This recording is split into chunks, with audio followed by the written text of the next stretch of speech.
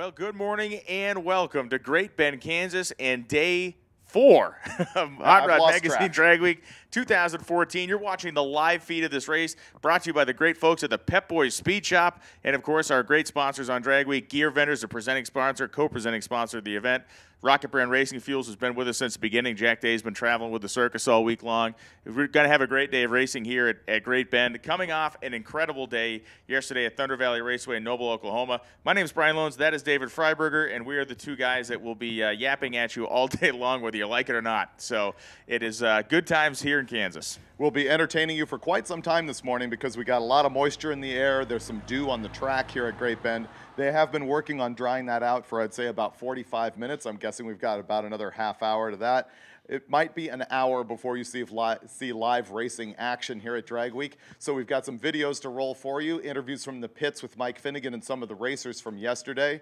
We have some of the drama with Larry Larson, and we will be here telling you the stories of just the ungodly drama that's been going on here at Drag Week. There's never a dull moment, and the game has completely changed this morning. Oh, the names have changed. The game has changed. We know for a fact we're going to have a winner of Drag Week who's never done it before. Yeah, that's great. And we have a lot of class winners who have never even done Drag Week before. You go through that list and you see a lot of names. It's their first time they've ever showed up. And we have guys in classes that are kind of punching up, so to speak. We'll talk about that a little bit. We got a couple cars that are running a lot quicker than their big brothers. Their big brothers are this week as well. So another note for you: you can't see it from our camera angle, but we can see it out here. Yesterday at Noble, Oklahoma, we packed the place quite literally. We pretty much filled the entire place. We are looking out the back window of the tower here, and we are seeing a line of 80 or 100 cars that's been creeping forward. It's been creeping forward for the last probably hour or two. So this place is going to be jamming today as well. Oh, we got 6 counties worth of people lined up outside, I think. The last time we showed up here in Great Bend, we packed the stands. I think we were here in 2011 with the Drag Week Mayhem. And the thing I remember most about that week was when Mike Roy, which is the big maroon 71 Monte Carlo, I believe it was his first 7-second pass here that day. I could be wrong, but I remember he hit a milestone and people just tore down the grandstands. Well, we got some big numbers coming today. As soon as we get this deal dried out and warmed up, we'll be on the racetrack. As David said, it could be a half hour or so. We'll waiting for word from track officials. But it's been 90 to 95 degrees every other day this week. Granted, there's a lot of moisture in the air here, but it's at least 30, at minimum 30 degrees cooler than what these guys have seen. I was looking at a DA chart for today around here, looking at air probably around the 2,000-foot area, which is far superior to anything they've seen so far. What Brian's talking about there is density altitude. For those of you on the live feed are sort of not familiar with the weather condition banter that goes on around drag racing, it has to do with the pressure in the air relative to the temperature and humidity where you're actually standing, combined with the physical altitude that you're at. It's sort of a calculation factor that tells you how high is up. Yesterday, I think we were looking at, and this is going to be a wild guess, 4,500, 5,000 feet, something like that. So that would be as if you were at a standard temperature and pressure on a mountain at 5,500 feet. I think it's 29.92 on the barometer, and what's the temperature? 75 degrees, something like that. Basically, we were racing at Bandamere exactly. Yesterday was Bandamere on a perfect day. Today is not going to be, subterranean, but it's going to be so much better. You're going to see mile-an-hour numbers that are going to dust everything we've seen so far, and that's going to continue into Tulsa tomorrow, as I understand it. Yeah, this big front is down here. There's a bunch of cold air came down from Canada that's going to hang with us for a couple days, and I think through Saturday. But let's turn the clock back a little bit to yesterday and talk about how the day shaped up and then how the day ended at Noble, Oklahoma, because both of us, we spent 6-7 hours driving from there to here last night, and the two of us were like just completely wired about what we had seen. So to set the stage for you a little bit, we will be showing you some video of what happened, but we went into Noble, Oklahoma knowing a couple things. We knew that Larry Larson, when we started racing, had only left Topeka a couple hours earlier. They had been stuck there overnight. A big batch of storms came in. They ran into some charging issues with that brand new S10 truck that Larry had built, and so they basically decided to stick it out and leave after the rain passed. We didn't know if they would actually make it to the track before our 2:15 cutoff time where we were closing the staging lane. So as the day's going on, we're just kind of keeping tabs. We're trying to keep track of them. We hear, oh, they're 200 miles out, they're 100 miles out.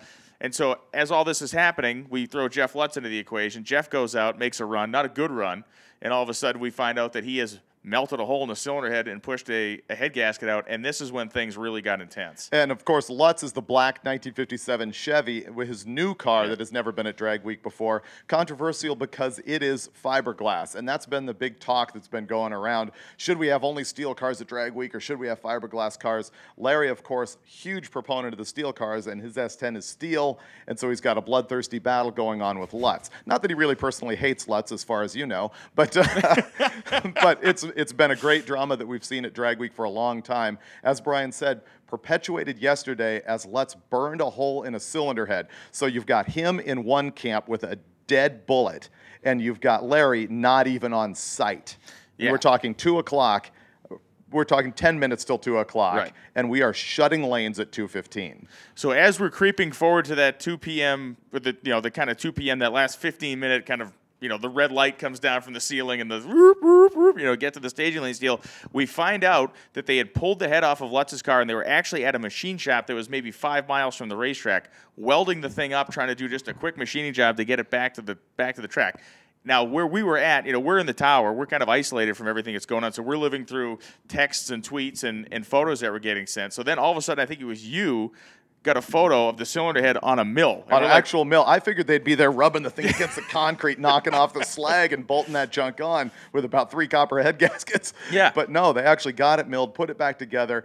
Jeff Sr. told me that he's got Jeff Jr. down to a cylinder head swap in an hour flat. It's incredible. So as that's going on, all of a sudden, we hear someone in the tower yell, "Here it comes!" And we look out the window. No, he was actually, there it is! Yeah. And everybody turns around, and here comes that little silver S10 putting in with a huge trailer behind it. And I swear, tears, grandstands, screaming, fireworks, the whole deal. They didn't get out in front of him to throw the rose pedal down. Yeah, they did that afterwards. But so they come, Chad and Larry come in. Chad's beard's hanging out the window. The whole situation. They get into the pits. Now the whole day we're talking about. They got this routine. They got to switch the thing over. They put the different doors on it. Oh yeah, the prep on that thing is. Well, you know what? I actually thought it took like at least an hour to prep that thing for the track. But they dogpiled the car. And what they do on that thing is it runs on alcohol. So they're able to remove the gasoline fuel system. They remove the cooling system because alcohol with water in the block will actually survive a quarter-mile pass. Alcohol has a latent heat of vaporization that makes it way cooler than gasoline. And they also change the doors from steel to carbon fiber, as you do. And they're in Kansas today as we wait for our live feed to come back. Did you hear them say the live feed has actually been down ever since we started telling the story? Oh, good. Yeah. And so that's not that great of a story. We'll get it back tell the in other our ear. good stories we have that are way better than that one. Oh, wait, no, there are no stories. Yeah, there are no stories in Drag Week. So that one was incredible. We will probably relive it if you hear us talking about that in the grandstands as soon as our live feed goes back up. Our connection here is a little bit sketchy today. So if you're in the... Oh, we should be back up, apparently. And we're back. I was just saying that our connection here in Kansas is a little bit sketchy today, so we probably will drop a few times as we just did, but we will come back. It just ends up being a matter of time where we can find the bandwidth. We will ask people in the grandstands, and there are not a lot of them here today. This is going to be a request that's almost unheard of in America today, but if you could try and stay off your cell phone, specifically if you could not be streaming video on your cell phone from here, it'll help us not use up space in the local cell tower so that we can be broadcasting live to basically the whole world. You'd be doing a service to the guy in Monrovia trying to watch the broadcast. That's right. Yes. Yesterday, we had 8,000 people at peak watching that moment with Larry Larson. They were all over the world watching this. But when the live feed cut off just a minute ago, you were in the middle of the story, and I think we were about at the point where they were in the pits thrashing to get Larry Larson's truck finished after he had arrived with just like 20 minutes to spare before the cutoff time of racing in Thunder Valley. Yeah, so they get down there. There's a literally competitors just diving, and there he is right now. Larry Larson is pulled onto the property. I'm looking down the staging lanes. The S10 pickup truck with the big Gigundo square trailer behind it, he is going to pull in the pits, so they're here. Yeah. That might be the largest trailer in the history of Drag Week. I mean, basically, he has gone from no trailer winning 5 times in a row to semi-truck. Well, we did say when they need to get parts out of it, small tire, relatively speaking, 315 millimeter or 315 mil wide drag radial on the back of it, that is trapped at 192, at 190, and it's just that's one of those cars that's kind of punching up a weight class or two. He is running some incredible elapsed times, and he's flirting with the 200 miles an hour at this point, or he's getting to be able to flirt with 200 miles an hour, and they're leaving it in a kind of a safer tune-up here. And they said maybe on Friday when we get back to Tulsa and they know they're back by their trailer, that they can really wick it up some and see what it'll do. But I have not had a chance to get into my historical archives, but the reality is that may be the fastest non-unlimited car we have ever had at Drag Week, and I still have to verify that fact, but I'm almost positive that it is. He's just telling us in our ear that the live feed is back, and so we'll explain to the audience that our Wi-Fi connection to the sky and to whatever makes the internet actually happen the magic. is pretty poor today, and so those dropouts, unfortunately, might be a fact of life. They'll happen every once in a while, but we will come back. I don't think there's going to be a point today, unless we start dropping just like every 5 minutes or something like that, where we're actually just going to pull the plug on it. Our video guys will make that call for us, but we will come back and do everything we can to get you the live feed. Yeah, we will. Yeah, I'm hearing in my ear that we're recording everything anyway, so we will be able to do that and put up the complete live replay later on today. So you will be able to see virtually every run down the drag strip. If we go to downtime or something like that, there's no reason for us to record that and air it later. So you'll actually see a little bit of a tighter program if the live feed doesn't work.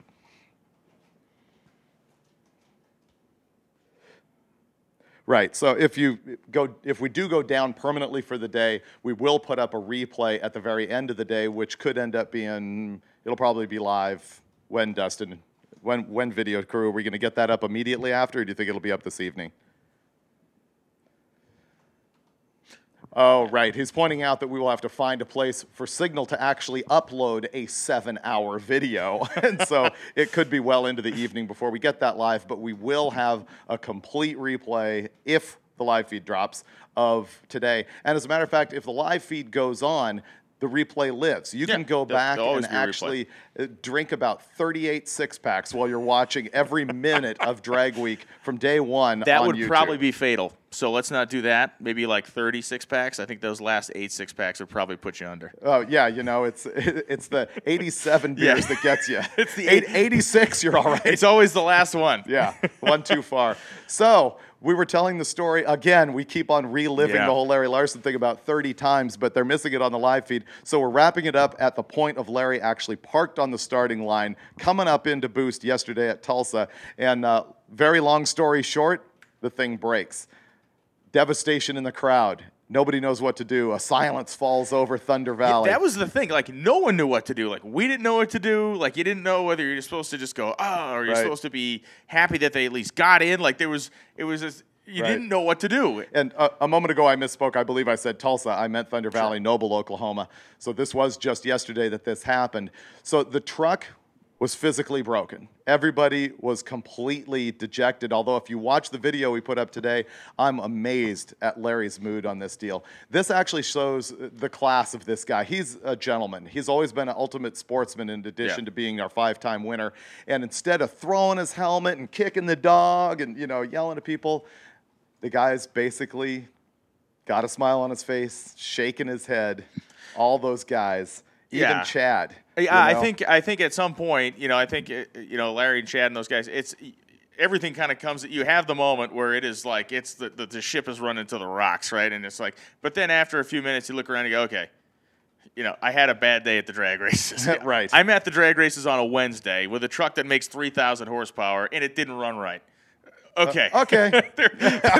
There's a guy digging a ditch in 90-degree heat somewhere today, and I'm doing this. So I think it's the buildup of the 9 months prior to that. It just all comes down to that moment. And here's what it is, and here's actually the better story that happens today. By the rules of Drag Week, you got a 20-second time that day. He remains in Drag Week competition, and everybody was saying pretty quickly, are they going to throw in the towel? Are they going to keep going? And Larry and Chad made the decision pretty quickly. They got the truck fixed, and they are going to keep going. They are here at Great Bend today, and I think they're going to put on a big show. I'm guessing a lot of test and tune laps today. They're finally going to calm down, get their poop in a group, and by the end of the week, I think we are looking for the fastest single street legal pass in the history of the earth and beyond. Well, yeah, and to be selfish, from our benefit, from a spectater, I guess from us, an interested spectator point of view, this was going to be really good because Yep. gone is the need to judge anybody else's competition. Now, the only thing they got to worry about, and they don't really have anything to worry about at this point, is going out there, coming back, looking at what the data says, and going, turn the wick a little bit this way, turn the wick a little bit that way. I mean, we saw, for those of you that haven't been following since the very beginning, we saw that truck on the first run it ever made go 699, which is all the while it went 699. Stop right there. At the 8th mile, it was going almost 190 miles an hour. So that truck on that one pass showed it was capable of 230, 240 out the door. The power is there. Obviously, Larry builds a hell of a chassis. We know the chassis is there, and it's just making those things agree with each other. They got Scott Clark down there working with them and working on tuning the thing, and it's like you know, Scott is a very well-renowned tuner on fuel-injected engines, and you know, they're doing some stuff down there with that big Proline motor that, you know, we've seen of a lot of very powerful cars. Jeff Lutz's car is incredibly powerful. Tom Bailey's is incredibly. That thing is literally in another league. Oh, it is.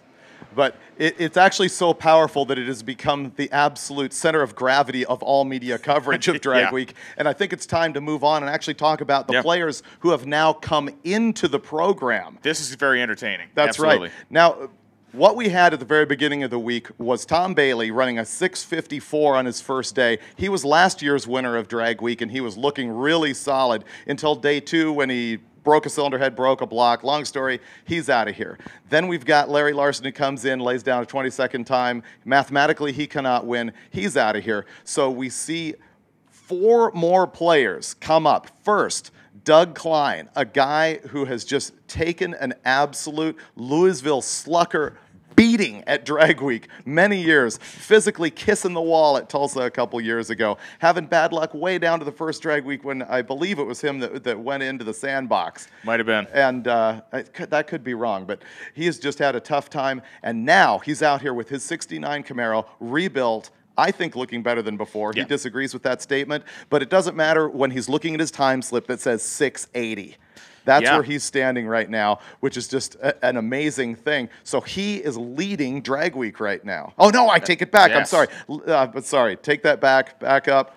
Pull the chute on that. Strike that and reverse it. We have Jeff Lutz leading Drag Week right now, followed closely by Doug Klein with that 680. And then Joe Barry, another guy who has suffered through, I think it's his 3rd or 4th year, and he's broken down on the road. He's had trouble with tire shake. Look, you've lived in California your entire life and been through like a million earthquakes. Right. Joe Barry has been through more tire shake time than you have been through earthquake time over the years of Drag Week. By a lot. He's basically left a trail of window trim like rice left behind at a wedding. He's the Johnny Appleseed of window trim. Completely. Now, the window trim shakes off this car about, 10 out of 10 times he takes it down the track, but he is in the 3rd spot here. Now's when it gets really interesting, though, because every car I just listed, in order, Lutz, Klein, Barry, they're all in the unlimited class. That's a class with no rules. They can do whatever they want. But now we look into the 4th place spot and the 5th place spot. Number 4 is a small tired car. Okay? Yes, it is. This is stunning. And I'll have to actually look to get the number here. George Gallimore shows up with this 70, grab the wrong sheet. Oh, that's because I'm looking in the wrong class. I'm looking at unlimited. If he's number 4, he must be unlimited. He is actually in, well, okay. I can't find what I'm looking at while we're live here. I think his number is like a 768. Yes. Now, the point is right behind him is Mike Roy, also in a Monte Carlo. With with funny car tires with on a funny car tire on the back. That guy has been all over Drag Week constantly. That's the guy who made the Hero Pass I was talking about here at Great Bend earlier. And this has been a dominating car in the Pro Street Power Adder class at Drag Week. And here he is, I'm about to say, behind a small tire car. But by behind, I mean 0.0007 seconds. Okay? Yeah. He can't count that far down. 7/10 thousandths of a second separates the average ET over 3 days of drag racing between these 2 Monte Carlos, both with turbocharged big blocks in them, one on a funny car slick, one on a drag radial. Right.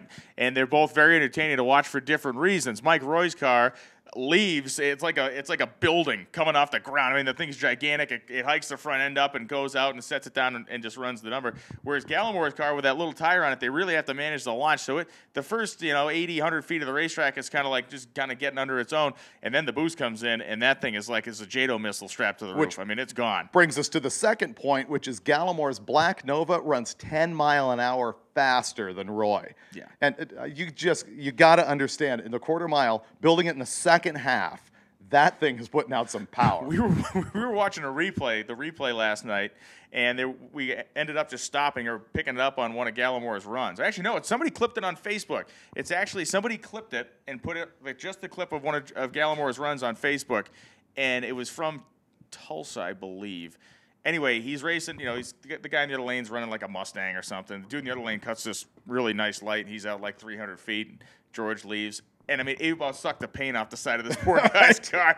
He came by. The other guy was, like, tied to a stump. And so super entertaining to watch. We'll see them out there today. And, again, we talk about the air and all. And if you got an NA car or you got a boosted car, everyone's going to benefit by a little bit more dense air here. And that is going to change the game a lot. I just wanted to make one more point about those players. It only takes one car to fall out before we potentially see a small tire car in the top 3 at Drag Week. And that's probably a never happened before situation, if I had to guess.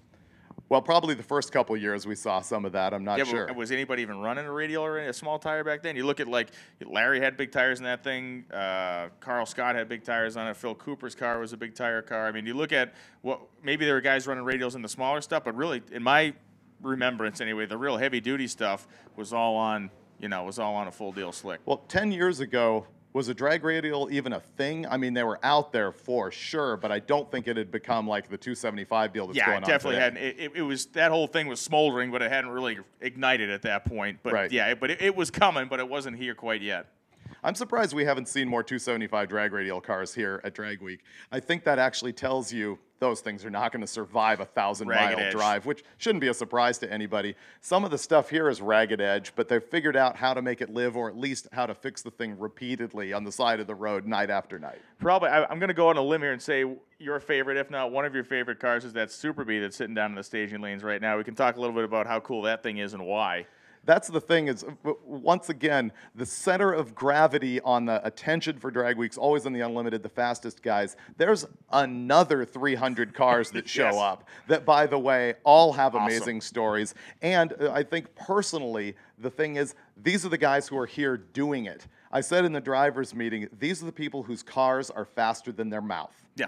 Guaranteed, because they're not sitting at home on a keyboard. No offense to you live feed viewers. They are, in fact, here racing their cars. And talking about that Super Bee, it's a high-dollar car. I mean, we're not talking about your budget build. Right. There's no hose clamp on the transmount on that program. It is a fast car. Factory-appearing stock tire. Former Dave Dudek car. He's the guy whose name you know from the epic Hemi versus Buick shootout. Actually, the second wave of Hemi versus Buick shootout. Not the early 80s one, but the one that's been going on with this new series. It is on a bias ply, Redline Goodyear, like they sold at the dealership in 1968. And on the first day of competition here, he put together a 1080 pass looking bone stock. So that's one of the more interesting cars at Drag Week. But you'll also see guys like these gassers who are right out front in line. That has become one of my favorite classes. And basically, we just kicked the hinge off the door on that thing this week. It's become completely different. I think Dennis Taylor is the guy who decided to build a dedicated car just for this and to dominate. Yep, and he was to a point, and then he ran into some what we suspect was mechanical issues on day 2, and the car did not run. It ran a second off its previous performance yesterday. So he was parked at our hotel this morning. He had not yet awoken, so I don't know if they're working on it, if they're here. I'm not sure, but I'm sure they'll be on the racetrack today. But we'll see if it's running 9s or not. Hey, just a quick reminder: Pep Boys Speed Shop is the organization that's supporting our live broadcast here. They're the presenting sponsor of the live broadcast. Pep Boys Speed Shop is a very interesting deal. There's 100 locations across the country, ever expanding. They're adding more as we speak. But basically, it's a division of Pep Boys. 100 of their stores have this speed shop as part of the Pep Boys store. You can walk in, you can buy stuff like drag radials. They have all kinds of high-performance equipment. They carry good inventory. But the most important thing about the Pep Boys Speed Shop are the guys that are working at the Pep Boys Speed Shop. This is not a guy who's going to ask you if your car has air conditioning when you're trying to buy a ball joint. This is a guy, these are people, real hot rodders, guys that have a lot of experience and real-world experience. So if you have a Pep Boys speed shop in your neighborhood, we'd love for you to go in there and just experience it, check it out, and get the feel for it, because we know once you do it, you're going to love it. And that's not really just the ad sales copy. No. And I'll say this, I'm in contact with the guys at the top of Pep Boys Speed Shop, people running the whole program, and we've discussed doing a competition to have hot rod readers actually apply to be Pep Boys Speed Shop managers. So that's cool. pretty cool. Yeah.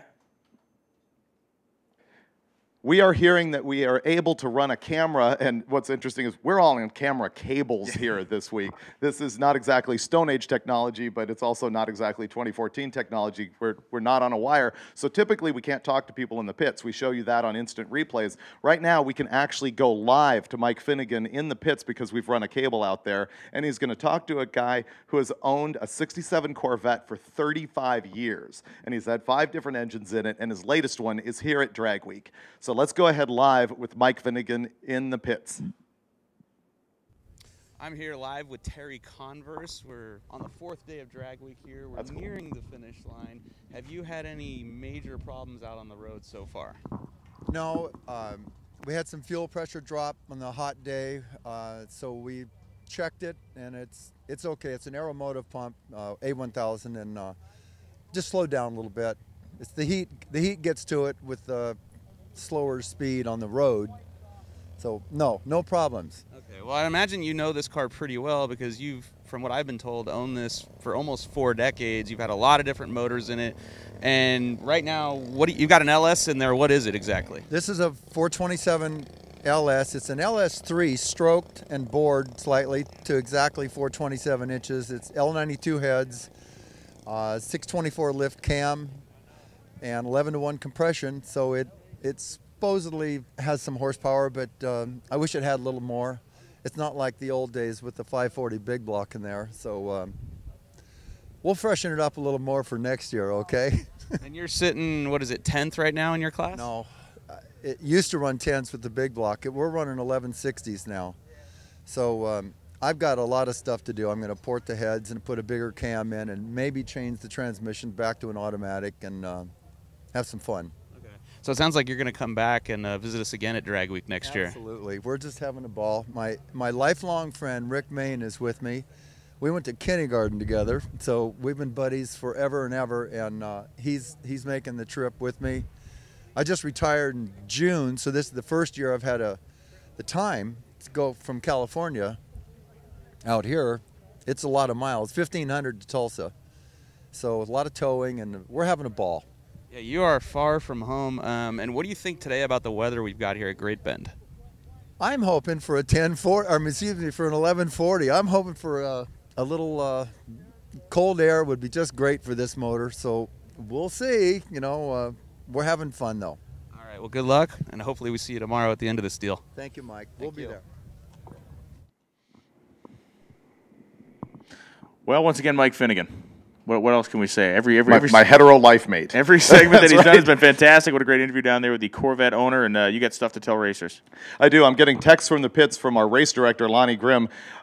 Competitors need to enter the lanes actually from the north end. We kept on saying east, apparently. Screw the geography. Here's the program. You need to go all the way towards the front gate in order to enter the staging lanes. The short chute is closed in the midway. We will use lanes 3 and 4. 3 and 4. And we have an express lane, which is number 2 for the unlimited class and for people who are pulling out of impound. Let's talk impound. Yeah, let's talk impound. Impound is something that we came up with at Drag Week a couple years ago, and it's basically to keep racers legit, not only for our own purposes, but to keep credibility legit. Sure. And what we're talking about is at Drag Week, we require the cars to make this 1,000-mile road trip under their own power without assistance. We tell them they cannot have a support crew with them. Let's be completely honest, people have blown through that rule in all kinds of ridiculous ways. They're entering daily drivers. They've got people following them. They got station wagons full of parts. They got crew cab dualies full of parts. It's such a gray rule and no way to actually put your pin on it. We've had a lot of ugly conversations with a lot of people. We've sorted some stuff out. But our biggest control factor, and what I'm saying is out on the road, it's a little hard to look at that. Here at the drag strip, we can control it very carefully by putting cars in impound. Sure. And we can say only the two of you riding in the car can work on the car. And so this morning we have thrown some people into impound. One of them, Brian will appreciate because he wants to see this car be as legit as it possibly can be, and I have no reason to believe it isn't. George Gallimore is down there in impound. We also, and I find this comedic, have Stretchy Truck. The S10. Because he's got a lot to hide there. Yeah, that's exactly. He's got his guts hanging out in the breeze. That thing is the nudist pickup truck. It is. Yeah. If you haven't seen that on our live feed in the past couple days, the Stretchy Truck is an S10 extended cab that is truly stretched out, into the, it's as long as those grandstands, and it has a turbo big block Chevy behind the cab. Now, let's see, other car is Lutz. He's thrown Lutz, and I am guessing he does not mean Jeffrey Jr. I don't think the 780 car is going in. I think the 690 car is going in. Yeah, that would be a reasonable estimation. I think Lonnie probably has his wits about him. Now, the last car in impound is the S10. Okay, Larry Larson. That's right, Larry Larson. One might ask, why would you impound Larry Larson when he has no chance of winning at this point? Here's why. Larry's game is to stay in drag week despite the fact that mathematically he can no longer win. And the reason why he needs to complete the whole week, because normally if somebody is out, we allow them to make fun test and tune passes, and he could have done that every day of drag week from now through Saturday. But he wants to stay in the game because for the first time ever on Saturday, we are going to have a heads-up shootout. We've never done that before. Normally this is time trials, but on Saturday, we're going to make reaction time count, and they are going to race to the stripe. And everybody's going on a ladder. So if there's a guy in Daily Driver that wants to run the shootout, fantastic. He might be the 128th qualifier, and he may be facing an 8 seconds car. It's going to be literally a battle royale. It's drag racing's version of a battle royale. Everybody's going in the ring, and only one man will survive. That's right. And Larry Larson wants to be that man, and so he has to stay in drag week competition to be eligible to go on that ladder the last day. So that's why they got him in impound down there, which, you know what? I think it's probably going to help keep some fans away from the truck, might help them focus a little bit. They're really now going to look at, some rubbing some love into that truck instead of just thrashing on it. Well, Mike Finnegan is down in the staging lanes. He has repositioned himself, I believe, 6 or 8 feet to the left, and he is in front of that awesome Super Bee we just talked about. Mike, spill the guts on that Super Bee. That thing rules.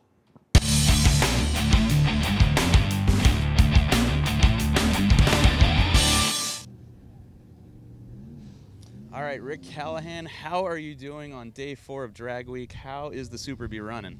Super Bee's running great. It's not really a proven road car. This is its first real road test. It's been mostly a drag race car, but it's flawless. It's running cool. It's no major problems. We've been real happy.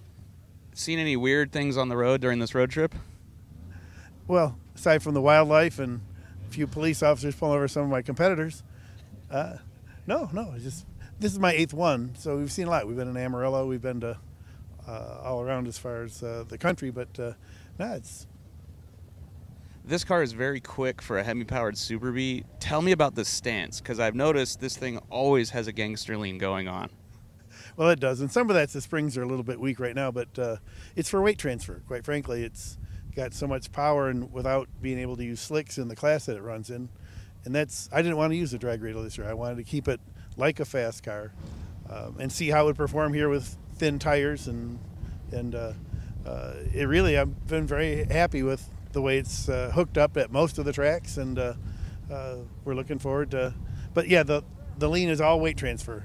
You can't have this much power and have the back end up in the air. It is impressive how quick you're going on those pizza cutters. I've got one more question for you here. It is decidedly cooler than we've had all week, but it's also a little wet out here. Will the car go quicker in this weather than it did yesterday? Well, I'm open to it. A lot of it's going to be the 60 foot. If I can get off the line, I think I've got power now that I haven't had. We changed the fuel pump yesterday. We had some fuel pump issues, and then I hopefully that the fuel filter is not an issue right now. But yeah, I'm looking forward to our quickest time of the week today. Awesome. All right. Well, good luck. We'll see you tomorrow. Thank you. Thank you. All right. Well, there you have it.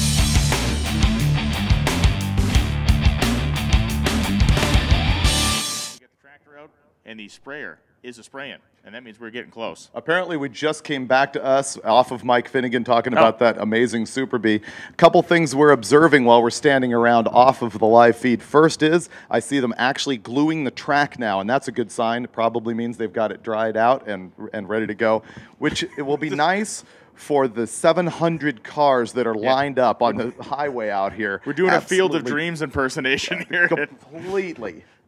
Man. And can you imagine what that looked like in 1955? All the cool cars that must have been here for spectating at the very first NHRA Nationals. That's one of the cool things about Drag Week is it feels like those early days of drag racing where there are essentially no limits on what you can actually do to your car. You know what? I see Monty Smith from NOS walking in. How many mother bottles are we through now? 11 mother bottles full of nitrous. Do you have anything left to give out today?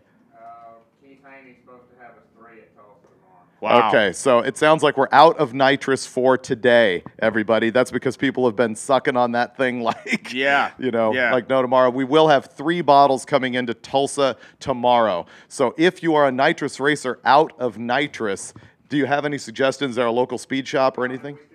He's got one left. He has 1 left today. Correction, we're not out of nitrous today. We do have 1 left. Go see Monty from NOS, and he will dial you in. But please be courteous. Do not be cooling your radiator with these things. You know, it's not cool. Right. If you know you get enough to make your one hit and then leave, don't go over and suck a bunch out of Monty's mother bottle because we're going to have 3 there tomorrow. So we'll be able to fix you up tomorrow. But we'd really like everybody to get a chance to get a mouthful of the stuff before they get done today. So yeah, you mentioned one of the other things that I think is exciting about Drag Week in general is the fact that we're still at a point in this thing, and foreseeably will be for a few years, where, and for probably many years, where we're seeing incremental improvements every year in performance, and there aren't many places in drag racing left where that's the case, where you have an unlimited category that a guy can show up and do anything, and your expectation is it's actually going to get faster. We haven't reached a plateau yet where it's going to be just everybody running 620 or 630. It has not. We haven't leveled. got there yet. Well, and of course, the next big barrier, because we've busted through 200, we've busted through 225, we've busted through 6s, 5s. Yeah. People are actually speaking out loud about a 5-second street legal car. I think Chad might be one of those people speaking out loud about it. I think he is. But nevertheless, it's being discussed.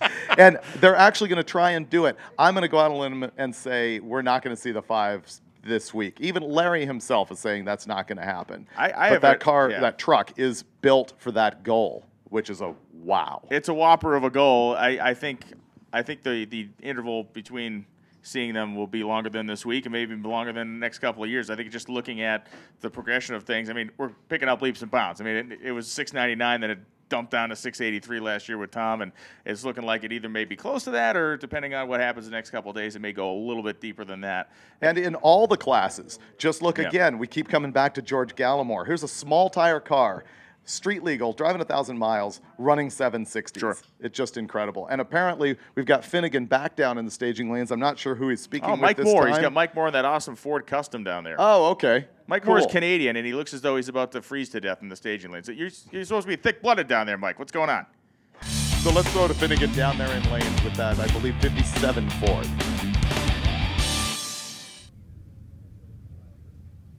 If we had 2 groups of street race, small block, naturally aspirated car, Michael Moore would be leading Group 2, which is the 12-second and slower group. But you still look like you're having fun, man. How's it going? It's been going great. 5th time, so what can I say? I drive all the way down here every time, so it's got to say something. How many drag weeks have you finished out of the 5? 4. That's a pretty good record. It really is. Yeah. And tell us about the 57 Ford here. What do we got under the hood? Small block 302, AFR heads, 11 to 1, 11.5 to 1 compression. Not much else. That's about it. Any idea how much power it puts to the tires? And not to the tires. It dynoed at 506 on a flywheel. Oh, cool. It's a pretty stout engine. All right, we're 4 days into this deal. You've covered, I don't know, probably 800 or 900 miles already. Do you have any stories from the road? Anything that's broken down? Any weird stuff you've seen? Encounters with small animals? What happened?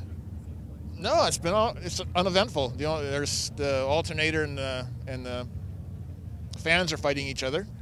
But other than that, and it's an oven inside that thing. But other than that, it's been pretty uneventful so far.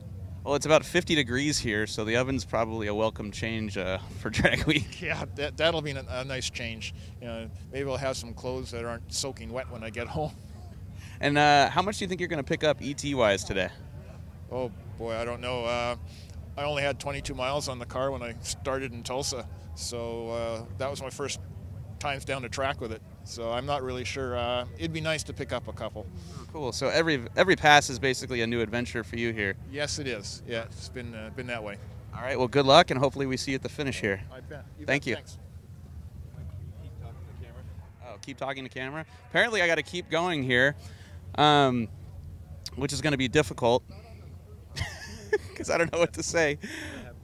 Oh, last night, what happened? We saw all kinds of cool stuff last night. We saw people swerving around animals. I believe Larry Larson swerved around armadillos. God knows what else. Chad said he was actually trying to get the back wheels of the trailer to kiss the armadillos as they went by them. We've seen deer take out the front end of Mike Crow's car. That wasn't last night, but still scary. A little bit of controversy in the gasser class yesterday. We've got 4 different guys, all with tires that are right on the limit of being wide enough or too wide, depending if you know who you are if you're racing them. But yesterday was awesome. Lots of drama, lots of good passes. Today I'm hoping for even better passes because it's damn cold here at Great Bend. I need to actually put on a flannel under my jacket because I'm from California and I'm not even used to this. And right now I look in the lanes and we've got probably about 30 cars waiting to go.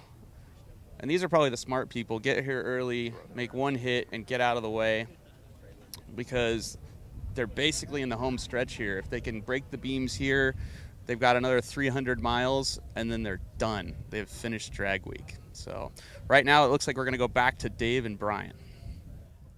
Oh, really? Well, we are back here to Mike Finnegan down there in the pits. Another great interview with Mike Moore. One of the names that just came up, Dave Schroeder, a guy that's racing in our unlimited category, has that awesome blue Corvette, the road race kind of Mark Donahue-style paint scheme on there. Dave's been a competitor for several years, a big nitrous combination in that car. He's never finished the event. And yesterday, went down the racetrack, saw a bunch of smoke come out of the thing and went, uh-oh. They replaced a piston, and they're 100 miles out right now. Right, and that's another guy who, because of a licensing problem, got a 20-second ET on the first day. Mathematically, he can't win, but he's sticking with it. Monty Smith is here tuning on the car, and are they looking for a 699?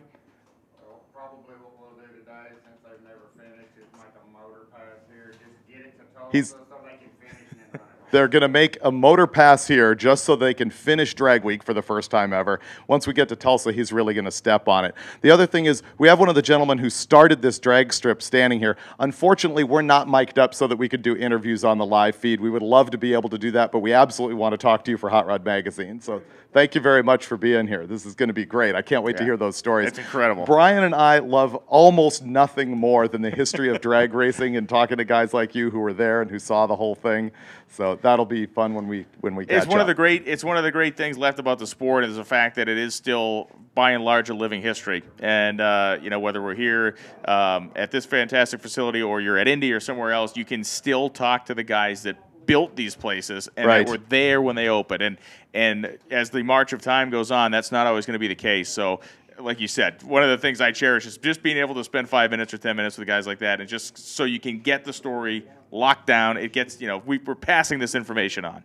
Absolutely, and I'm trying to think of the historic tracks that we've been to on drag week, and there's so many because, of course, there's Indy. Sure. Bowling Green. Does Bowling Green really have a signature event that made it a standout, or is it just old and so cool and the grandstands are so bitchin' that we love it? A couple of them, but the funny thing is about the Bowling Green signature events is they didn't come until the track had already been there a while. So the Sports Nationals was the legendary one that the NHRA held there in the 70s. But I think even more than that was the motorcycle drag racing in Bowling Green was huge, and they had, I don't know if it was AMA or what the organization was, but their kind of indie race was at Bowling Green every year. And the stories, my God, the stories from the 70s of that thing. There was a guy named T.C. Christensen from Wisconsin that ran a twin-engine Norton called the Hog Slayer. And he went out there and he whipped Hog Slayer. Yeah, well, because he went out and whipped the Harleys all over the place. That's why they called it the Hog Slayer. And they made a documentary about he and his crew chief and the motorcycle and the whole deal, and he told these stories that they would rent 3 hotel rooms in Bowling Green. One of the rooms they would fill with beer, and they had a guy that they paid that sat there, and you can drink as much as you want, and he would guard the thing so it didn't get stolen. And it was complete debauchery, I guess. But that Bowling Green track, you know, in terms of look and feel and appearance, and it's just like that place is a time warp, you know. And you know that famous photo of the Opel driving through the Christmas tree? I think Dawn Mazzy shot that, right? Yeah, who is Frank's daughter. Yeah, Dawn was, I think Richard Brady, one of those guys, shot that because Dawn was a kid when that happened. Oh, I thought she actually took the picture. You can find that photo, and Frank Mazzy raced a Comp Eliminator for many years, and the God of Hellfire was the name of the car, and it was an Opel GT with a blown big block in it. And at the time, the tree at Bowling Green had this big concrete ring around it, and he lost a spring broke in the Detroit locker. He launched the car, it pitched sideways right into that concrete ring, and it's like a piece of tinfoil. I mean, the Opel is just folding up around that thing. It's an incredible photo. And the windshield's popping out of the thing. It's pretty great. Speaking of old school tracks that we've been to on Drag Week and that have an unusual Christmas tree situation, we've been to Milan. Remember when they had the tree hanging on a chain over the track? And what's great about that particular track is, once again, I don't think there's a landmark event that like made that thing happen, but it's in every press photo from all the Detroit stuff that was tested on the drag strip, both then and now. There's great pictures of, like, you know, Dick Landy and Super Bees there testing the things, and Chrysler engineers, Ram Chargers guys, because it's so local to Michigan. So that place is pretty awesome. Herb McCandless, when I was talking to him at Indy, he was telling stories about, you know, they would like sneak in and out of that place. They would, you know, they'd show up with a car that had no paint and stuff on it and be testing parts out. And he said one day, they made 29 runs in one day in the early 70s in a Pro Stocker at that place. Wow. And they had a set of carburetors. They were testing a bunch of different sets of carburetors. This is actually pretty funny. He said they had a bunch of different carburetors, and there was this one particular set where the thing picked up like 3 or 4 hun, and so they kept swapping them off. So he says to the guy, "Can we make one more run with the second set of carburetors?" "Yeah, sure." So they go down the end of the racetrack. Well, he had put the other set of carburetors in the car with him, runs down the end of the racetrack. Well, he's waiting for them to come get him. He jumps out, wings the slower carbs on, takes the other ones and throws them. So he took them and ran with them the next week on his race car. Yeah. Oh, that's funny. You know, we're talking about the historic stuff. One of the things that I wanted to create here at Drag Week was the Gasser AFX class, so that we could have a taste of that coming in here at Drag Week. And we're down again with Mike Finnegan on the line, who's going to talk to Andrew Nelson, who's got that Studebaker Gasser. And he's had some tough luck here. And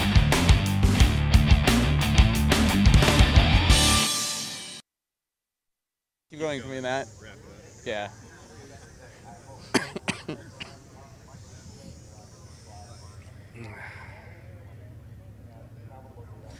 I'm here with Andrew and Paula Nelson, who you guys got a 1960 Studebaker Lark for free. How does that happen?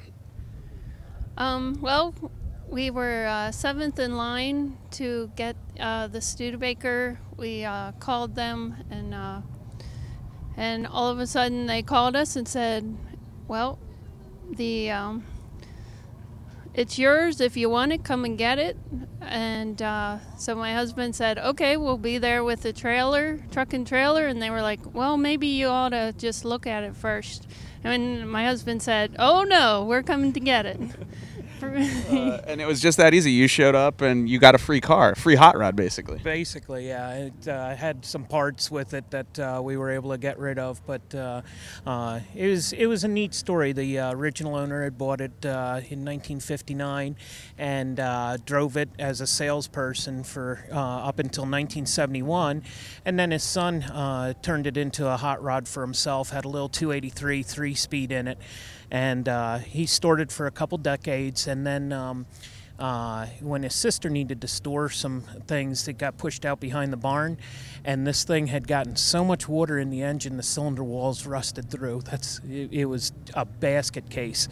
So I appreciate the gassers. So ultimately, we bought a front axle for $8. It's a 61 Econoline axle, and we put the car together with the intention of competing here at Drag Week. And last year, we tried to compete, we showed up with only 9 miles on it because we had to pull the engine multiple times, and then just a few days before the event, the rear end went bad, so I slapped together a bunch of factory parts and we threw it in, and when we left Bowling Green, we almost made it to Indy, but ultimately had an ignition fire, and that sent us home early.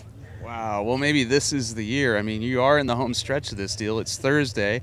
You've got to break the beams here, drive about 300 miles, break the beams again, and then you can say you finished Drag Week in a Studebaker. Yeah, that's going to be cool. This is an awesome event. This is awesome how well the whole event has been orchestrated with the sights that we get to see, the camaraderie among the individuals, and just people getting to know you and getting to know others has been a real privilege, because there's many different folks, different means and different cars, and yet everyone has a common goal, and that's really special. And this event is so much harder than people realize. You're not just driving 1,000 miles.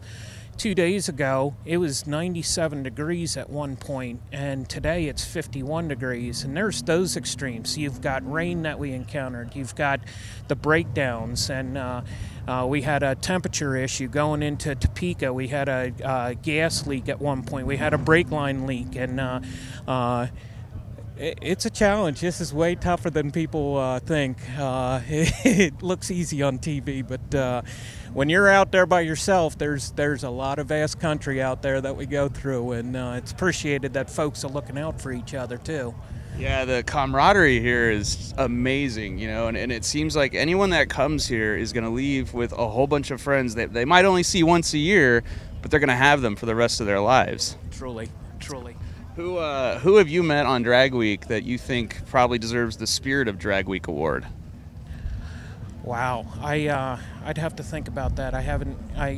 No one comes to my mind first, but I've met a dozen people I'd probably think about. That's cool. That's cool. And tell us about the road. How was it yesterday? I mean, we had some extreme winds, a whole lot of rain. Did you guys have any difficulty getting here?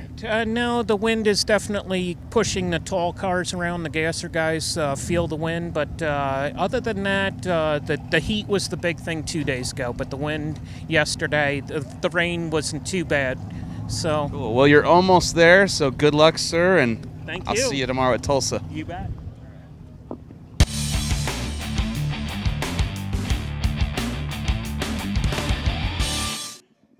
Well, being regaled up here with some stories of the good old days and of the great history of this racetrack. And, you know, one of the things to think about that's kind of cool about Drag Week this year is when 1955, the first NHRA Nationals, there were 219 entries here. We drove out of Tulsa with how many cars? 310. And we have 45 that have hit the skids? 46. Yeah, 46 are out. And the attrition is the thing. Everybody at Drag Week's always looking at my car's fastest, my car's fastest. They have no concept of the torture test that is the actual driving on the highway. In fact, I find it pretty comedic when people come up to me and whine to me about the route and say, oh, there was a speed bump here. You know, you shouldn't have put the gravel there. Like, dude, that's the point. Yeah, that's a car. Yeah, you need to actually drive this junk. Yeah. Yeah. Yeah, we lost, I think, 30 on the first day, which typically in every year 30 is the first day rather is the day when we lose most people. And interestingly, though, we didn't have anybody actually kind of barf on the racetrack. There was a lot of stuff that happened, but none of it was really. We didn't have any oil pan failures, I guess you'd say. I think we've only had. Well, actually, we've had 2 cars drive over the crank, but they've happened out on the highway. Yeah. Yeah. Nobody is. Cross fingers. I shouldn't even say this out loud. Never mind. Yeah, let's not go down that road. Everybody in the tower is like, go ahead, yeah, you say it. Go ahead, you you be the one to say it. Yeah, we'll go ahead and warm up the kitty litter while you go down that road. One of the great things about this track as well, everybody here is a volunteer. Oh, I know. And it's incredible. And, you know, we rolled in today, and we see a lot of racetracks, and you can immediately tell a place where they take pride in the place. And you walk out here, everything's painted, everything's clean. This tower is awesome. The grounds are maintained. So this place could be an example for a lot of racetracks around the country, 100%. You get the sense, right? The first guy we talked to this morning, it was like, thanks for coming, thanks for being here. That's huge. So And they have like a picnic area. How often do you see actual grass and actual living trees at a drag strip? I was looking for a sandwich. Yeah, it was pretty good. So I think that our call right now is going racing 10 o'clock local time, right? What do we got? It is currently 9:31. We're looking at 10 o'clock, which means precisely 29 more minutes of this. Yes. That's well, right. and this right here. Let's not forget this. Right. The girth is astounding on the live feed from Pep Boy Speed Shops. Thank you. This seesaw is not a one-way deal. The seesaw becomes catapult. We got a lot of racers that have made their preparations. I see Frank Romano pulling in now down the end of the staging lanes there. Frank's got that big block stick car that's violent that was on the cover of the magazine. And there's his buddy Glenn Hunter right behind him. So Hunter and Romano heading in, and we got a lot of racers lined up in the staging lanes. Oh, look at that. Okay, we were talking about density altitude earlier, the weather conditions here, and how it's going to affect how fast these cars go. Here's actual numbers. 57 degrees corrected altitude. Oh, the 57 degrees outside. The corrected altitude, 2471. Track temp, 60. So that's probably a little bit on the chilly side on the actual track temp. That's cool, but that will come up. That track temperature obviously will come up as we get cars down the racetrack. That's just going to be a function of getting some traffic down there. 2,400 feet. This place in physical elevation is about 1,800 feet. It's like 1,820 or 1,830 or something like that. So you're seeing pretty much where we're going to be. We're not in the mine shaft, but for the air we have seen this week, this is by far tops. And again, that 60-degree track temperature, you saw the amount of glue that was applied out there. Oh, yeah. Hosed it down really well. First, 20, 30 pair go down this thing and get it up to that 80 to 100-degree kind of magical zone, and we should be seeing some high-flying action. And there's a little bit of Great Bend horsepower going on here today. Look at that flag right there heading dead down track. Perfect tailwind. Yeah, for those of you who need the science lesson, the flag blowing that way means the wind is blowing that way. So this is going to be pretty Today's good. lesson brought to you by Professor Freiberger. Thank you, sir. So, looking for some big numbers once again. Who do you want to see run fast today? I've sort of scanned through the win list, and yesterday there wasn't a lot of position changes in some of the other classes outside of what we've been talking about. I'm conflicted because I want to see everybody go fast, but I also want to see the field be nice and full for a shootout on Saturday. So I don't want to see anybody puke their guts out. I want to see. I'm a greedy person. I want to see everybody go very fast, and then everybody live to Saturday and run. But we're going to be able to tell almost right off the bat how this is going to affect people, and I don't know if racers are going to let the atmosphere dictate to them what they're going to do, or if guys were jetting, make jet changes and stuff down there to kind of compensate and try to pick up, or I guess we'll see how it plays out. But I think our naturally aspirated entries, I want to see how Kurt Johnson runs. Kurt Johnson in the he's got a Mustang with a 632 in it. Wrong. Bingo. So I'm walking through the pits. Yeah, this is actually newsflash. This is the guy who's leading one of our naturally aspirated classes running 9.0. Sold me up the river. That's right. What's it got in it? Well, no, he didn't sell you up the river. I did. I completely created the fail on your part and on my part. We've been saying that car has a 632 big block Chevy in it as we watch it scream down the track. It's a 509.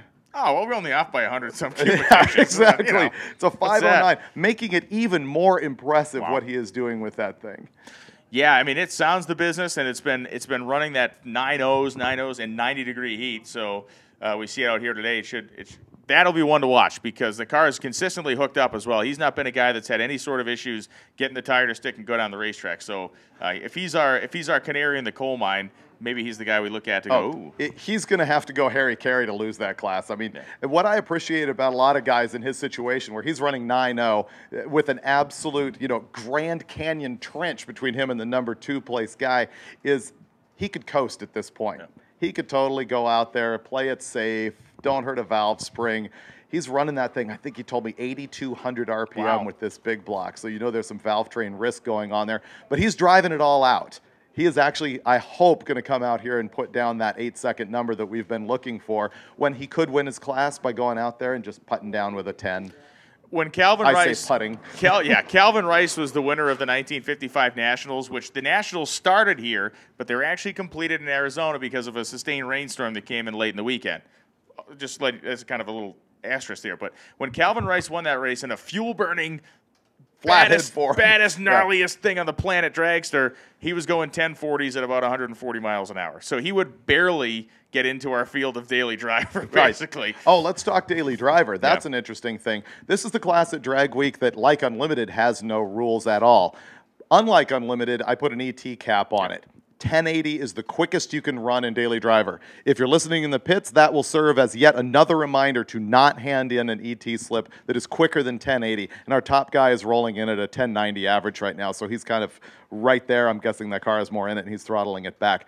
The reason I cap the ET, which is completely counterproductive to everything I know in drag racing, is because I figure if your car's quicker than that, I'd really like to see you playing along with the big boys in that sandbox. But instead, we keep them slow at 1080, and what they're all fighting for is a position on a 32-car ladder based on their average ET throughout 5 days of racing. We take that ET, put them on a ladder, and we run them out in a bracket race on the very last day, which will happen on Friday here at Tulsa. If you want to come watch at Tulsa, we're going to start at 2:30 in the afternoon to see all that going on. And daily driver, the cutoff right now, I think for the first time ever, we might have done it last year. It's an 1190 cutoff. All the cars in daily driver are between 1190 and 1080. So that is going to be a tight bracket race. We're literally going to see some matchings where the bulb goes on like 1,000th before the other guy, which for all intents and purposes, heads up racing. Yeah. It's going to be great. It's going to be great. And what's funny is that was the one bump spot that actually moved backwards a little bit yesterday. We had a drop. We lost a competitor. Yeah. So we were like I think it was 1193 or something like that. And we had a competitor break who fell out of competition. So it actually moved back to like an 1198 or 1199. I have a feeling that is going to drop like a stone as we get going through today. For the purposes of the racers in the pits, in addition to those of us watching on the live feed, I'll give you what your bump spot is here. We're looking at Steve Lyon, who's got the 70 gray 442 Oldsmobile. He is on the bump at 119477. Chasing him to get in that 32-car field right now. Next up, guys, Ronnie Fleming in the 72 Chevy Chevelle. It's a silver car, and he's at 1209. So he's our first car that's in the 12s rather than the 11s. And if somebody falls out, if somebody breaks their car or decides they just can't keep up, or if somebody speeds up, you're going to see a change right there in the daily driver format. Everybody else in the top 32, unless they completely fall on their sword, is going to remain in the top 32, I'm guessing. And so I just saw the tractor go out one more time. They opened the spray bars up again, so I think they're going to be gluing the track maybe one more time.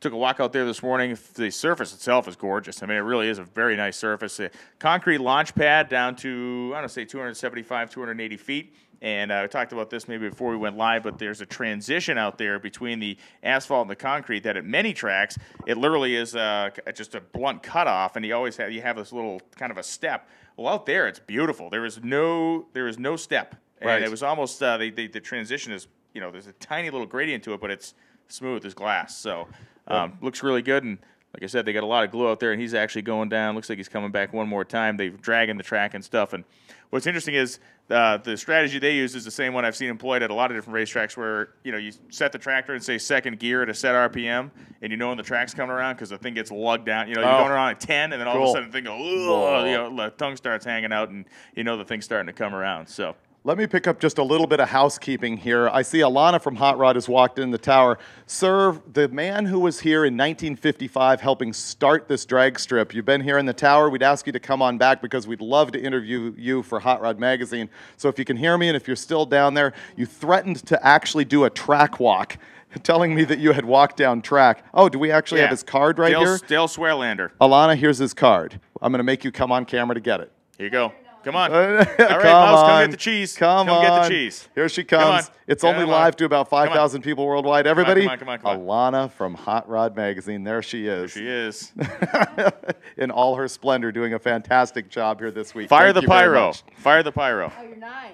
Yes, that's right. So nice. So go talk to old guys. That's your specialty.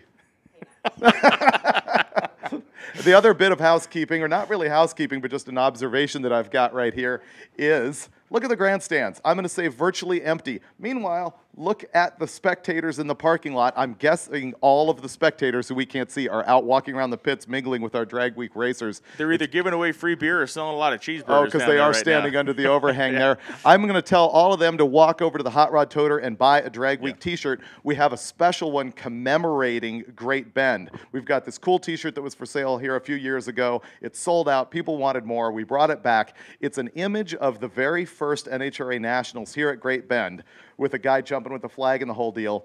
We have superimposed Larry Larson's 66 Nova right there on the car. So it's like Larry Larson's Nova in a scene from the 55 Nationals. Go buy that t-shirt right now. Well, as we go through our final preparations on the racetrack, those of you watching on the live feed, we have a very cool video for you. This is kind of a montage of racers talking about what it's like to live on Drag Week, what the challenges are, and what it's like to basically try to live for 5 days old school, traveling in your hot rod.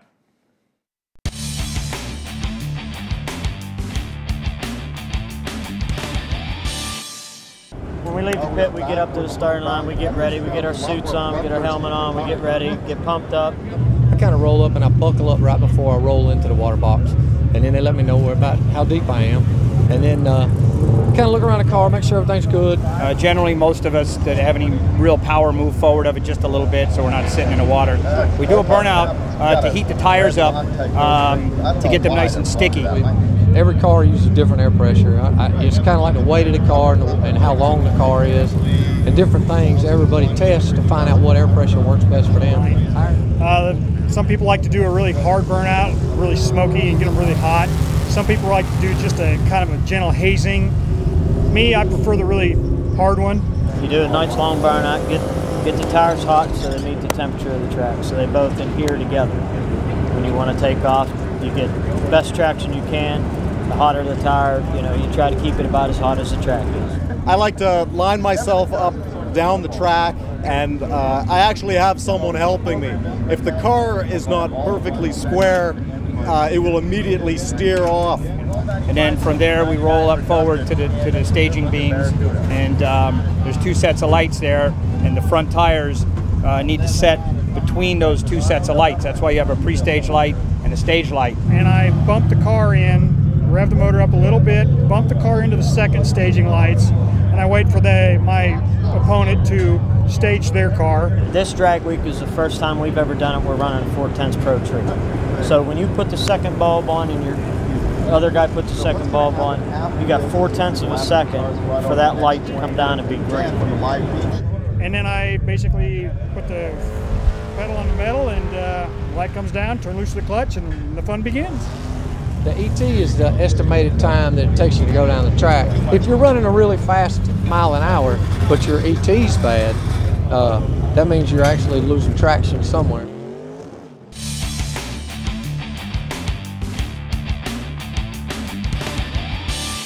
Keith Fox has driven all the way from Lubbock, Texas in his 1930 Model A4 to do Drag Week more than once, actually. And this is my 4th year. It's your 4th year? 4th year. Okay. And what do you think this year about the drives, the route? We've sort of kind of gone in some circles, maybe some figure eights, maybe an X in there. What do you think about the route? Oh, I love it. I'm not enjoying this cold weather being from Texas, but, I'm still enjoying every bit of it. So have you had any weird tales from the road? Anything, unusual happen? How's the car running? It's running great. It's running slow. I blew my blow motor up 3 weeks ago, so I put a dump truck motor in it with a mild cam. I'm running 1250s, but it's dependable. I'm not having to work on it, just we're camping out at the track and just having fun. Really? So, and you've got your girlfriend Linda here, who's on her very first road trip ever, and you're camping out at every racetrack. Is that correct? Right. And she's loving every bit of it. I'd get her opinion on that, but she's in there trying to stay warm, so I'll take your word for that. Do you have any ET goals for today? Actually, my goal this year with this engine is just to finish Drag Week, make a pass Friday and be done. That might be the first dump truck motor to ever finish Drag Week. Well, that's true. That's true. We should have an award for that, I think. Well, like I said, I just want to finish. I don't want a DNF on my record, so. And you're in the gasser class, and we've got a really good variety of cars racing this year. We've got Tri-5s, a Ranchero, your Model A. What do you think about that group of guys that are coming out here in machines, you know, with technology from the 60s? Right. Well, some of it's not technology from the 60s, but it's well hidden. But for the most part, you know, we're representing the 60s gassers, which is kind of the granddaddy of just about everything we do. And it's fun. Every year it gets bigger and more enthusiasm. You know, I expect next year to get close to 15. So, what kind of non-60s technology is being hidden in the gasser class? I'm curious. Spill it. well, just lots of little things, you know, big cubic inch engines and stuff. But, you know, that's just normal. And more safety, better the 60s, you know, but that goes without saying. Safety comes first. So at the top end of the course, when you lift, how is this thing to slow down? It slows down real easy. It goes straight, you know, whether it's on the road pulling a trailer or at the drag strip. I let off, you know, it doesn't do anything spooky, you know. I got, you know, Willwood disc brakes all the way around, so it'll stop on a dime, you know. That's probably another thing that's not 60s, but, you know, you got to think safety first.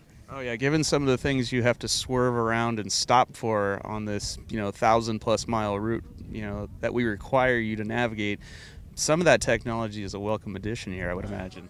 Well, like 2012, when we left Tulsa, and we went across that bridge on Route 6, and it took out all the cars that were real low. All the gassers just went over it like his little speed bump. You know? So while guys like Todd Mashmeyer on the side of the road welding back control arms and oil pans, you just kept on trucking. That's right. Now, my trailer came off the ground, but no big deal. Did you lose any of the cargo? Not a bit. I double tie everything down, you know, I make sure, and I haven't had a single piece lost yet. I've noticed some of the guys here are clearly better at playing Tetris than others, because you can tell the guys that have packed and everything's secure, and then you can see the other guys who are turning around to go back and get the stuff that fell out. Right. They don't think enough on the way they tie it down. But, you know, one interesting thing about my car I might mention, Memorial Day in Lubbock this year, we had flooding. And I ended up driving through 14 inches of rain, just drove past all these cars that were flooded out on the side of the road. And it made national news. All right, well, I have talked to the track workers, and they are prepping, and they told me if the mist doesn't come back that we should be ready to go here in 20 or 30 minutes. So hopefully that holds up, and you can get back in your car, sir, and get ready to race. Right. Thank you. I hope to see that 55.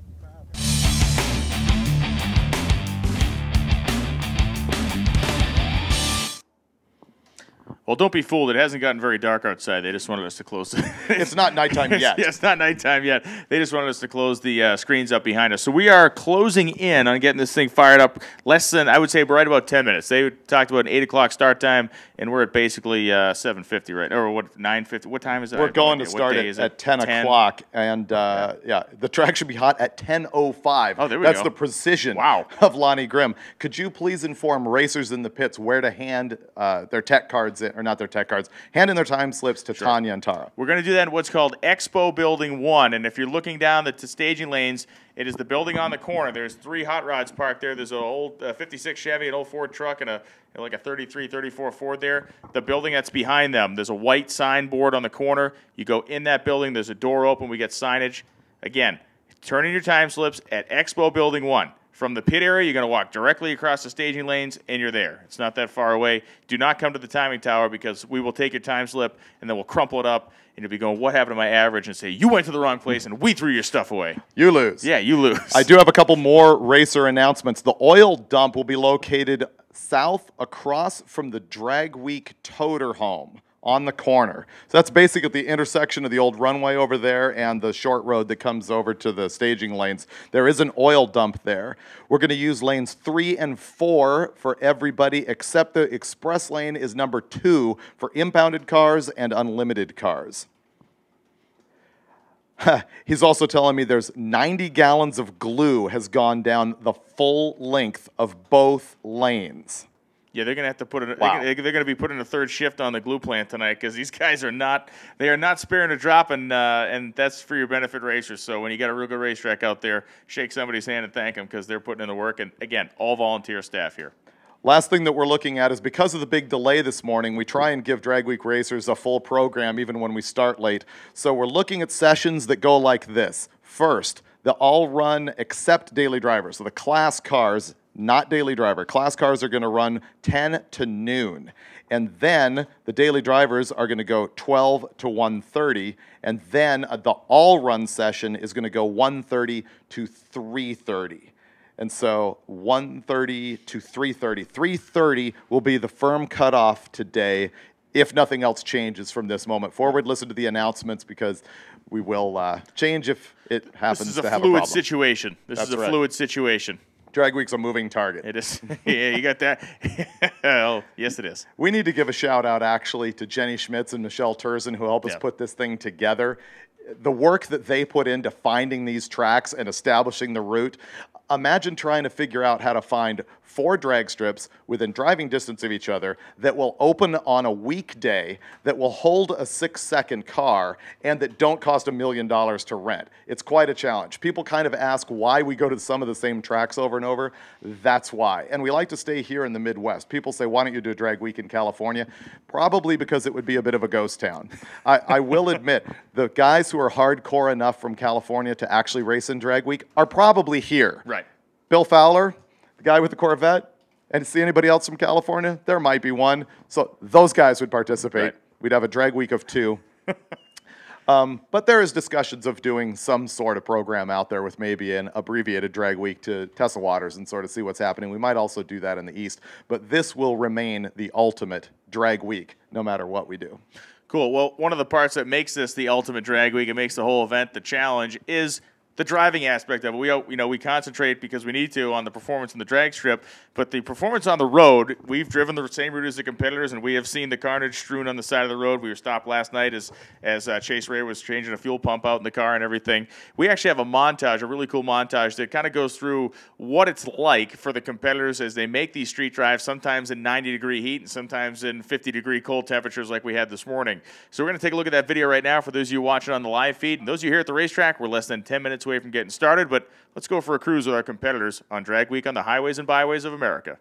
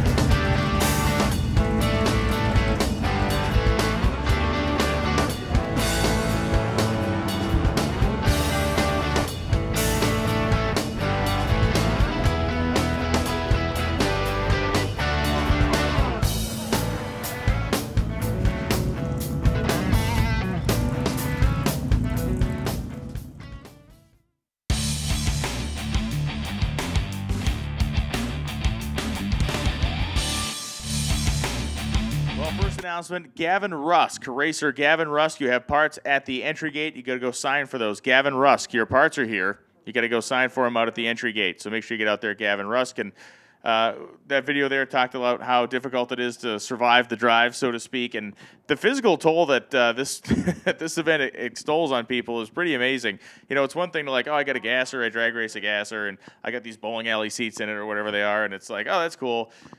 When you're in it for 15 seconds at a time, or, oh, it's hot when I made that lap that time. Well, yeah, and then you got to get in it and make a 9-10 hour drive somewhere.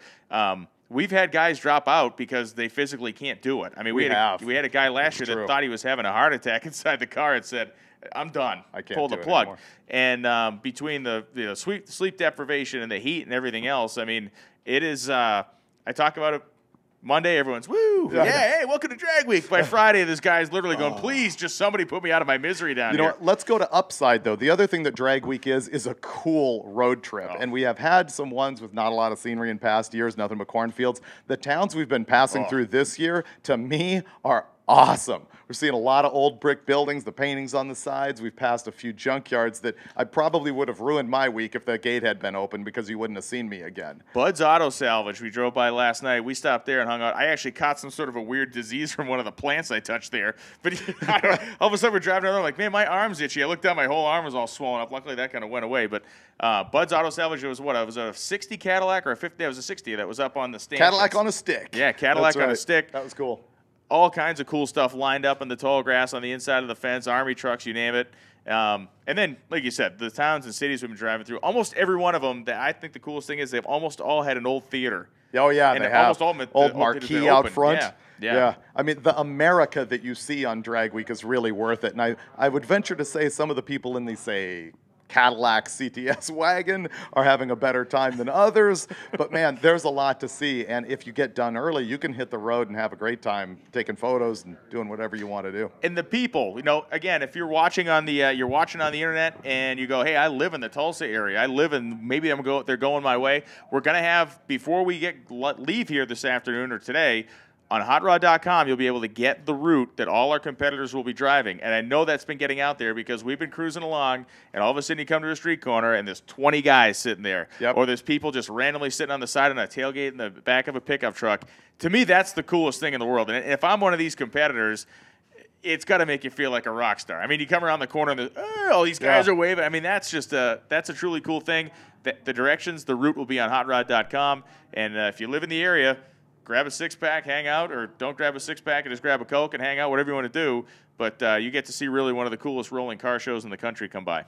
Well, and apparently they are slave-driving Finnegan out there in the pits moving that camera around, and so he's got another interview coming up. It's pretty cool. This morning we've been able to run our cable into the staging lane so that we're getting live interviews with some of the racers out here and focusing on some of the guys who don't normally get attention. This is not all about the unlimited guys. So now we're going to go to Finnegan in the pits with yet another average Joe cool guy here at Drag Week.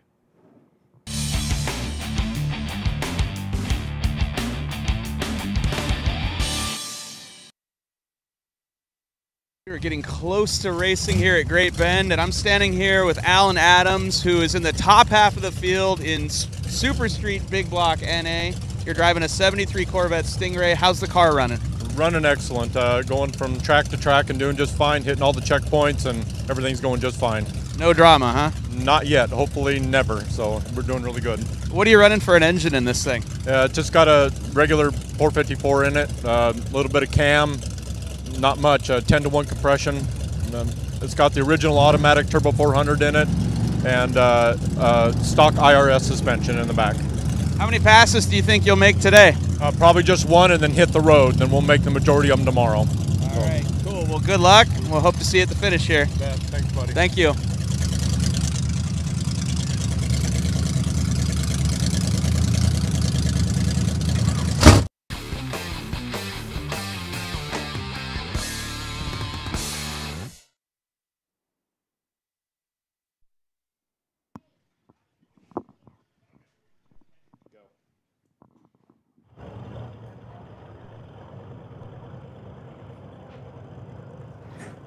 Okay, we got a racer who needs to sign a tech card here. We're going to handle that right now. So we need Levi Lish, our man, you know what that is? Man in the white Sterling truck. Levi Lish, we need you to come to the timing tower, please, and sign your tech card. So Levi Lish, come on up to the second floor of the timing tower, and the lovely ladies will get you to sign your tech card. And if you don't, we'll send the lovely ladies down to find you, and they'll get you, and they'll be very angry. So Levi, get up here. We don't want Don't anger the tower staff. You might actually also get an awkward, lingering embrace from Brian Loans. You don't want me getting down there because I will rub up on you in a very uncomfortable manner. That's because Brian here is an absolute freak for old semi-trucks and tractors and over-the-road stuff. And what that truck is a 51 Sterling White with a Duramax diesel in it, 12-second What that truck is the culmination of all my dreams and aspirations all in life. one place. If it was carrying a vintage Ford tractor in the back, you'd pretty much never go home. If it had an 8N, I would just end it all right now because it wouldn't get any better. We have the 10-minute call to go live for racing. So if you're watching the live feed at home, spread the word now.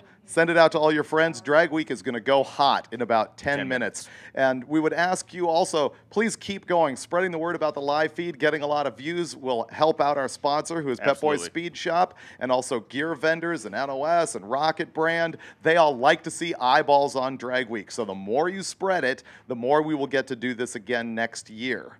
And we also want to ask you to go visit hotrod.com. We have hundreds of photos. Some really epic stuff going on this year. Our guy Larry Chen brought a drone, so he's got the chopper in their air getting overhead shots. You should see the one that he got of the Thrash on Larson's truck the other night. It's amazing. So hotrod.com, please, and check us out on Facebook, facebook.com/hotrodmag. We're also Hot Rod Magazine on Twitter and Instagram. And if this live feed goes down, because we are having a little bit of trouble with the bandwidth here today, come back, because we will get it live. And if we can't, we will record it, and it will all be on replay forever. Levi Lish signed his time card, gave me an awkward glance, and ran away. He ran. He knew what was good for him. He got out of Dodge.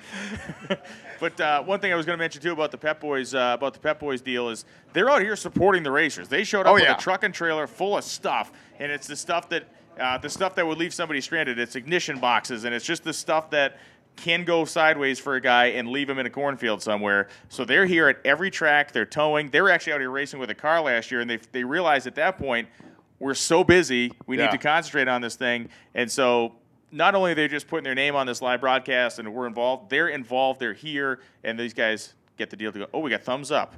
Thumbs up. We got gassers fired up. Going hot. First pair.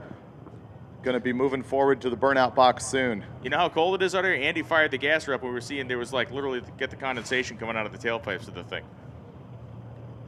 We are going to see some numbers here today. I've got yesterday's results here so I can speak somewhat intelligently. No, you can't. No, I can't. It'll be straight gibberish even with accuracy. Junk. Why don't you tell everybody again where to turn in their tech cards? Tech cards, time slips, all that good stuff is going to be handled over what we call Expo Building 1. Tech cards get turned in the lanes. Oh, in the lanes. Okay, cool. Tech cards, not time slips, but tech cards get turned in the lanes. If you're just pulling in, filling out your tech card, you'll find one of our staffers or find a racetrack official, and they will get you hooked up and get you teched in and get all that stuff done. But tech cards, you turn those in the lanes. Time slips get turned in that Expo building across from the staging lanes. You see a bunch of hot rods over there. That's where you want to go. Hey, this just in, actually, a special announcement. We got a message here for George Gallimore. It says, 1 more pound. 1 more pound to boost is, I think, what that message said. Yeah, it just came in. That was breaking news. That was from the Pentagon. Yeah. Obama called. No, he didn't. No? It's not like he's busy in Syria.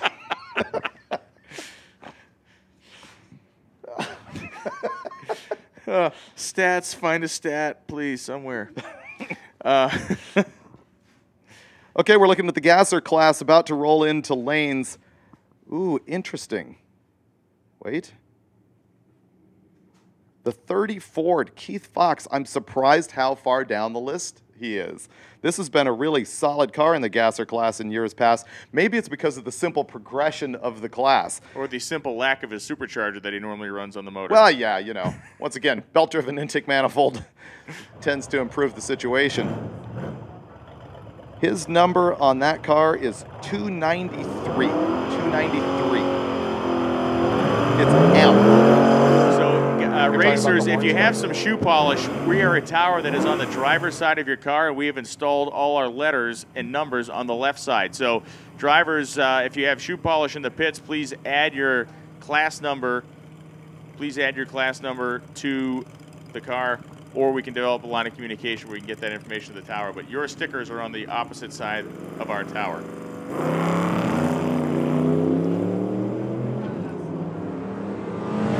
Nelson and Keith Fox head down the drag strip to open up our competition day today here at S.R.C.A. Drag Strip in Great Bend. 11:40 with a 9:116 for Nelson in the Studebaker, 12:72 to 101 miles an hour for Keith Fox in the Ford Coupe. Now here's a pair that we talked to on the live feed just a minute ago. Finnegan was interviewing them in the pits. Who knows what kind of trash talk came out of that? I'm sure. I saw the guys, they were throwing wrenches at each other by the time he was done. Wow. Mike Moore is coming up in the classic Ford product. Moore has been a longtime supporter of Drag Week, multi-time competitor here, and out there just having some fun.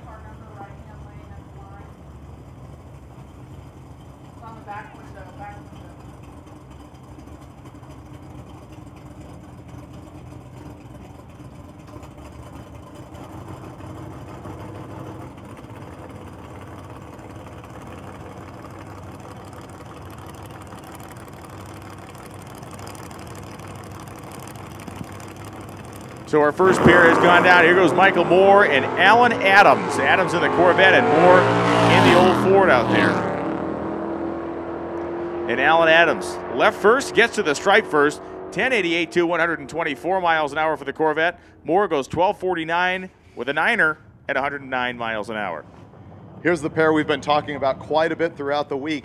The factory-appearing stock tire Super Bee with a Hemi in it. This thing is on a bias ply red line tire. It looks bone stock. You saw it on the live feed earlier today if you're watching that at home. And he's slowed down, unfortunately, throughout the week, but he did put down a 1080 on the first day. And then in the near lane, the gentleman from California who has had this Corvette for 35 years and is sliding the front tire pretty good distance there. The deal with the factory-appearing stock tire stuff was that as long as the car looked stock, you could get away with anything. It was legal. And talking to Dave Dudek, he would take an intake manifold and pour it in a factory intake manifold for as long and as hog the thing out as much as he could. Then he would take the whole thing and put it in a tank of battery acid for a couple days and let the battery acid eat away at it to just save weight. Basically, all of those guys were cheating so badly in the stock appearing thing, they decided to just run with it. And so now they're cheating the cheating of the cheating. And Terry Converse in the Corvette dumped the clutch and that thing hooked and he is rolling. But look at Rick Callahan start to freight train him up at the top end. The big Chrysler product goes down through 1184.5, 123 with Converse going 1204.5 at 117 miles an hour.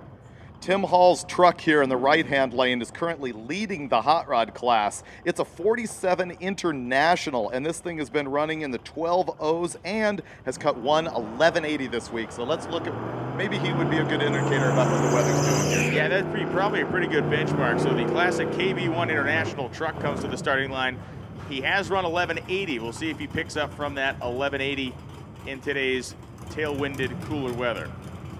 Thanks for everybody for coming here today. I see a bunch of you funneling in from the pit area. As Jack Day makes our water delivery here. This has become routine. Jack Day, water delivery girl. He's here with fuel. Perfect. He's here with water. The guy's the man. Jack Day's the only sponsor that has been with Drag Week for 10 full years. And he also supported the pump gas drags before that. Steve Brack in the Chevy S10 is going to watch a 1948 International truck drive away from him past the 8th mile. And the pickup goes down up at a 1209.2, 110 mile an hour shot as Steve Brack goes 1303 with a 3 at 103. I think we might be dealing with a little bit of a cool racetrack out there, maybe a little bit turning the tire a little bit harder than they have been. And once we get some hookage out there, guys will really be picking up.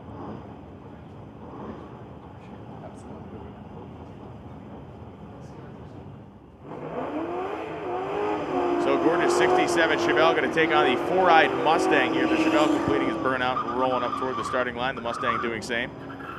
Jack Day from Rocket Brand here celebrating 10 years of Drag Week by giving away 10 drums of racing fuel, about 10 grand worth of gas plus free delivery.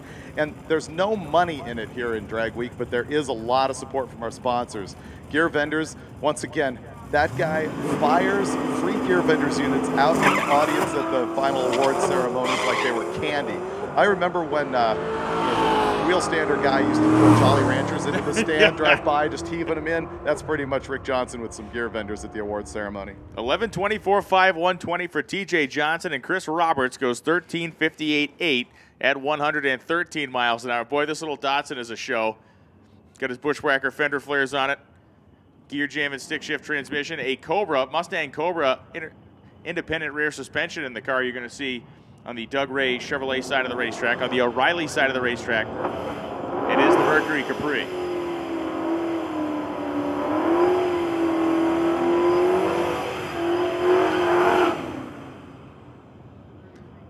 Doug Ray will be out here today racing in his gorgeous 57 Buick, but he's also a backer, a sponsor of this racetrack, sponsoring the left-hand lane here, the Doug Ray Chevrolet sponsorship on that scoreboard down there. Chance Ray had broken down just a little bit at the side of the road last night. All his neighbors were driving by, stopping, saying, "What's going on?" Josie Steeples and John Puckett head down the racetrack. That is how you do it. Puckett is off like a shot. 275 reaction time on the Pro Tree. 110 in the 8th mile. And Puckett really leans into it. How about 999 with a 4? A little single-digit action down there. 999, 4, 141 miles an hour for Puckett. That was a really good-looking lap. He hit the launch almost perfectly. You heard the motor, the thing hooked, pulled the motor down a little, but he kept it right in the power and really fed at the oats there for the second half of the racetrack.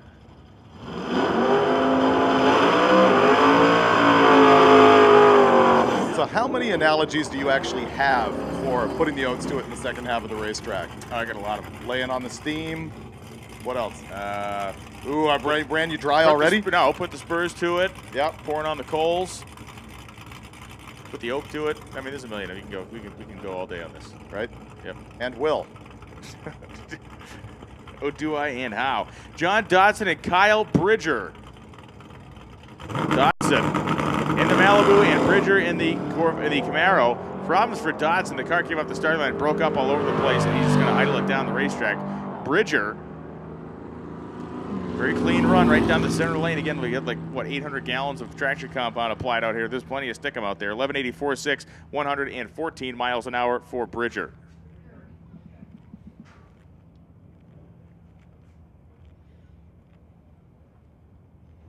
Right-hand lane here, that yellow 34 Ford Coupe is number 3 in our hot rod class right now. He's run 13.0 a couple of days, and then he ran a 12.85. So he's looking at a 12-second average, and if he hangs on to that, he probably is going to also hang on to that third-place finish. And it's funny, in the face of a lot of this, a 12-second average, like, oh, it's kind of quaint, 12-second average. But let's be honest here. A 12-second street car is a bad, fast car to be cruising around in. We get spoiled here at this competition where we see so many cars over 60 of them running in the single digits. But you get a 12 and a half second street car, you're rolling around town, you're a bad hombre. Yeah, and when you're home saying, that's weak, what's the big deal? I think the answer is, well, have you tried it? Have you actually flogged your car at drag strips 5 days in a row, right, and then road trip the thing like 350 miles the same day? Most likely the answer is, no, I haven't done that. No. No, I'm actually sitting at home racing my computer. Yeah. I got supple wrists and quick fingers. It's Tim Pogue in the hot rod. John Smith is in the Mustang. And Pogue in the early 30s, 33, 34 Ford Goose, 13.05 with the 2, 103 miles an hour. John Smith, 13.40 with the 2 at 105.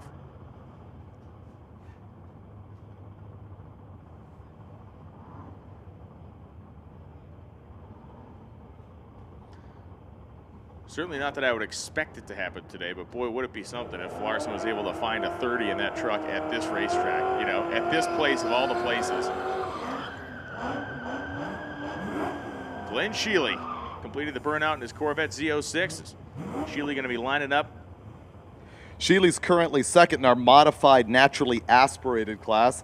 Obviously, naturally aspirated LS motor in that deal. He has been running as quick as 10:10 with this car to hang on to that second place finish. He is getting chased by the guy at number 3 who's also rolling in the mid-10s. Randy Bellahar in that big Pontiac. And Bellahar has stepped up his program this year. Look at that thing. That barge picks the front end up. How is it that the 3 biggest cars on the property, the Monte Carlos and the Pontiacs, all of them hike the nose? That's awesome.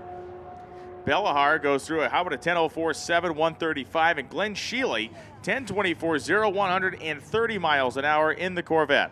See, now this is where we see that there's a lot of tight racing going on at Drag Week, because Bellahar is no longer in the third place finish. He is trying to get back into third from fourth. Look how close these two averages are. He's chasing Bill Fowler with a 984.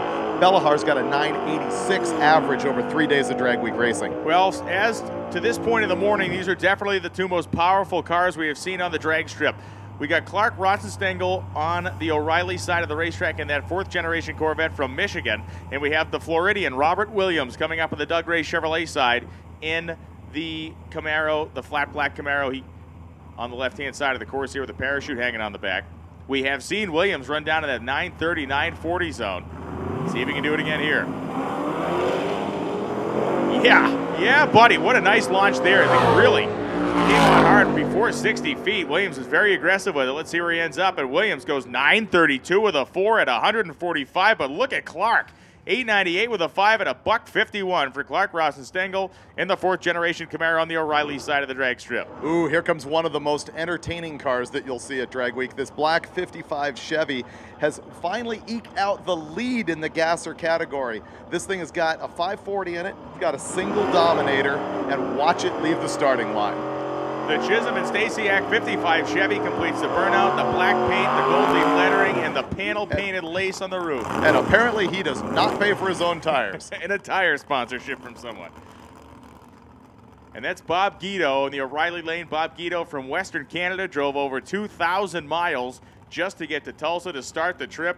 And he's heaping on another 1,000, then he's going to turn around and drive 1,000 back. I don't know what he does for work, but whatever it is, he's got a heck of a bunch of sick time or something, because he's made that phone call every day with a cough.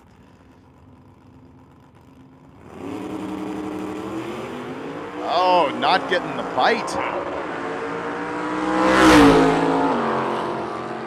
And the 55 Chevy heading down the racetrack goes 1025 with a 3-135 as Guido goes 1160, 6'4", 119, and actually pretty good example of gasser technology there, because the reality was the reason gassers had that stance was because the suspension technology at the time was so bad. Right. The only way they could figure out to get weight transfer was to basically build it into the car.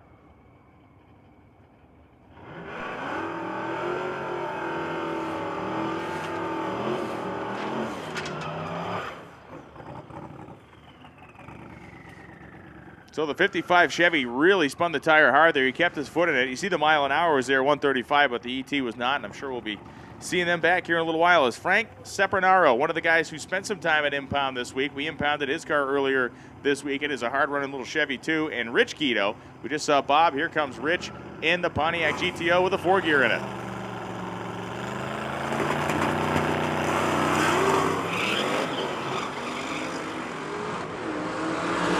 What's amazing, that little Nova's been running 890s and isn't a player in Super Street Power at her. 948.0, 149 miles an hour for Sapernaro, and Guido goes 1067.9, 134. Imagine a world where your 8-second street car is not competitive in your class. So, unbelievable. This is the deep end of the pool. That is for sure. Drag Week is the deep end of the hot rodding pool. Steve Fagan here in the close lane. Been at Drag Week many, many times with this big block powered little, not really Blazer, because once again we tell the story of he started with a pickup and welded a Blazer back half onto the thing. Go ask him why when you see him in the pits. Yeah. What I appreciate about this thing is that he just is in relentless use of the Krager SS. I was going to say, and it looks good. The Krager SSs look good on that truck. Krager SSs look good on virtually anything. Virtually. There are exceptions to every rule. There are. Your Caprice, for example. Gordon Potter, Steve Fagan. That was just an underhanded slap that I didn't even see coming. Fagan had a better reaction time. He's at 112 in the 8th mile, and the Blazer that really isn't goes 986.7, 141 miles an hour, and the GOAT goes 1260 with the deuce at 110. Man. We're looking at Kurt Johnson here in the left-hand lane in that black Fox body Mustang. Hey, thanks for the good information on his car, by the way. Right. I have completely been FUBAR on this deal. I've been calling this thing a 632 big block Chevy. He walks up to me in pits this morning. He's like, do you hate me?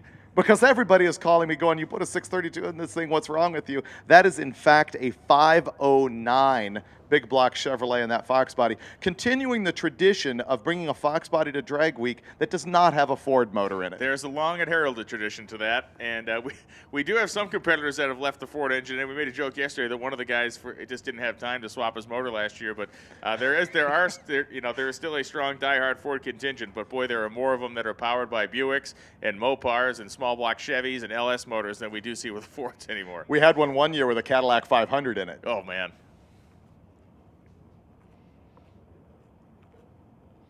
And just taking a quick a little prep out there. Sorry, my vantage point. I missed those guys with the mops down there. Okay. Dusting off the starting line, Kurt Johnson. Now, what has he been running so we can use him? He's our canary in the coal mine here. What's he been running? 9.0s. Okay. 9.0s. We're hunting for that 899 out of this naturally aspirated 509 big block Chevy in the Mustang. Very clean car as well. You get the fairly significant hood scoop to clear what I'm sure is a motor that sits up well beyond what stock height was, but just very clean car. Not a whole lot of flash and dash there, but sure does run. 9.0 3 times in a row, 3 different tracks. Imagine the consistency of that. 3 different surfaces, 3 different weather conditions, 3 different levels of abuse after the road trip. 9.0, 9.0, 9.0.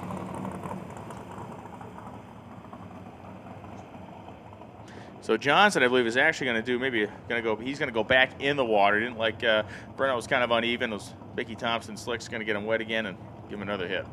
Kurt being essentially the Jay Leno of streetcar racing car collectors. This guy has got a whole bunch of cars. S10 that he raced a few years ago. He's got that wicked Chevelle. He's got a bunch of stuff he drives on the street. No shortage of fast cars in the Kurt Johnson fleet. Yeah, the flotilla of Johnson is very good and very fast. He'll be lining up next to Paul Menzel. Menzel is in the GTO Judge convertible. Your Riley side, boy, Johnson's car. Sounds good, bellowing down there as he clears the motor out and going to put it in the old pre-stage beam. And Johnson wastes no time at all, goes into the fully staged position. Menzel gets his car in there, and it's go time. Ooh, I'm going to say we're still having some cold track issues out there. Johnson really got after it early, and you saw what happened. He busted the tire loose by the time he got to 60 feet, and he's just going to idle it down there. And I think for Kurt, maybe some frustration there as well. The burnout didn't go as he wanted. That thing, that ship never really got off the ground like he planned there. So he'll be back around again. Ships typically don't get off the ground. Unless they're airships, right? Oh, yeah. Dude, wow. Did you see the comeback on that? How about that? What was the reaction time on that? I was just, you know what? I was ready. I had my hand back. If I had to slap you, I was going to, and that just happened. So, wow. Yeah. I don't know. 2 hours of sleep and the man is on it. You got a Zeppelin or something. Brian Loans, ladies and gentlemen. By the way, one of the official NHRA track announcers. For now, I might not be. Oh, he cuts the attitude back just a hair when he's on the on the mic at NHRA. I don't get to talk about airships and any of that stuff. So Menzel went down 16.71.9 at 92 in the Judge. It was 20.5-second pass for Johnson. He's just idled through at 55 miles an hour. This Mustang in the close lane is Greg Lemos in Super Street Power Adder in the pumpkin spice colored Fox body. He's been running best of 9.16, 150 miles an hour. Well, 149.9 out of this car. That's that color from the Martha Stewart collection, I believe. Pumpkin spice. That's right. Her new line of DuPont automotive shades. And in the opposite lane, we have pumpkin. Minus the spice? That's right. No, that's probably more like, you know, Hawaiian sunset. Hawaiian sunset. Taking a quick break at the line before he decides to actually go down the track. Yeah. Oh, and he wags it pretty hard. Definitely that thing. The turbo cars, those things spool up, and they make that big power anywhere you want them to in the track. There's lots of videos on the internet. Guy will pedal one of those things, go out another couple hundred feet, it'll wheel stand again. In Greg Lemma's case, it just got loose on him at the start, and then it also busted loose at about 330 feet. He goes 12.65 at 76, and Lou Martin went 12.16 with a 1 at 112 in the Gray Pumpkin over there in the O'Reilly lane. So here we have that 80s G-Body El Camino, the First Try Engineering sponsored machine. And the cranberry colored Fox body convertible. Oh, nice. Four-eyed car for the convertible. There's a couple 4 eyes here. The Well drag lights favored by both competitors on the front. I had the strangest dream last night that Oh, I was boy. actually in my old neighborhood where I grew up driving a maroon four-eyed Mustang and got carjacked. Where did that come from? Oh, it ended with you being carjacked? Yeah, and then I Wow. ran over the guy. Oh, well, that's, at least that had a happy ending. Then I ran over the guy.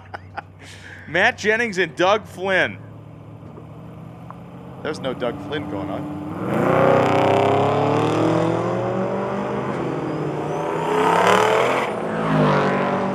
Just had a wrong number there. That's all. It's the 63K, not 43. That's all. It's Jeff Oppenheim. Oppenheim is headed down there in the El Camino. And Matt Jennings goes 12:09.7, 108. Oppenheim 10:51.2 at 131 miles an hour. And did we get that number corrected? We Make did. sure Yep. it gets She the corrected it slip? going Okay, right down thank the you very racetrack. much. All good.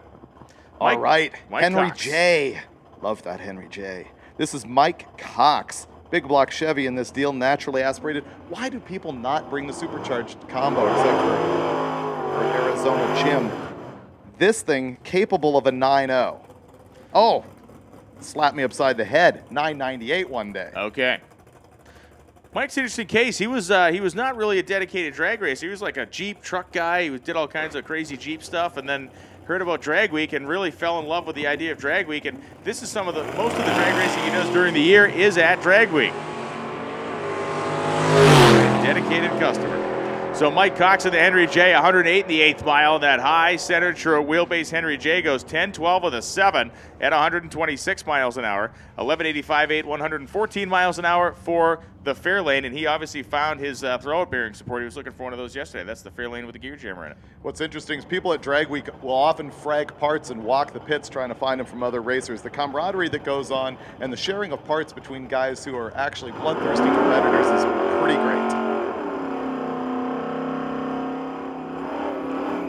I think we're looking at the 7th year for this Corvette in the near lane.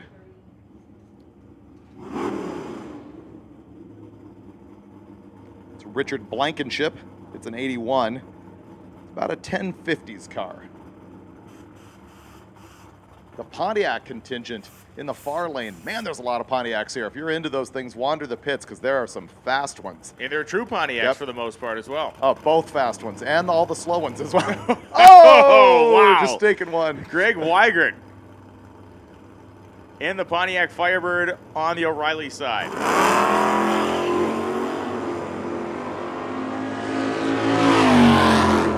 Weigert had a jump of about 1/10 of a second on the Christmas tree as these racers really get more aggressive on the tree trying to get ready for Saturday. 11:16.3, 118 miles an hour for Weigert, and Richard Blankenship goes 11:28.8 at 125. In the Doug Ray Chevrolet lane as a pair of Novas approach the starting line. We are running all these cars on a 4/10 Pro tree because they're practicing for that heads-up shootout in Tulsa on Saturday. See the Caltrax bars on both of these cars, and Caltrax, one of the, simple innovation, but boy, they've really revolutionized the way the small tire car works, especially on a stock suspension setup. I will tell a story once these go down. Once again, from the lore of fastest street car racing days gone past. Ralph Hoke and Mike Carl are your drivers. Hoke in the silver car, Carl in the O'Reilly lane blue Nova. That was a drag race till 330 feet. And Ralph Hoke got his sea legs under him, and he goes down 999 with a 3 at 134. Mike Carl, 1107.4 at 123 miles an hour. So in the early days of Hot Rod's Fastest Street Car Shootout, when we were formulating the very first rules, we realized we should really split up the big tire cars from the small tire cars. And one of the guys in upper management at the time had been a racer, and when we did that, I remember him standing in the hallway saying to me, "This is pointless. You cannot run 9s on a small tire car. Trust me, I've tried it." Oh, Johnny, was he a star junior stock racer at one point? He might have been. The Mopar Midget, I think he went by at one point. Johnny Junior stock.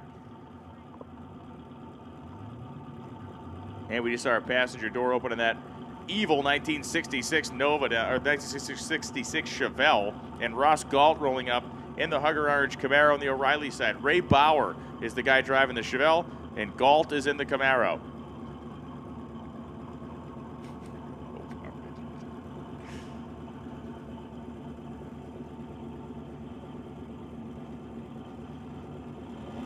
Both drivers fully staged. Pair of Chevrolets headed down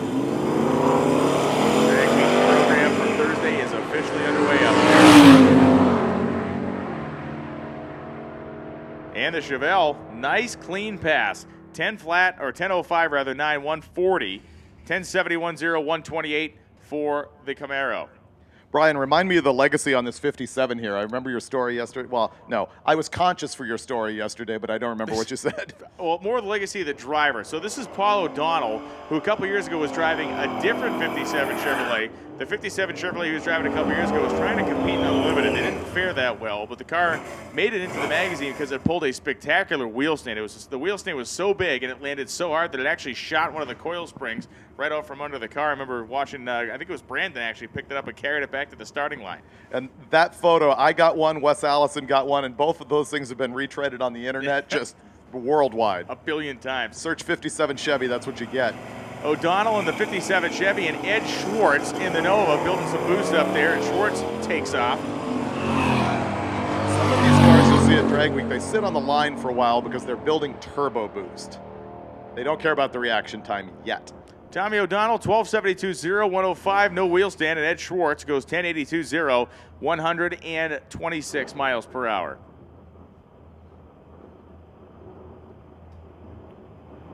David Barry in the close lane here in the 64 Chevy 2, currently running second in the Super Street small block naturally aspirated class.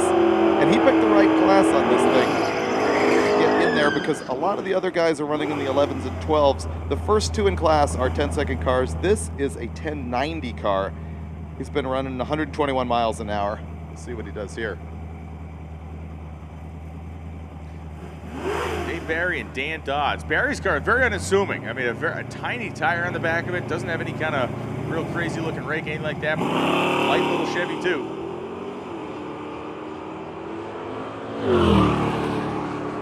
And he's doing a nice job with this Chevelle down there. Again, Barry. Car does not look like anything spectacular. Goes to high 10s. 1086.5, 122, and Dan Dodds, 1149.7 at 115 miles an hour. That could be the most unassuming 10-second car we have here. Yeah, he is chasing the guy in the awesome Challenger who we keep looking at. Okay. And he has got an average at 1070, and Barry in that Nova's got a 1090. So that could swap places by the time the week's over. Oh, and here comes the Challenger I was just talking about. Couple cars back. Nice.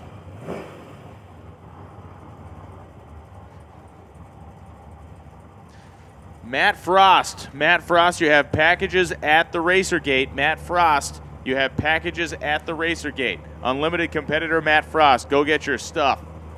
There's a 3-mile-long line of FedEx trucks coming in here today to help racers fix their stuff that's broken.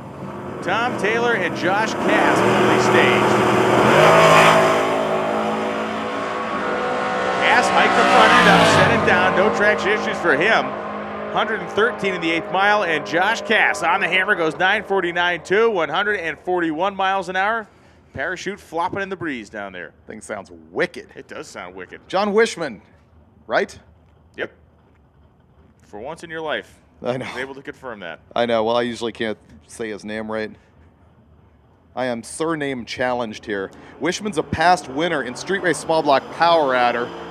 Small block Chevy in that Mustang, and right now he pulled off a 865 yesterday, which began to save his week because he was way down earlier. He's got into second place in his class. He's going to need another solid 8-second run right now in order to bump up. Wishman's car is highly entertaining when it hooks. Pay attention to that left front tire. But yesterday he carried it about 300 feet, and I'm not talking it's way up in the air. The thing is just barely hovering above the pavement when he's able to stick the tire. Larry Warpula's car is awesome too. That Camaro over there is a fantastic piece. Factory style paint job on it. Got the centerline wheels in the front. But Wishman, however you want to say it, pay attention. Here he comes. What'd I tell you? Nice. Oh, he picks it up again, sets it down. Oh, he's going down to the 8s. Here's 126 to the 8th mile, and John goes right down Broadway, 879 with a 5 at 159 miles per hour, and built Ford tough with Chevy stuff over there in the Mustang. Whoa. Warpula went 1263, 108 miles an hour down the O'Reilly lane. Here's our man in the challenge.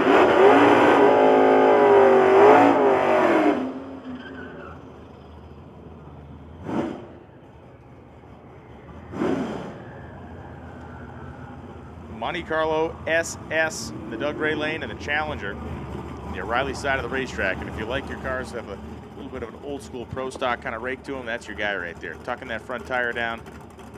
Great looking car. Looks good going down the road. Sounds good too. Sounds good turning $5,000 at 55 miles an hour. What doesn't? Mitch Horn and Josh Walton. Yeah. The fangs are starting to grow on the racetrack out there. We're seeing more and more cars come off the starting line with the front end up, and Mitch Horn was another one. Josh Walton goes 10.33.3 at 133 miles an hour, and Mitch Horn goes 10.79.8 at 122.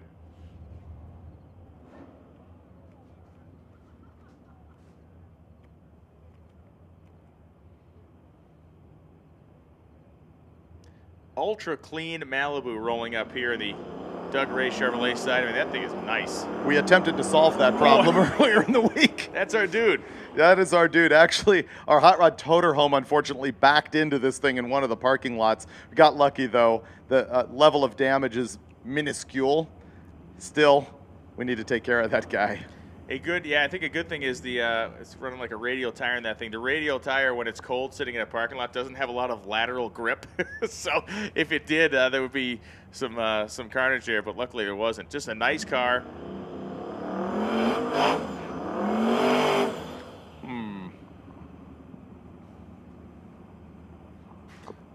And that big Galaxy over on the O'Reilly side, that's Al Casita, and the Galaxy had Kevin Procish in the Malibu. He's only proc-ish. Yeah, yeah. Little bit. He hasn't achieved full proc status yet. He'll get there, though.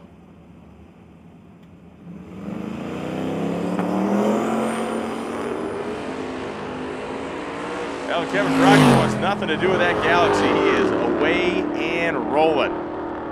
Down the nines here, 987.4, 138 for Procish. Casita goes 1265.6 at 104 in the USS Ford. Oh, one of our Monte Carlo duo coming up here. One half of it, Mike Roy. Now this is obviously the big tire half of the show.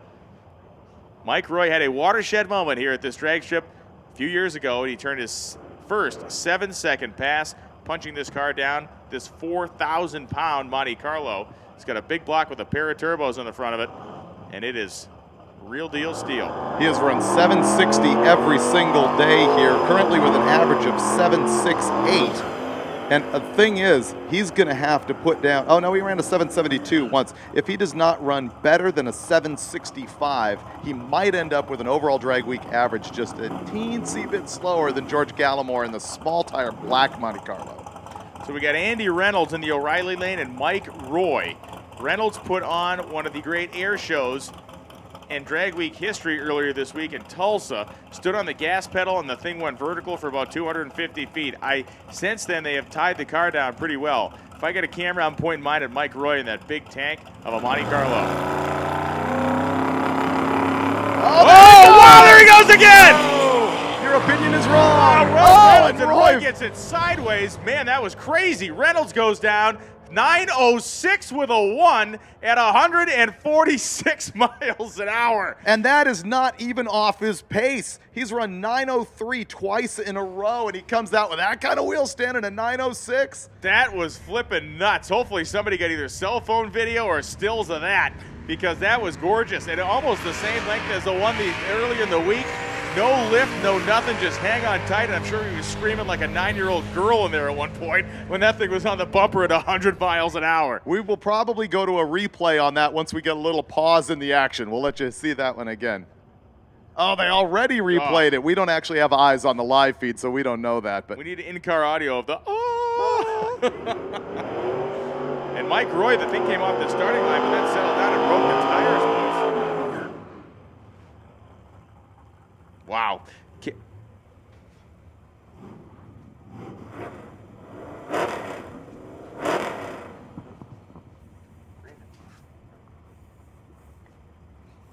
Kevin Clocker and TJ Lee. Clocker in this gorgeous 1977 Chevy Vega, and Lee over there in the Malibu of roughly the same vintage. The Vega is a player. Oh, he's second in modified power adder. That thing is an 8-second car. Let's see his best run of the week so far, 871. tearing the tire off the line. He was sitting in a kind of interesting position on the racetrack. He seemed to be justified to the right-hand side of the groove, and because this thing has been so cold and we're getting some heat in it, I think he might have been in a spot that that was maybe a little less friendly for traction than if he had been more centered up in the middle of the racetrack. Yeah, that will not be a star moment in his drag week program. No, that will be a time slip that does not get turned in. Now here's Doug Flynn in the far lane. This guy in the once again Krager SS equipped Red Nova is a software engineer for Holley. This is the guy who designs their fuel injection. You know a dude's had a race car for a long time when you look down and you see the old Craftsman NHRA ET Series sticker on the side? Yeah. Because that was like an 80s to early 90s program. So Doug Flynn has had this car. It's gone through many iterations. It currently has a turbocharged LS engine in it, and it's a 9-second hitter even on that little tiny tire he's got on the back. Doug comes out on this event with his dad. I think that's really cool.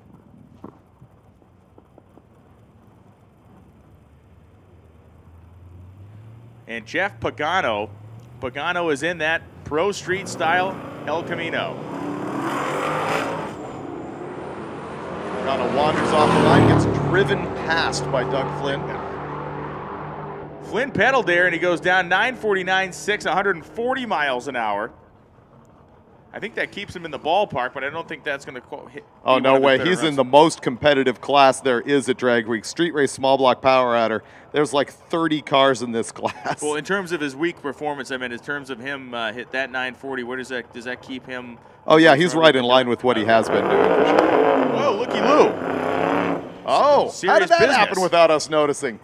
Oh, that's because he came out of the fast lane. We have a lane just for the unlimited cars. Ladies and gentlemen of Great Bend, you are looking at the Evil Twin driven by Jeff Lutz. This is currently the fastest car in the history of Drag Week. Earlier this week, Jeff Lutz went 225 miles an hour. You might say, well, Tom Bailey went 226. Tom Bailey did that in testing. He didn't do that in Drag Week competition.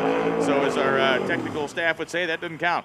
225 mile an hour trap speed out of this car. He has run down in the 660s with it. Now, it's interesting that 225 number was on a 669 pass. He subsequently pulled some power out of the thing on the starting line to try and get it hooked up, lay back into the boost up at the top end. I think you're going to see a little bit of a slower mile an hour number here as he seeks a 650 time out of this car. This is an alcohol burner, a 632 Chevy with 2 Precision Turbo 98s on it. It's a fiberglass body, but aerodynamically bone stock. To talk about how hardcore and ragged edge these cars are, he pushed a head gasket out, and this car's got so much boost going through it, the boost pressure escaped into the cooling system and turned an aluminum radiator into a balloon. Well, he also torched a head, put a hole in it. This is the guy who welded up a hole in the head in like no time flat yesterday.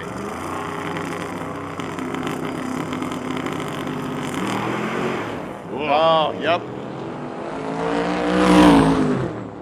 No doubt in my mind you will see that car back here later on today. He is not going to leave here with a 9:10 time. Nope. Zero chance. 9:10 with a 5:107, and things had already fallen off for him by 60 feet. That car typically shorts in the 1.113, 1.160, and he was 128 to 60 feet. It was sideways by then. Okay, this is cool. Oh, this is really good. Remember the story we heard about this car earlier today? This is a genuine Buick-powered Buick. He is third in class, and it's cool because big block and naturally aspirated, the leaders are a Pontiac, a Plymouth, and this Buick. And the fight for third place is down to 200ths of a second. And so he saws all the exhaust system off of this thing to try and make it faster here this morning. Just get some weight out of that big old hankin' Buick. Yeah, they busted out the hacksaw and decided to cut the exhaust off the thing. Maybe a little more power, maybe a little less weight. And Paul Corman will roll up in the Demon in Corman's car. A naturally aspirated machine over there in the O'Reilly lane. It is a great runner.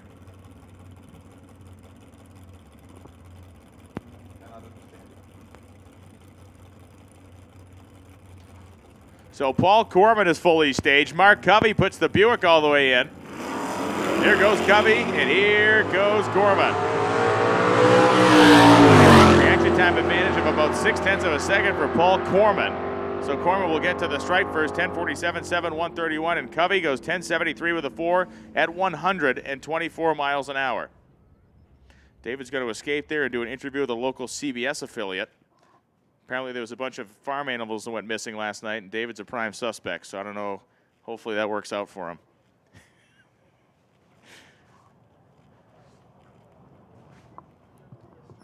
Yep, just going to take a quick mop job on the starting line there and fire hose a little bit of traction compound, maintain our starting line, make sure we keep up on any bald spots or any trouble spots that begin to show themselves as you run a whole lot of very powerful cars, some of which on very small tires down the racetrack.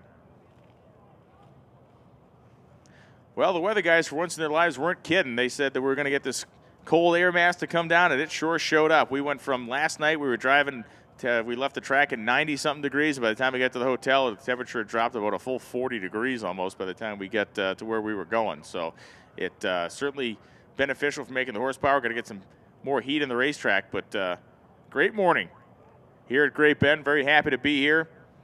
Very happy to be here for the second time. Drag Week came through here in 2011. We're back in 2013. And could not be happier, and a whole bunch of racers stacked up in the lanes to make runs. We've seen one of our big heavy hitters come out in the form of Jeff Lutz. And there are others to follow.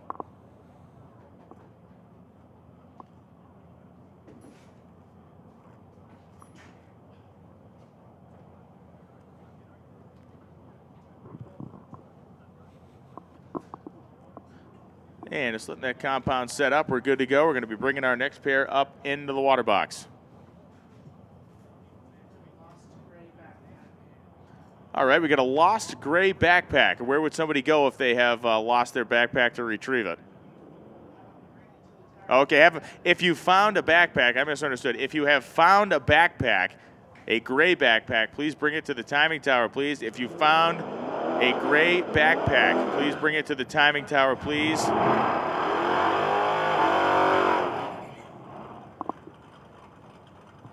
If you found a gray backpack, bring it to the tower. We got people looking for it. This hot rod is a true vintage family piece. This car has been in the family. It was actually on the cover of a high school yearbook in 1954. The paint has not been touched since then. It's got a flathead in it, and the thing actually runs down into the 15s. This car could run into the 14s, which is kind of miraculous. Think about an old flathead and an old Ford Roadster with those little narrow tires on it. Such a great piece to have out here in Drag Week, and a great piece to see running down this drag strip in the form it was in when the Nationals happened at this very track. Incredible. Sheldon Heffler is driving the hot rod, and Jacoby Kronk. Jake Kronk is driving the pickup truck. So Jake and Sheldon head down the racetrack. Jake is saying, all I need to do is just please don't let me lose to the flathead hot rod. Jake Kronk is going to run away from him in the pickup. But keep your eyes peeled on the scoreboard on the left side. Let's see what the hot rod can put up on the board. Kronk goes first, 13:23 for at 100, 15:31 with a 1 at 85 miles an hour for the flathead-powered Roadster.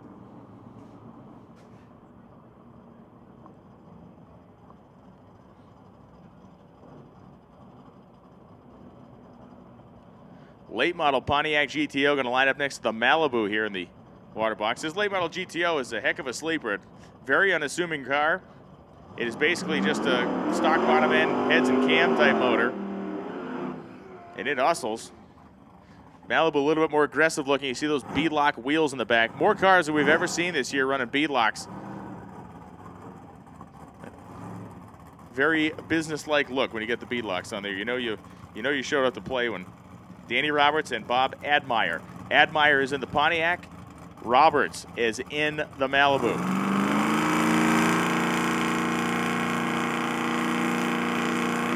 Hear the turbo spool up for Roberts. Admire running down naturally aspirated. The Pontiac naturally aspirated goes 11:04.3, 121, and Admire goes 11 flat with a 5 at 122 miles an hour. So Bob Admire, 11:04.3, almost into the 10s with that thing, and Admire goes 11 flat with a 5 at 122.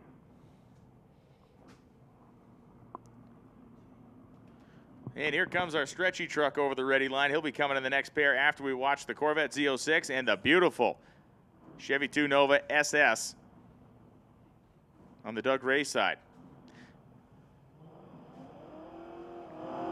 Another one of our cars equipped with the Caltrac style bars in the back as the Nova rolls to the front. The Corvette, the C6 variety, will be lined up next to the Nova. Talk about a little bit of a styling difference down there. You get that really shoebox square Nova of Corey Petska. And Charlie Barber is the driver of the Corvette. Barber has done some good work with the manual transmission in the Corvette. We'll see if he can keep it up here, get it stuck on the starting line, and snick his way through the gears.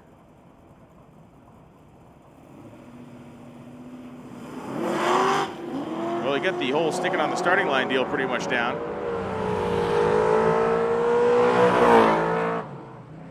Took the Nova a little bit to get it with the program, and Barber is rolling slowly at the top end. He has stopped accelerating. He goes 1390 at 70, and Petska goes 1413 with a 2 at 97 miles an hour.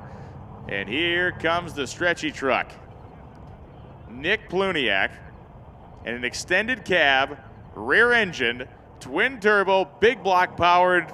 I guess we can't really call it a pickup truck anymore because it doesn't have a bed. We'll call it a thing. It's gone in the 8s consistently this week. And he's going John Force style on the burnout there. So Pluniak burns it right across the starting line. You see the brake lights lit up there, and he's going to get it kicked down into reverse and brought back here. Nick's a younger guy, a very ambitious kid, a smart kid, built this whole truck himself. I'm not sure what the original inspiration was. Maybe a Hot Wheels he had or something. He got it stuck in his head. I want one of those in real life, and well, he's got one now. And you can tell how much the wheelbase has been stretched on that thing. I mean, you can see it all. You look down and just look at the frame rails.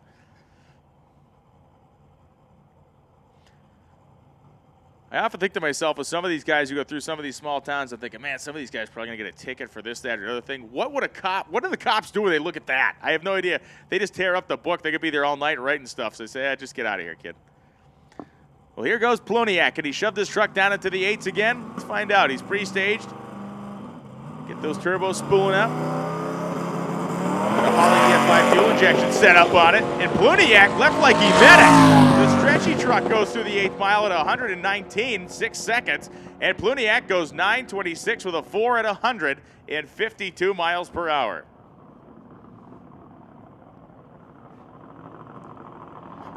This Chevy Vega is a mean piece, and these guys have been working on it all week. It's a 434 cubic inch small block Chevy engine. Traditional 23-degree headed style engine with a Pro Charger on the front of it. Got the gear drive set up, driving it off the crankshaft.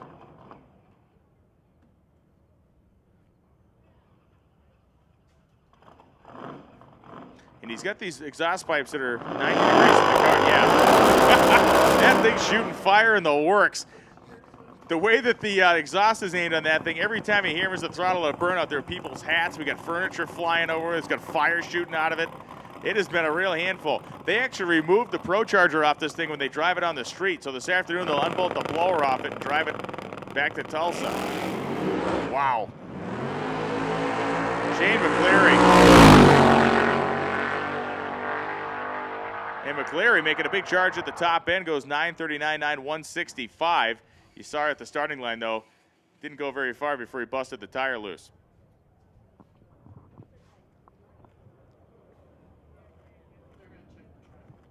Okay, gonna go take a quick walk out there, quick check of the racetrack.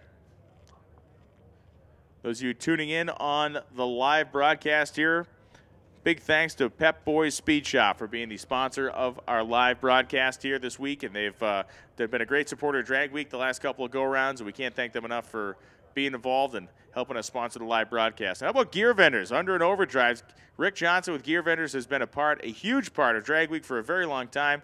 Those under and overdrive units can be found on several of the 6-second cars you see out here, making thousands of horsepower.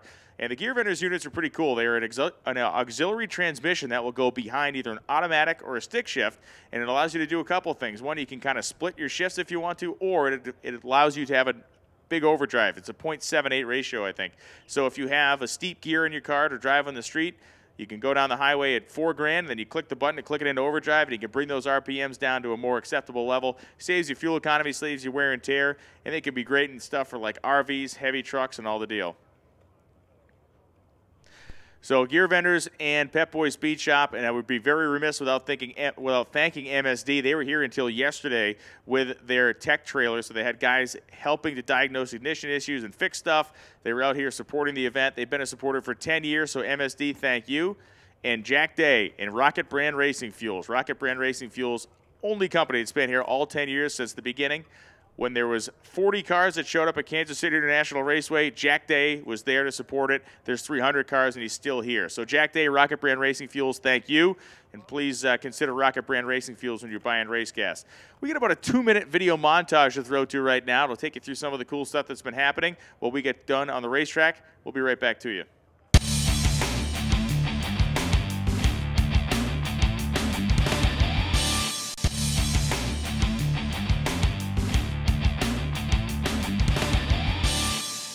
Okay, everyone, welcome to Drag Week 2014.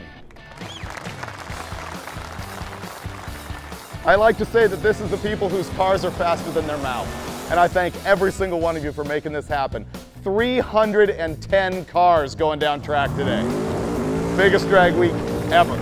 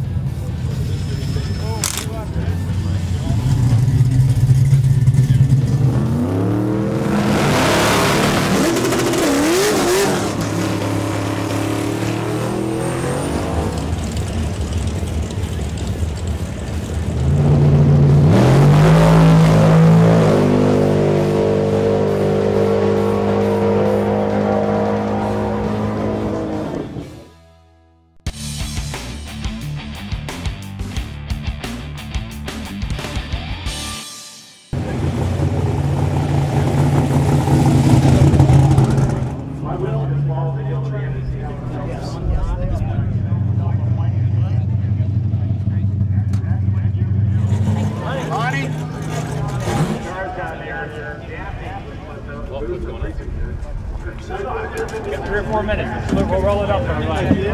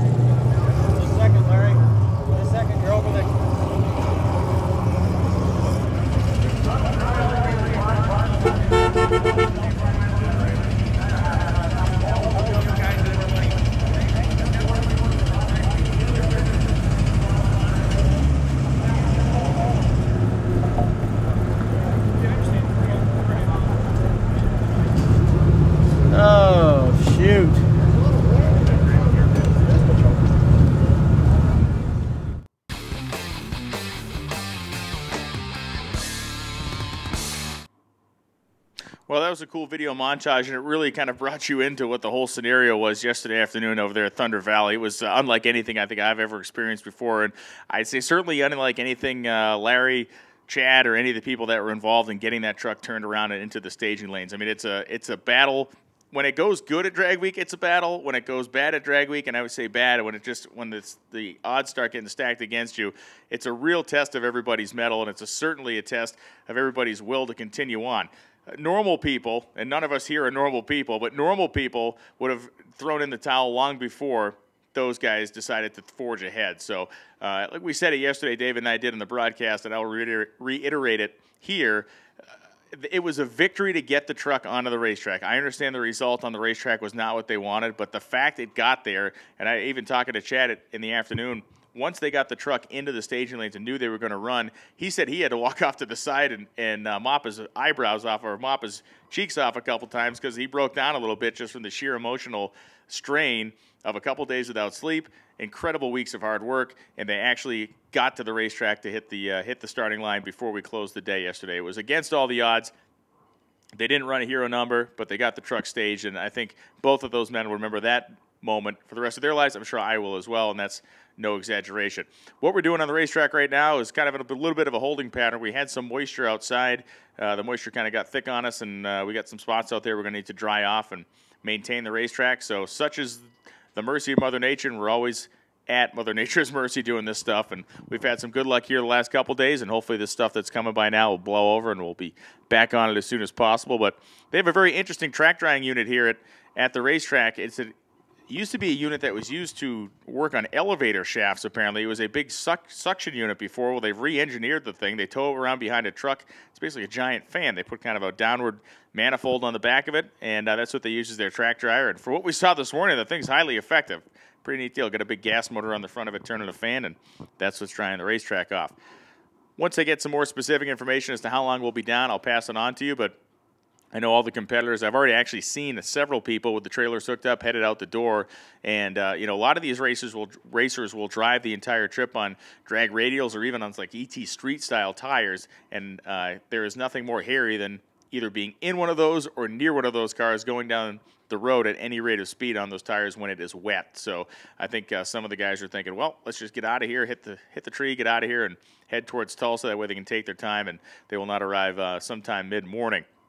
One of the crews, I've not seen the car yet, but we had our backs turned to the entryway for a long time. But Dave Schroeder, the Unlimited competitor, who is not in contention for the win but is still actively racing, they melted a piston in that car yesterday at Thunder Valley. They got a piston, they swapped the piston overnight, and they were going to be here. They may be in the pits right now. And Schroeder is the gorgeous nitrous Corvette. And David's made several attempts at drag week. Never finished in that Corvette. We talked to Monty Smith, who does some tuning on the car, and he said the strategy today is going to be make an all-motor pass. They realize they're not in the running for the overall title in Unlimited. Make an all-motor pass without the juice, get back to Tulsa tomorrow, and then really feed it some spray and get it jammed down into the zone they want to be. David told us earlier in the week he had 3 goals. One was to finish, one was to run 200 miles an hour, and one was to try to run a 6. Well, the big one's going to be finishing. Once they get to Tulsa and get one run in, they get to Tulsa, they make one all-motor pass, they've officially completed drag week. After that, put the big kits on it, put the big jets in it, and then get after it. Schroeder had run down in the 17s. It was like a 7:14 or a 7:15 he ran earlier at 185, 190 mile an hour. So the car definitely has the potential to get into that 6-second zone at over 200, and he would love to do that. Doug Klein, we have not seen Doug Klein run today. I've not seen Doug Klein's car yet. We did see Doug Klein during the drive yesterday as Doug had stopped with some of his pals, and they were just kind of resting at a gas station. Doug looked pretty relaxed, like he was having a good time.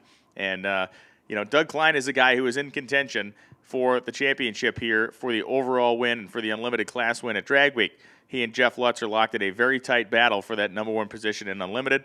And Doug Klein has been, I would say, the most consistent car of the week. And I've been breaking news. Handed this piece of paper, which I'll read first before I go. Number 2. Okay. Oh, man, the dude driving that awesome orange Camaro that I love, Ross Galt, is from Australia.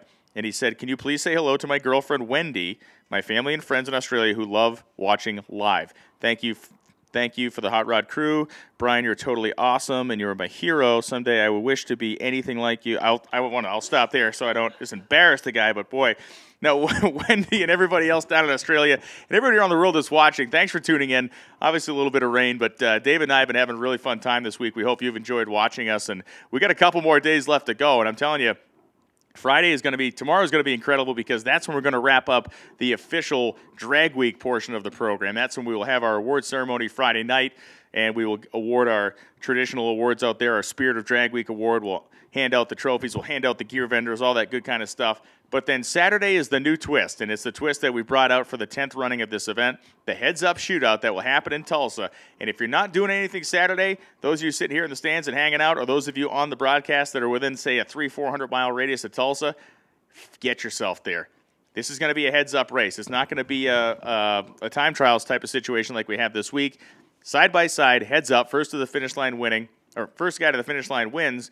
And the other twist is everybody goes on the same ladder. We're not going to run unlimited cars versus unlimited cars and then power riders or power. It's everybody goes in the same time. If you got a 12, anybody that finishes Drag Week is eligible. Anybody. So if you finish Drag Week, you can jump in the pile. And it will be a battle royale of all different types of cars and classes squaring off. There'll be upsets and craziness going on all day in Tulsa on Saturday. So be here or be there or be somewhere else. But we'd love to see you at Tulsa, either on the live feed or in the grandstands. Yeah, it's a bummer when we get moisture like this, but we need to do what we got to do. And the staff here at the racetrack has been doing this forever. These guys know how to operate the equipment, know how to get this thing turned around as quickly as possible, and that's what we'll do. They're trained professionals. This racetrack is as old as the National Hot Rod Association. It was incorporated about the same time as the NHRA was, a year right around that same year. 53 for NHRA, 53 for the Hot Rod Club that opened at this S.R.C.A. raceway, or S.R.C.A. drag strip, I should say. And the track we are running down is the same track that was used in 1955. This is not just the same place. This is the same literal location physically that those cars were racing down when Wally Park stood and looked around and had this idea for a national-style event.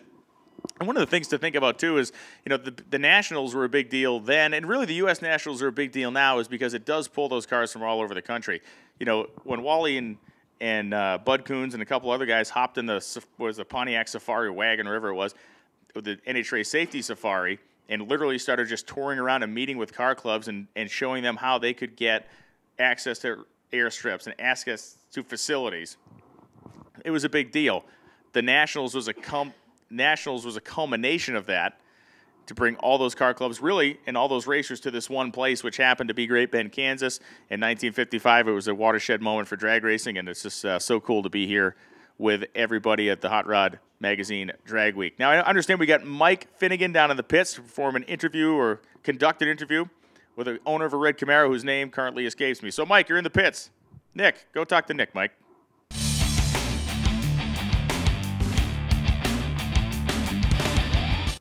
All right, I'm here with Nick Swazik. You drive a 73 Chevy Camaro in street race, big block, NA, right? Correct. Okay, how is it going so far this week? Oh, the car's been running great, and the tracks has been good. It's been a lot of fun.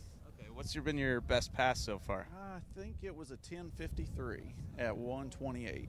So tell me, we're 4 days into this. You've had a lot of time on the road. Give me a story, man. What's happened? What have you seen out there? Well, one of the competitors hit a deer, and we stopped and helped a lot of people along the way. And late nights out on the road, you know, a lot of fun. Did you actually see Bambi bounce off the windshield of the car? No, but we were there maybe 30 seconds after it hit. Oh. So it was unfortunate for Michael Crow in the white Duster. Yeah, he seemed pretty down when I saw him the next day. He was talking about actually not coming back next year. So we all need to peer pressure him into bringing the Dart back because we love that car. Exactly, exactly. So where are you at in terms of the competition in your class right now? Well, I'm just having fun. I've got a kind of my spare motor in the car, and we just come out to have a good time with it. I think I am 5th approximately out of 28 cars, which is pretty good for, you know, I've got a 10 1/4 compression 498 with 781 oval port heads, and it's just a super drivable combination that, you know, I have had a 572 in the car, but I put this motor in it just so I can make drag week and come out and have a good time. Is this your first drag week? Oh no, I won in 07 naturally aspirated modified class.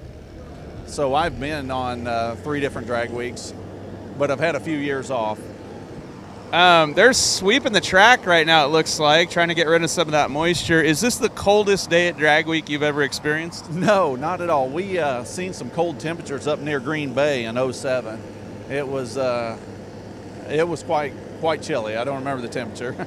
And when it's this cold out, what adjustments do you make to the Camaro to actually get it to go down the track? Because we've seen everything from gassers to 10.5 cars to Jeff Lutz just sit there and go sideways off the starting line. A little less tire pressure and a little more slack in my traction bars. It seems to give it a little bit more flex, and it'll hook better. Right on. Drag Week is all about having a good time, obviously, because otherwise you wouldn't torture yourself like this. Do you have a group of guys here that you travel with, any buddies that you hit the road with between tracks? Exactly. Brent McCoy, he's my co-pilot. He's a Drag Week veteran also. And Colin and Mike Anger, they've got a car in this. And everybody that's been in this, doing this for a while, you know everyone. You know, it's just kind of almost feels like a family team event, you know? Yeah, you brought up Brent McCoy, and I haven't seen him in a while, but everybody knows that guy here because he's the guy with the inflatable date in the back of the Buick. He's the guy warming up burritos on the air cleaner. Is Buck going to come back? Yeah, Buck will make an appearance next year, I do believe, yeah. He'll have something in here. Something special, because he never brings anything normal. He was the key to my win in '07. He was my crew chief and worked hard for me. He's quite a mechanic and a good friend. All right. If there were little kids at home right now and they were watching this and they were watching you, would you give them any advice about how to direct their life from now on? You know, what do you do to end up in your shoes at Drag Week if you're, you know, a high school kid? What do you recommend? Well, that's a deep question. I know. I don't know. What things have you done you would tell them not to do? Work hard. Oh, not to do. Work hard. Boy, I don't know. That's a deep question. I'd have to have some time to think about that one. Maybe we shouldn't get too philosophical here. Maybe we should just work on the cars and try to go fast. Let's just have fun. All right. Well, I think I've worn you out here, and we could probably go back up to the booth to, you know, the two chatterboxes up there, and they can take over. Thanks for coming.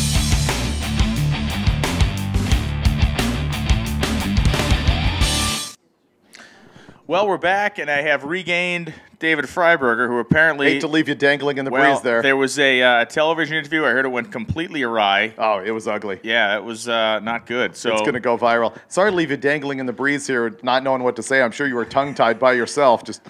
They were the two women in the tower were like, "Thank God he's going to stop talking," and then it went the opposite direction. I just kept talking, and it was it was good. Sorry to subject the audience to that. I've got a couple of racer announcements, or I have one big racer announcement. Larry Ayers, please meet Brad Barkley in his pit ASAP. I have no idea why. Larry Ayers, please meet Brad in his pit ASAP. And of course, we are still working on drying the track out here. I'm sure Brian's been keeping you up to date on that. Is there news I don't know about that situation? Well, what we have is we have moisture that we're now blowing forced air on top of to try to remove the moisture from the racing surface. That's what they could have been doing with you while I was gone. You yes. could have been blowing that hot air directly onto the racing surface. I offered. Yeah? They said it was not good. So. Here and ate cookies instead. They didn't want to see like a manatee flopping virtually half dead. That was nobody needs to see that. Okay. Really, nobody needs to see that. So we're not doing that. Well, it's pretty cool. I was doing that TV interview down there, and I've done that. Just remind everybody again, you're on TV. I get it. Yeah, that's right. Yes. That's what I'm all about. It's like telling you that. No, what the point is actually is it's cool that the local communities are recognizing Drag Week and coming out here and supporting it. A lot of that has been driving all of these spectators that we have here. If you guys are at home watching the live feed, you need to come out. I mean, we're going to be back in Tulsa tomorrow on Friday for the finals. 2:30 we start, and I hope we get this program done by about 8:30, and that will end the Drag Week portion of the event. That will be where we name the fastest street car in America. But on Saturday, we take these cars, put them on a ladder, and actually shoot them out. It's no longer time trials. It is cutthroat. It is cutthroat. And it promises to be a very exciting couple of days. And, of course, I know that Todd and Keith over there at Osage Tulsa Raceway Park have been gearing up, and they've been selling it. They told us how many tickets they sold for the deal. It's just out of control. So they do a great job of packing that place anyway. And with this show, and really Drag Week has turned into a show that's entertaining to sit here and watch. Not that it wasn't ever, but when there was 40 cars here the first year, it wasn't much to look at. Well, yeah. But now that we got hundreds of cars here coming in, obviously all very high quality, and when we get to this part of the week, the wheat and the chaff have been separated. You know, you're left with really the cream of the crop. You're left with stuff with like Mustangs with roof racks. That's what that's what you got here. That's really the pinnacle of what you expect to see in street car racing. You see everything here, and I think that's what's cool about it. Most of the guys who come to run for fun have some of the greatest cars, home-engineered things. The volume of junkyard 5.3 LSs with Chinese turbos on them here is probably a greater population density than you'll find anywhere else anywhere. Yeah, and to me, like, we referenced the Mustang with the roof rack on it, but there has to be a level of, as lame as it sounds, every one of these things, there has to be a little wedge of practicality somewhere. You know, the car has to get you from place to place, so you end up with a 275 drag radial Mustang with a steel roof rack. You know, it's just hilarious. And guys figure their own way to do it. We get the dude with that 3 Series BMW that's been LS swapped. He's got like something you'd hang a mountain bike on, and he uses that thing as he hangs his slicks off the back of it. You know, I mean, we've seen all different types of combinations out here over the years. And remember, before there was a rule on the size of a trailer. There still is. Well, no, before there was a rule. Oh, but prior to the existing of that rule. For instance, in 2005, Jim Neuenfeld showed up with that pickup truck with a full size car trailer behind it. And let's be honest, the trailer thing is out of control again. The people who are watching on the live feed, and even here in the grandstands, they don't see these cars out on the highway. Many of them are hauling, you know, a 4x8 U-Haul or larger.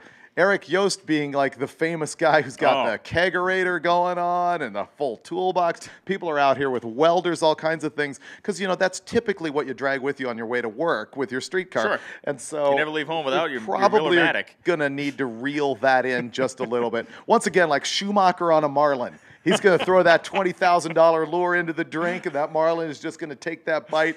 And like him, we're going to pull the trailer thing right back in. And that probably just started an internet rumor of death. I already saw they're canceling trailers forever. That's probably coming. We're going to merge from that directly into Top Gear USA. And then probably Monster Trucks. Monster Trucks. We should probably jump right to the Andy Frost, Larry Larson conversation, and it'll get racial from there as it did yesterday. Well, before that goes off the rails, we're going to go down to Mike Finnegan's down in the pits, talk to a couple racers. Mike, who you got down there?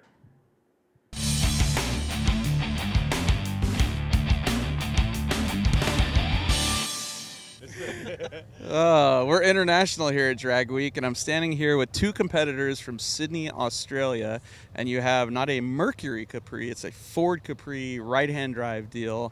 How long does it take to get a car from your house to here?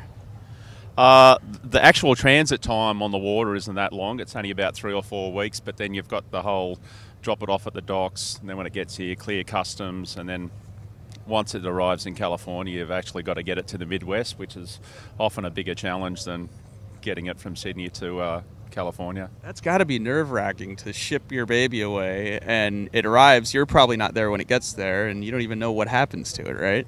It wasn't that nerve-wracking at all for me because it's not my car, it's Steve's car. So, you know, we knew when it was leaving and we knew where it was supposed to be. So, yeah, I didn't really have a problem with it.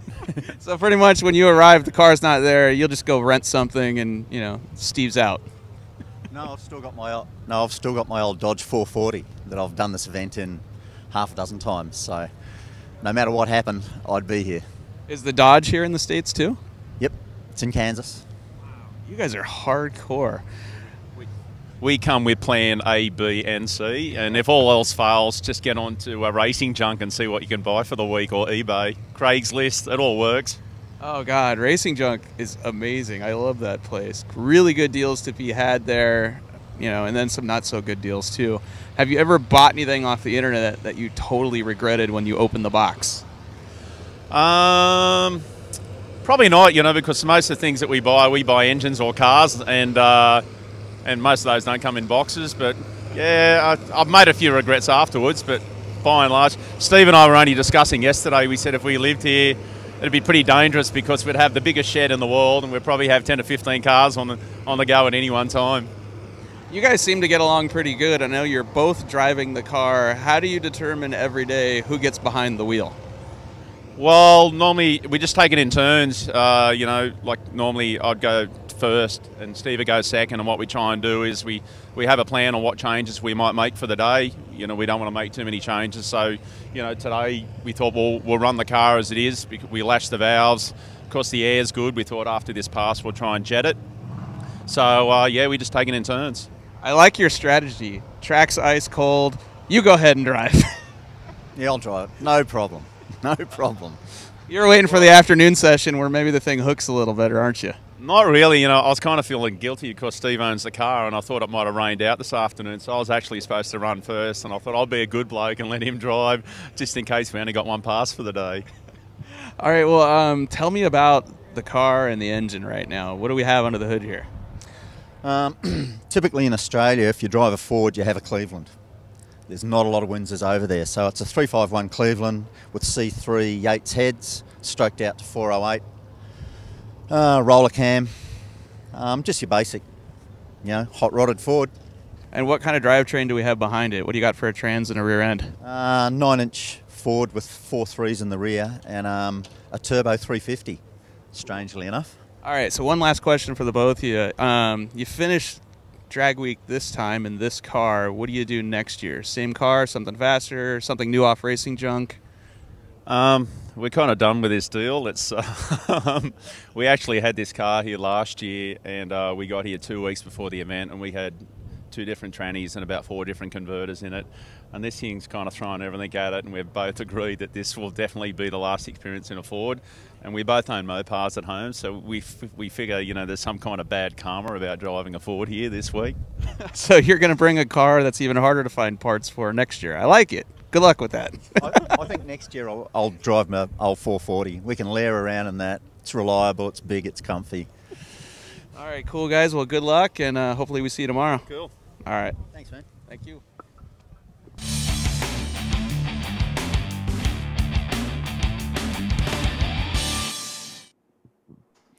Well, we're back after Mike Fitting had just caused an international incident down there, so national relations between Australia and the United States have hit an all-time. We've just hit the skids.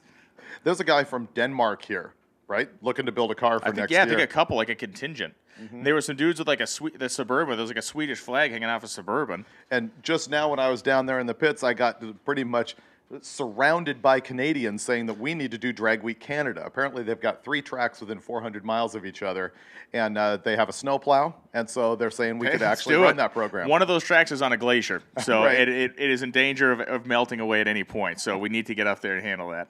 What?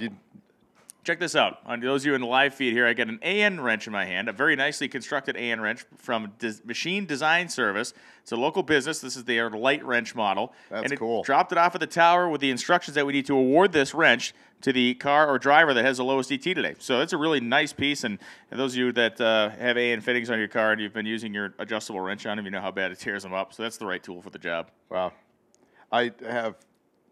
I've always failed to keep my AN fittings scratch-free, especially since I like to use the black ones instead of the blue and the red. I figure this isn't 1988 anymore. Do you remember when people used to use AN basically as decoration? Oh, yeah. Rather than as function? Yeah, well, then there was the whole faux, you know, then they come up with those you know, covers for your radio. They still have that. The next thing that has come up on that is that, you know, the rubber lining or nitrile or whatever it is that's in an AN fitting is getting destroyed by the modern gas. The alcohol in it is just chewing that stuff up. You leave your car sit for a year, especially California, you come back and pretty much the fuel's going straight to the ground. Holley has got this new stuff, though. It used to be super expensive high-end, but now they have a practical hose that you can buy that will apparently survive. Oh, wow. So I've been using that stuff on the latest time that I redid the Super B. And I say latest time, I've replumbed that thing at least 3 times. So, yeah, so the lowest driver of the lowest ET today will be awarded that AN wrench. And fear not, we'll obviously be at the track tomorrow, so we'll get the data and we'll hand it to you if you don't want to stick around and wait to see if you're a low ET. And we will get to that wrench delivered to you tomorrow in Tulsa. Yeah, hopefully Brian doesn't need to cinch up his nuts here in the tower before you actually get your hands on that. That only opens to a couple inches, so that's not going to be suitable for the job anyway. Okay.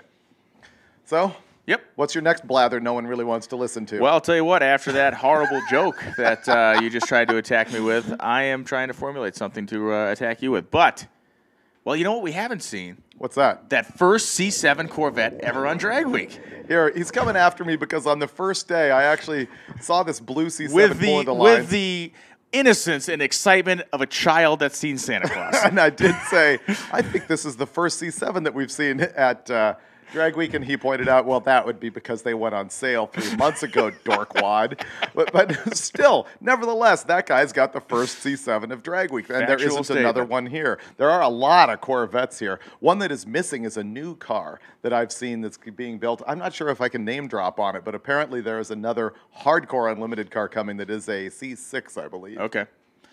Might belong to a guy who's racing a Suburban this week or something. Not as far as you know. Oh, no, okay. No. No? It's funny how much stuff goes on in the so-called off-season, which would be the 51 weeks of the year when this is not happening. 360 days when we're not here. Right, Yeah. exactly. There's so much chatter on internet forums about what's going on in Drag Week. People are building for this all year long. The thing that I think is cool is we're finally at the point with this event that people are building cars just for class, just for here. And so rules become a big deal. Tom Bailey has been breathing down my neck for at least 6 months for the unlimited rules for 2015 because he wants to build a new car. He broke his car first day here. He's already 6 months ago thinking about what his program's going to be for 2015. What we're going to do is on the Monday following Drag Week, I'm going to put out a set of rules that will be essentially proposed rules. This is kind of unusual for a race to go to the racers and say, hey, give us input on what you want to do here. It's the same thing I did 3 years ago. We'll put out the rules. We'll give people a month to sort of comment on them, completely bash me on them, get really upset about the whole no trailers thing, get really upset about the whole, no slicks, get really, really torqued about the whole electric motor rule. Yeah, but see, the thing is, when you ask the racers about that stuff, there's always that one unified opinion that you get back, so it makes everything really easy. Oh, yeah. So basically, once we reach the consensus of every individual involved, we will take the rules and revise them and lock them in for 3 years. That will be the 2015, 16, 17 rules. That part we're not joking about. They will be locked in for 3 They years. absolutely will be locked. And the reason for that is so that you can look at a set of rules now and not wonder if your class is going to be gone the year after that. That happens in a lot of sanctioning bodies, and it's a total bummer. Pro stock truck. And but why did you just cough on me? That was inappropriate. And so these guys will be able to plan ahead. I don't think that the rules change is going to be that radical, really. I mean, look around at what's going on here, and it's not broken. No. When we've got 500 people attempting to register for 250 slots at this event and a waiting list 100 miles long, apparently people are okay with it, and I haven't really been screamed at the rules for almost 3 years. I mean, there's been nitpicking, of course, but our structure is pretty good. I agree, and as evidenced by the amount of people we got out here interested in it, as evidenced by the thousands of people that have been tuning in from around the globe, and I brought this point up yesterday, but I do want to bring it up again, is the fact that the global audience, I believe, is a lot driven by the fact that this is the only place in the world where this event could even occur, and the reality is, we get to pick, we could country they're operating right now. And one of the things I think it's important to understand is, there are news stories, you hear a news story, others are never advocating that it's a good thing that happens. But what I am advocating to tell you is that there's not, there's not a danger of every drag strip being gone, and so we have 400 drag strips in this country, 1/8 mile and 1/4 mile, and that's a real number. That's not just something I just made up out of the air. And we get to pick 4 that we want to use. And we could pick those 4 if we wanted to. Some of them we could do in North Carolina and the Carolinas. Between the 2 Carolinas, there's over 35 drag strips. We could run Drag Week 5 years in a row. Right there. There. And never touch the same piece of concrete. Exactly. So at the international audience, thank you guys for tuning in. And I just want them to know that we appreciate the fact that we can actually do this here and that we have the availability of racetracks to be able to do it on. Well, and on that patriotic note, with the freedom of America, this is 9/11. Hot Rod remembers for sure. And we are thrilled to be able to actually do what we do at Drag Week because we live here.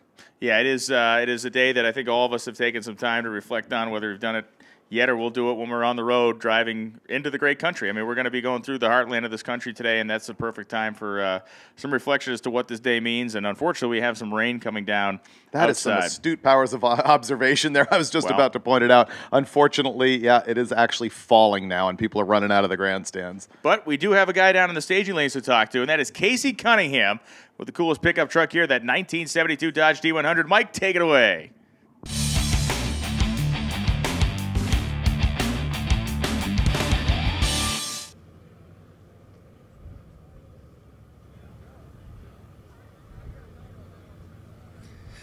Well, it might be hard to tell back home, but we're actually standing in mist right now, and the track dryer's going, so we've got a lot of time to kill here. So we're going to interview Casey Cunningham, driver of a 1972 Dodge D100 pickup that has no roll bar in it and is running in the Unlimited class. What are you doing there? Well, we put a new setup in the truck, and it's running pretty good, but we knew we were probably too slow to make the 32-car field for daily driver. And if we're going to play the game of attrition, we just figured, why not play it in Unlimited?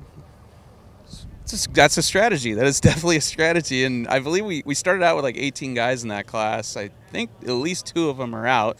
So in the next 48 hours, if you lose 16 more, you could win this whole deal.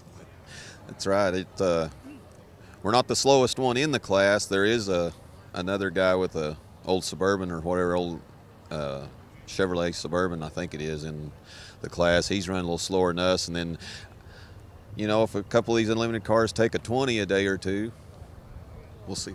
That is true. And actually, Sean Fink owns that Suburban, and he's usually here in a Nova wagon, and he is, I think he's coasting this year at Drag Week, because I've seen him. I've ridden with him in that Suburban, and he's got a cooler in it and bench seating and a heater, which probably would come in handy today. Tell me about your truck. What do you got under the hood? It's a 400. It's a pretty mild, just a 9-to-1 hydraulic cam motor, set up to take a little sauce. We got 200 horses of nitrous on it. Just a pretty decent running pickup. It went 1241 at 107 yesterday. Is that the quickest it's ever been?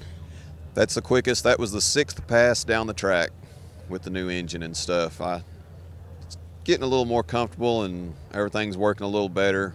I was really hoping today, this cool with the little tailwind that we had early, that we might squeeze her down there a little more, but I think eventually there's probably 11s in the truck, but it's just going to take a little time.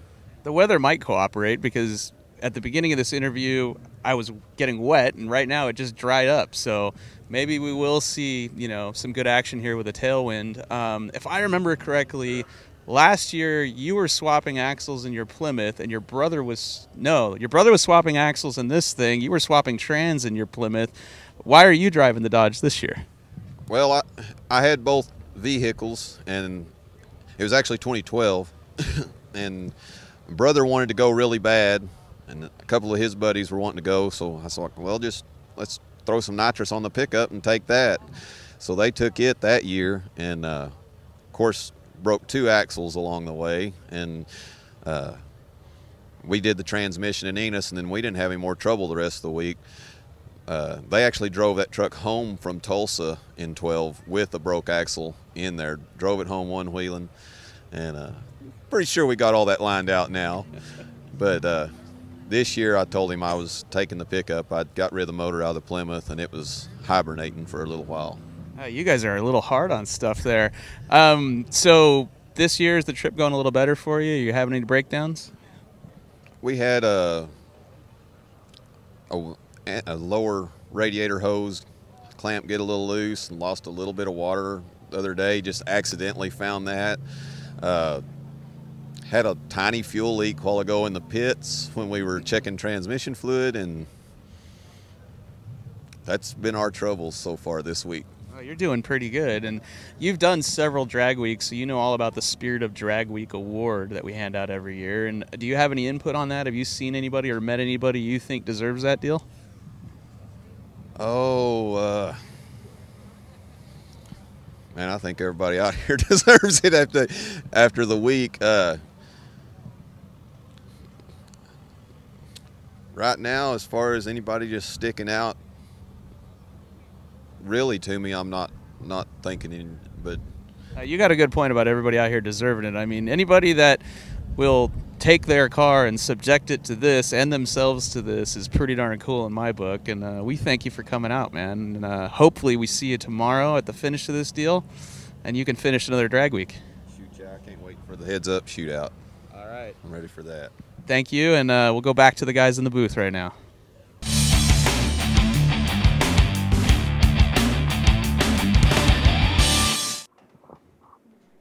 And we're back. We are. With some disappointing news, it did start raining again just before we went back away to Finnegan in the pits. And as much as I was hoping that it would downpour on him while he was on live worldwide, didn't happen. It's dried up just a little bit, but we're getting drizzle in and out. We're looking at the radar, trying to figure out what to do. This is always the dilemma when you're standing at a drag strip and it's getting to be wet air.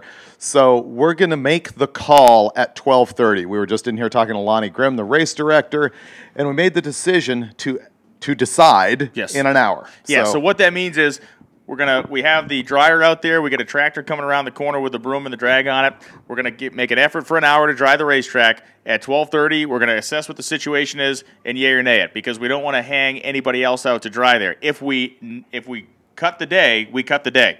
None of the runs that were made today will affect anybody's average. That means if you did not get a hit, you're not going to be penalized. If you did get a hit and it wasn't spectacular, you won't be penalized either. We don't want to do that. It also won't count if you had a hit. Basically, today goes away if we cancel the event. Now, if we start running around 12:30 and it rains at 1:15 and everybody hasn't gotten a pass, we're going to call it immediately and hit the road. And so it's a 307-mile drive. And the other thing we wanted to make very clear, too, is this morning when we were looking at the weather, we were looking at the radar. You know, this is, even right now, the rain we just got is actually not on a radar screen we were looking at that's off camera over in this direction. So in talking to Lonnie, he said he wanted to make it clear, and we understood his point. He said if we had known coming in that we would be dealing with an imminent rain situation, what we probably would have done was said to everybody, one shot, get back to your pits. We'll get everybody through the field once, and then we'll open it back up again. Since we did not know that this was coming, we decided to go as business as usual, and it actually was going okay for a couple hours until this thing kind of blew through. And again, it's a little pop-up shower. There's some stuff kind of backloading to our west, and we're maybe starting to feel the effects of that. But anybody that's been in drag racing long enough, and I know you guys and girls watching in England, you understand this more than anybody. Santa Pod, they call it Santa Pond. It rains so much over there sometimes. So you understand how this goes. Those of you that aren't as familiar with what a prepped racetrack is like when the rain gets on it, you know, there is an alcohol base to the when they spray the traction compound, they cut it with alcohol. So it's like, you ever been on the highway or the road, you get that little bit of rain and the road gets a little bit slick as the oil starts to wick out of it. Well, when you get traction compound wet, it literally turns that thing into ice out there. So we have to make sure it is really 100% dry before we turn anybody loose, and it's going to take a while. The dew point is low. The air is very wet. It's not like it's a hot, dry day. It's going to take us a while to get it dry.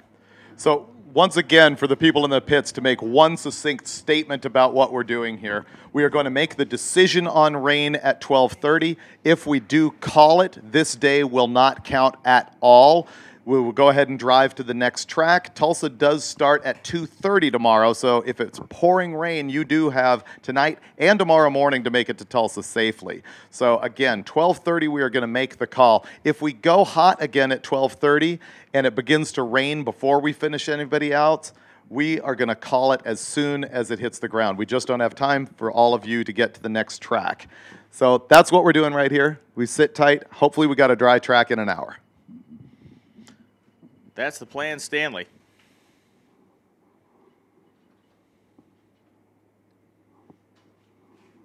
They do have equipment on track, which is encouraging. Yeah, like Lonnie said, we're going to make an effort at it. We're going to make a go for it and see what happens. And, you know, it's a kind of a telltale, but our windows on the tower dried up pretty quick out there. So hopefully there's a little bit of looking at the flag. There is some air moving around, and a little bit of breeze does a whole lot of work for us that a track dryer can't do on its own. Rain has created quite a bit of talk and controversy at Drag Week over the years. The year that Eddie Miller won, which is again 2006, 2006, that was a 4-event Drag Week because not only those guys drive in a downpour that year, but we had to call it for one day. And I was going to say, didn't you have to revert back to Cordova? My mind, the synapse back here, right, that one started to fire. And remember, we went to Indy, it was pouring, and we were like, you know what, it's dry in Cordova, let's go there. And we had few enough cars that we could actually, you know, organize that cluster into an actual functional road trip back. And we did that. I can't see that happening again these days. But it was a 4-event drag week, and that could happen again here. But it creates a lot of drama. Poor Eddie, people have been saying, yeah, you won, but it was only 4 races. Never mind the fact the guy drove in a torrential downstorm. He still made it all the way to Indy and back to Cordova and did all of the miles. We just didn't race 4 times. The other time that it caused a big drama was the year. Oh, yeah. that, and I helped fuel the drama you helped fire. fuel that, absolutely. We were sitting on the final day, and the rain came in Tulsa, and we had to make the decision on what to do. And we got some wires crossed in the tower, and Brian announced, "We're done. We're calling it. It's all over. The event's done." And I immediately grabbed the mic. It's like, well, what are you on? No, we are completing this thing out tomorrow. Some people who would have won if we had only raced 4 days and not that final session were hot. Yes. And the Christmas card list at the Freiberger house shrunk by several families. That exactly. And on the other end of things, you had Jeff Lutz, who would have won if we had called it at that point, and he went ahead and was cool with racing the next day. So to be clear about what's going to happen this year, if we have a rain situation in Tulsa tomorrow as we're racing from 2:30 in the afternoon on, and we do have to call it that day, we will attempt to finish the race on Saturday morning. Finishing drag week is more important ultimately than doing that heads-up shootout or delaying that heads-up shootout. So once again, let's say we haven't gotten in the daily driver bracket race on Friday, we will go ahead and attempt it the following morning. Right. The bottom line is, when we leave Tulsa, a tranny guy will have been awarded. That's right. The whole thing here is not about money. It's about glory. And one of the most glorious things you can get here is that trophy from Gear Vendors. Yeah. Rick calls it Tranny Guy. It's basically a 3D version of his logo. Yep. It's the guy with the Hemi and the torque flight. Hanging on for life. That's right.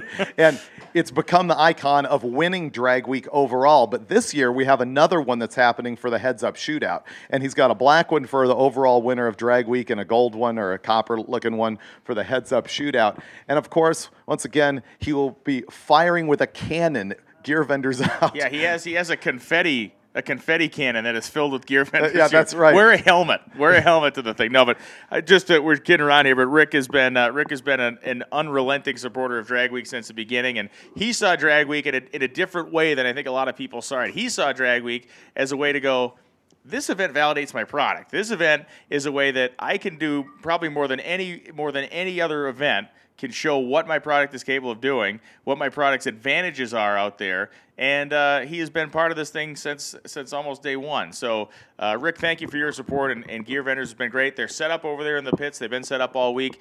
He is a guy that knows not only about the Gear Vendors deal, but the thing is when you work on auxiliary transmissions like he does, you need to know everything about the stuff that sits ahead of it, which is the manual transmissions, automatic transmissions. The guy literally knows everything.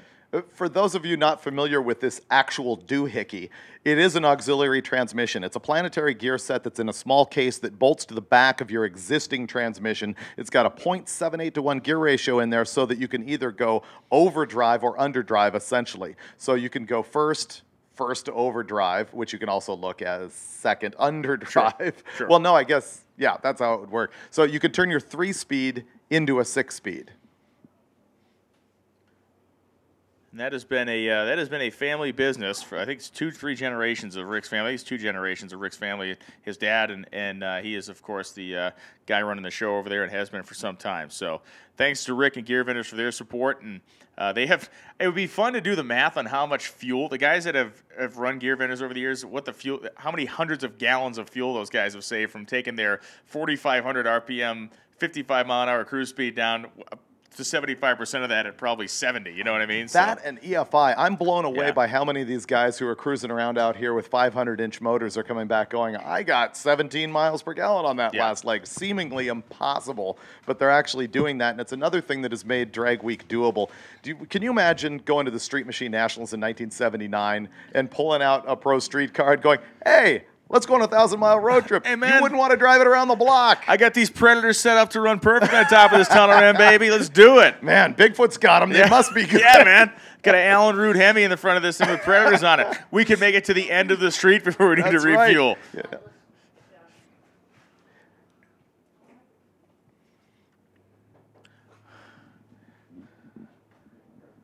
We are listening right now in our earpiece. The reason why we'll be mid-sentence, all of it seize up and don't know what we're doing is because we've got the video guys talking to us in our earpiece telling us what's going on. And we have another bit with Mike Finnegan down there in the pits, and it isn't live. It just happened. It's live to tape. This is live to tape, instant replay of a conversation with Jeff Lutz, who is, of course, the current leader at Hot Rod Drag Week. So let's go to that. Mike Finnegan and Jeff Lutz in the pits.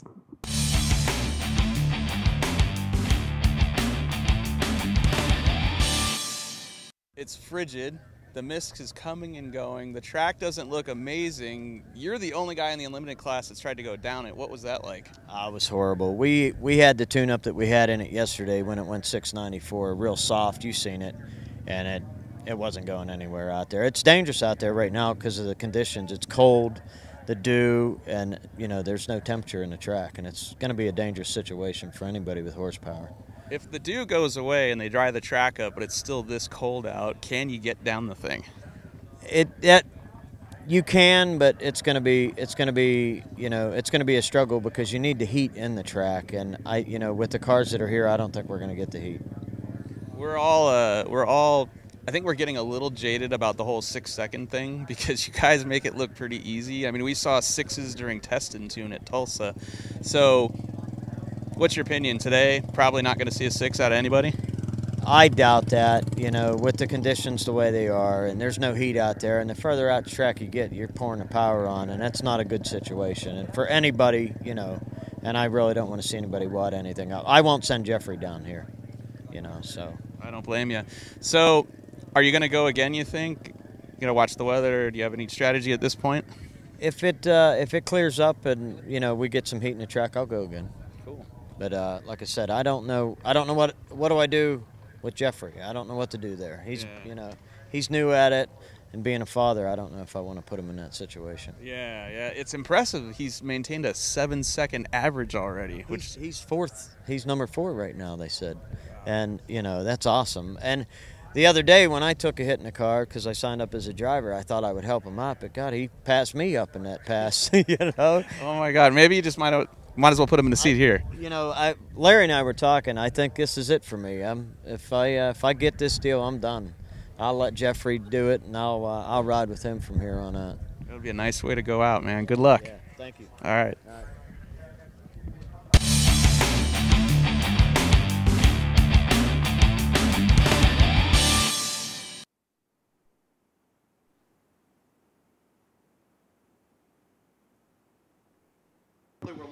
Yeah, hey, you're a pro. Good job eating on camera. Way to class it up around here. No, you finish eating. I'll break the news that they just broke. Such a button-down organization here that I realize this is probably a flaw that's going to get me canned. Yep. So anyway, well, David Shoes, as the Freiburger Shoes, so you heard Jeff Lutz over there. That interview with Mike that happened just moments ago said if he is able to survive the week and win the event, win drag week, he's not coming back. Jeffrey will compete, but he will be done. We still, while I'm swallowing my chocolate chip cookie, we still have not seen Jeffrey's Honda in competition. So I think I would put some pressure on him for that, find out what's going on. Probably we'll see Jeffrey in the Evil Twin. Right. But at some point I have to see that Honda go down track. It's a hatchback Civic with a twin-turbo small block in it. Yeah, it's with a wheelbase of a shopping cart. So I know they've, we talked about, you said they've tested the car and stuff, but it just hasn't been to the level they wanted to bring out here yet. And the fact is, you got 2 of those 57s that are identical. You're going to look at the Honda and go, okay, yeah, we're not taking that this year. Can I get you anything? You all right? Yeah, I'm good. Catering here? Cookie buffet will remain unscathed for a few more minutes here as we're on the air. Well, that's a big announcement because I guess on some level, when you are able to win this thing and on a scale of the unlimited class, where else are you going, right? This is the pinnacle. Yeah, and well, Jeff also has other racing interests as well. I mean, he competes in a pro mod. Right. There's a lot of stuff that Jeff does. Obviously, has a chassis business. So, maybe there are things that he looks at this as something he needs to do to compete and win. But at the same time, when he's done, thank you. This was a great experience. You will never see me. Right. On the other hand. And I didn't see the Mike Finnegan clip because we can't watch the video up here. Did he ask him, okay, so what happens when you don't win? This is not a foregone conclusion, no. Jeffy baby. Jeffy baby. Well, I think almost in my mind, I think that's unspoken. If he doesn't win, he's showing up again. I mean, video guy, tell me in my ear, did they actually address that question? No? Oh, he did not. Okay. I'm going to have a discussion with Uncle Lutz down there. Uncle Jeff. See what the plan is. Yeah, I would say, and again, I'm putting words in his mouth or a thought in his head, but in my mind, if he said if I win, I'm done, that infers that if I don't win, I'm not done. Right. Jeff, actually, second entry into the Drag Week 200-mile-an-hour club, which is something that doesn't get as much airplay as it probably should. If a guy survives the week and runs 200 miles an hour at any point, except for the first track, I read the rules on this. I'm like, why did I make that rule?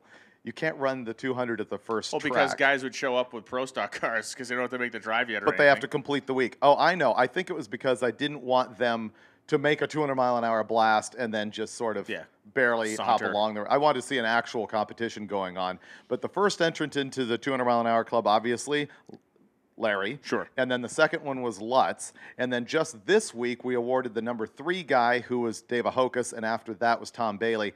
And what we do is we actually put them in order. Ahokas was the first guy down track to get at 200. Never mind the fact that Bailey came and dusted that number 30 seconds later. Ahokas still did it first. So we got 4 guys in that club. They've got the jackets to prove it.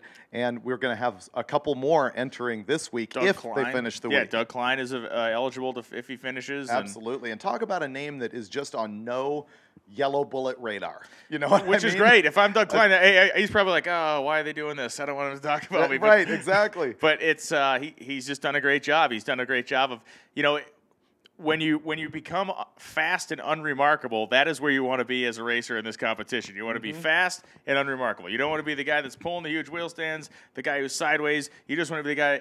His 6-second passes were like, it looked like he was reading the sports section on the way down the racetrack. That thing just whammo, right down the gut of the racetrack. It doesn't do anything crazy on the starting line. Just a good tune-up and a good driver that's doing a nice job in the race car. So I wouldn't say he came out of nowhere to get that done because he's been at it for a long, long time. But finally, it looks like he is putting it together. And if he just finishes, it's going to be huge for him. And there's a lot of guys who are here to do just that.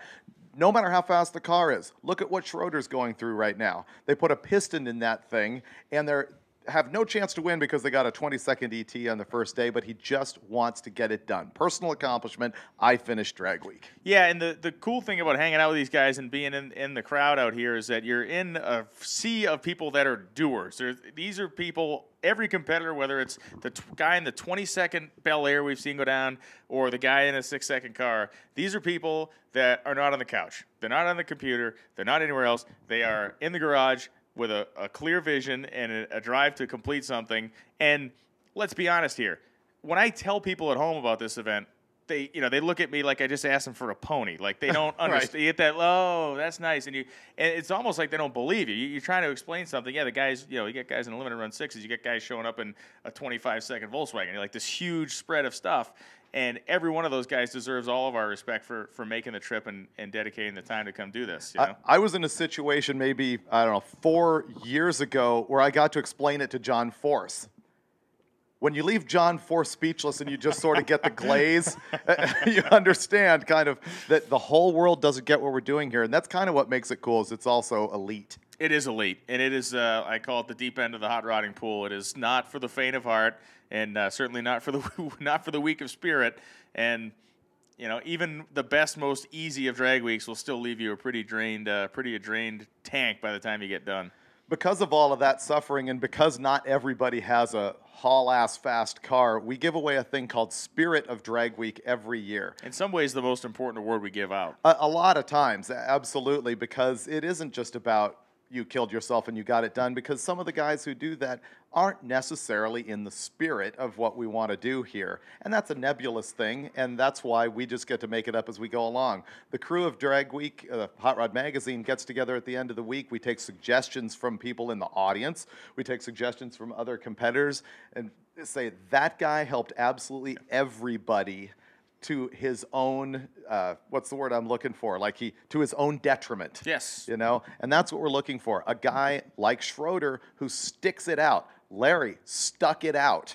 But there's people here who have helped a whole bunch of other people during their own suffering at that level. We've looked at Danny Morrison, who has helped absolutely everybody always. We looked at Mick Wilkes, who shipped his little panel van from England. Watching right now. And is he right now? Yeah, I know Wacky Mick's watching. Word, Mick. Yep. We know you are awesome. And he couldn't do it again, but he came here.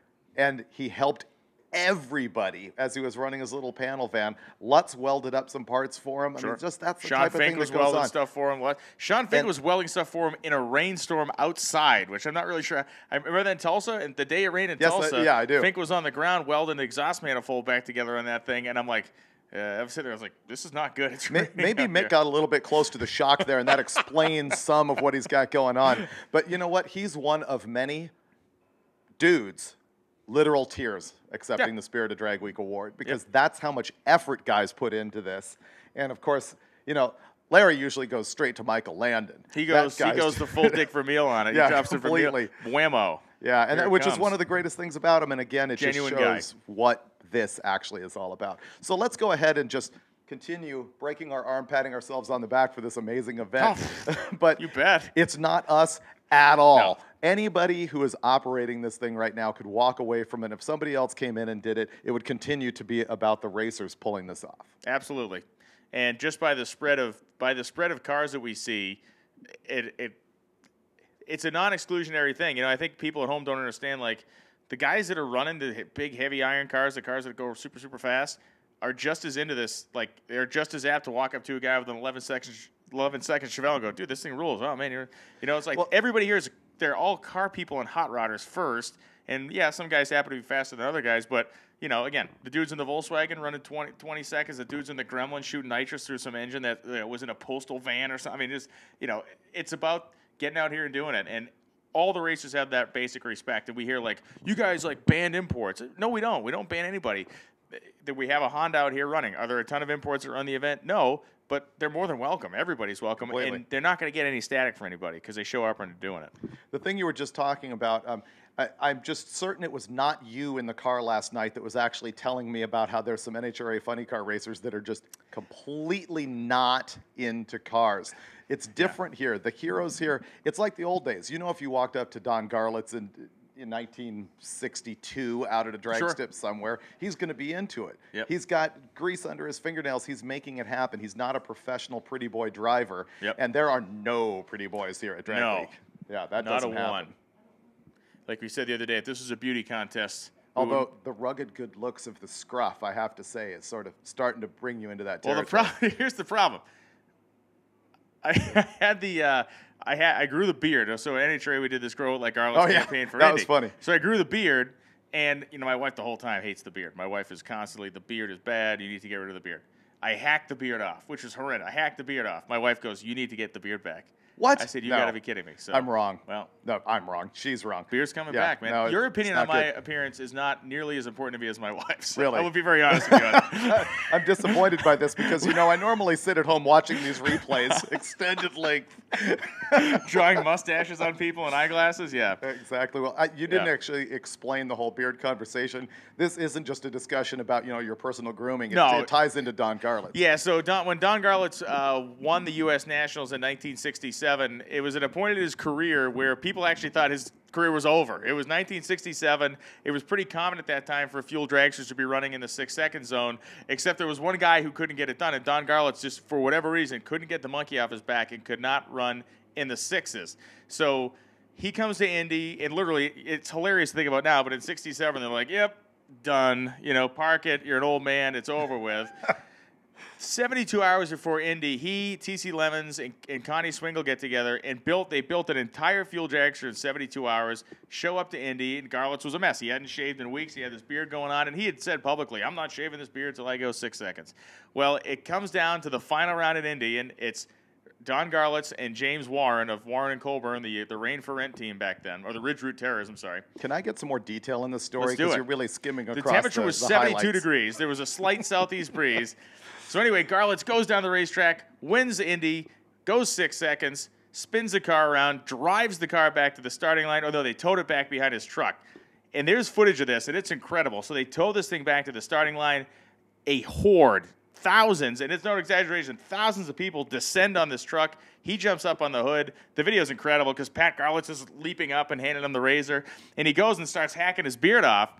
And then the video cuts to his interview after winning the race. And he's bleeding and it's- hacked. Well, what it looks like is it looks like somebody ran a weed whacker across his face because he didn't do a complete job. He just stood up there and just kind of did this, and he's looking around going, man, I got to get out of here. This is going to be a riot. So they bring him into the winner's circle, and it's like, Keith Jackson, one of the great voices of sports and drag racing back in the day, and he's like, Don Garlitz, you've just won the U.S. Nationals. And they turn the camera over, and it's like, oh, what the hell happened to his face? And it's like... Yeah, because his image at that point was about just a stand-up, well-groomed guy.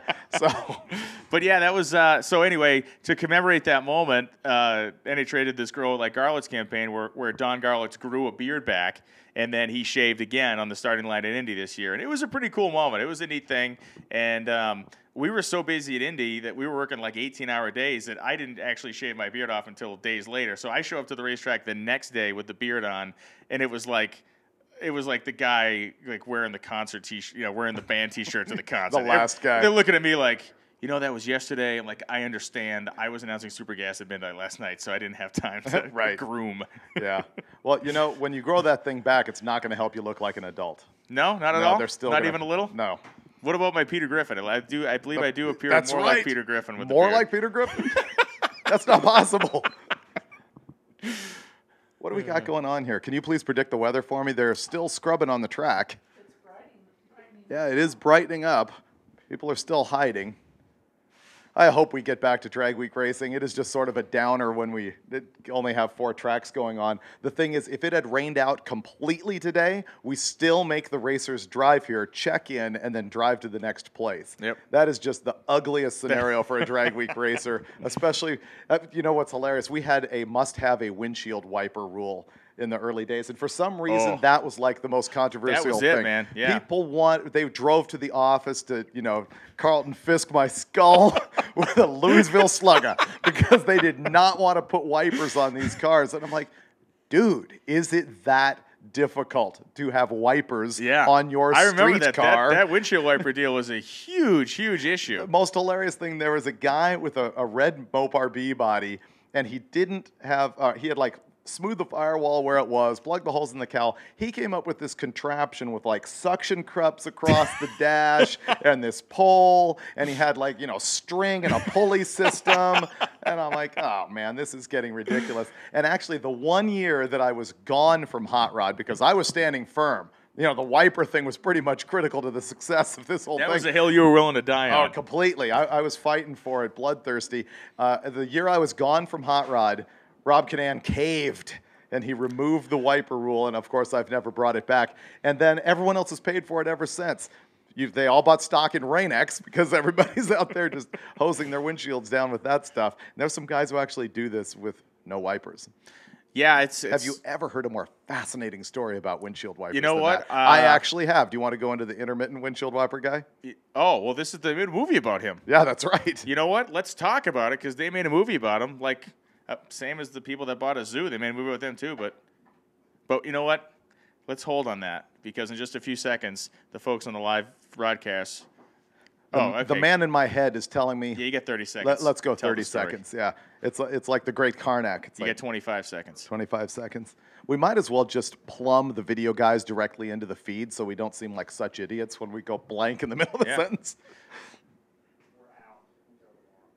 Well, we're out of nitrous. Oh, okay. Monty Smith walked in. He's given me the cut as if, he's making the call. We're not racing again, but that's not the case. I should have let you do the tap dance. That was the sense of panic on my face. I should have let you do the Jeffrey Hines on your on your man parts like I did back in Tulsa a couple years ago. Oh, you mean the trampling of the meat with track shoes on? Is that what happened? Yeah. We are out of nitrous oxide for the day. So for those of you wandering the pits in the rain, not knowing what to do and deciding, hey, I'm going to go see Monty and just go ahead and fill up the 10 bottles I have at home. That is over for the day. We do have 3 mother bottles coming into Tulsa tomorrow, so we can fill you up at that point. This is the biggest nitrous-sucking drag week of all time. We've gone through 12 mother bottles. And the thing is, we haven't even hit the last day because that's when guys just crack the line open and it's like, what is this, a jet? All right, let's make a pass. We're running the hose, baby. Yeah, straight to the hose. So, what else we got? Well, we're going to be hanging on your windshield wiper story, but we're going to go to this Larry Larson video right now. We have a Larry Larson video. Is this recorded today? Man in our head? Moments ago. Moments ago. So at this point in the game, Larry's actually not in contention for a win because of his 22nd ET yesterday. So this should be pretty interesting. I wonder if you think Finnegan's going to go the tough questions. I think so. I think, well, he's not in contention for the win, but he's in contention for the badassery of having the fastest street legal vehicle in the world. You think he's going to ask anything about the actual kelp? Let's stop asking if he's going to ask things and let him ask things. Okay, let's do that. Let's roll with Mike Finnegan in the pits with our 5-time winner, Larry Larson.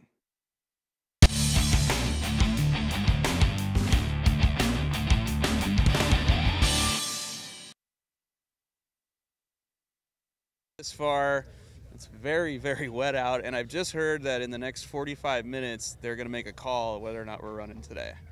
So does that make you happy, relieved, sad, pissed off? What do you think? Dude, it would have made me happy if it was at 6:30 this morning when I woke up so I could have slept for real.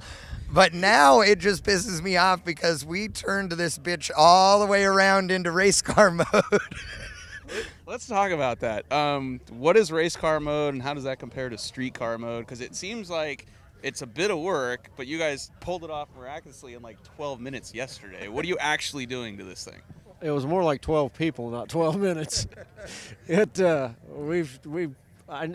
went from little or no maintenance on the Chevy 2 to killing ourselves on this thing, and we talked about it, and we were going to change numerous things to go into from driving mode to race mode, and we thought in our heads we could do it a little faster than what it's taken us, but like this morning it's been cool and no time frame, so we haven't killed ourselves. But yeah, it's been a lot of work, but that's what I wanted to do and what I wanted to try and get this thing light and have fresh tires on it and all that, so it's worked out all right. It's almost, I don't know, sadistic that you're in impound today and you have to turn it around all by yourselves, and you've slept for, what'd you say, an hour and a half?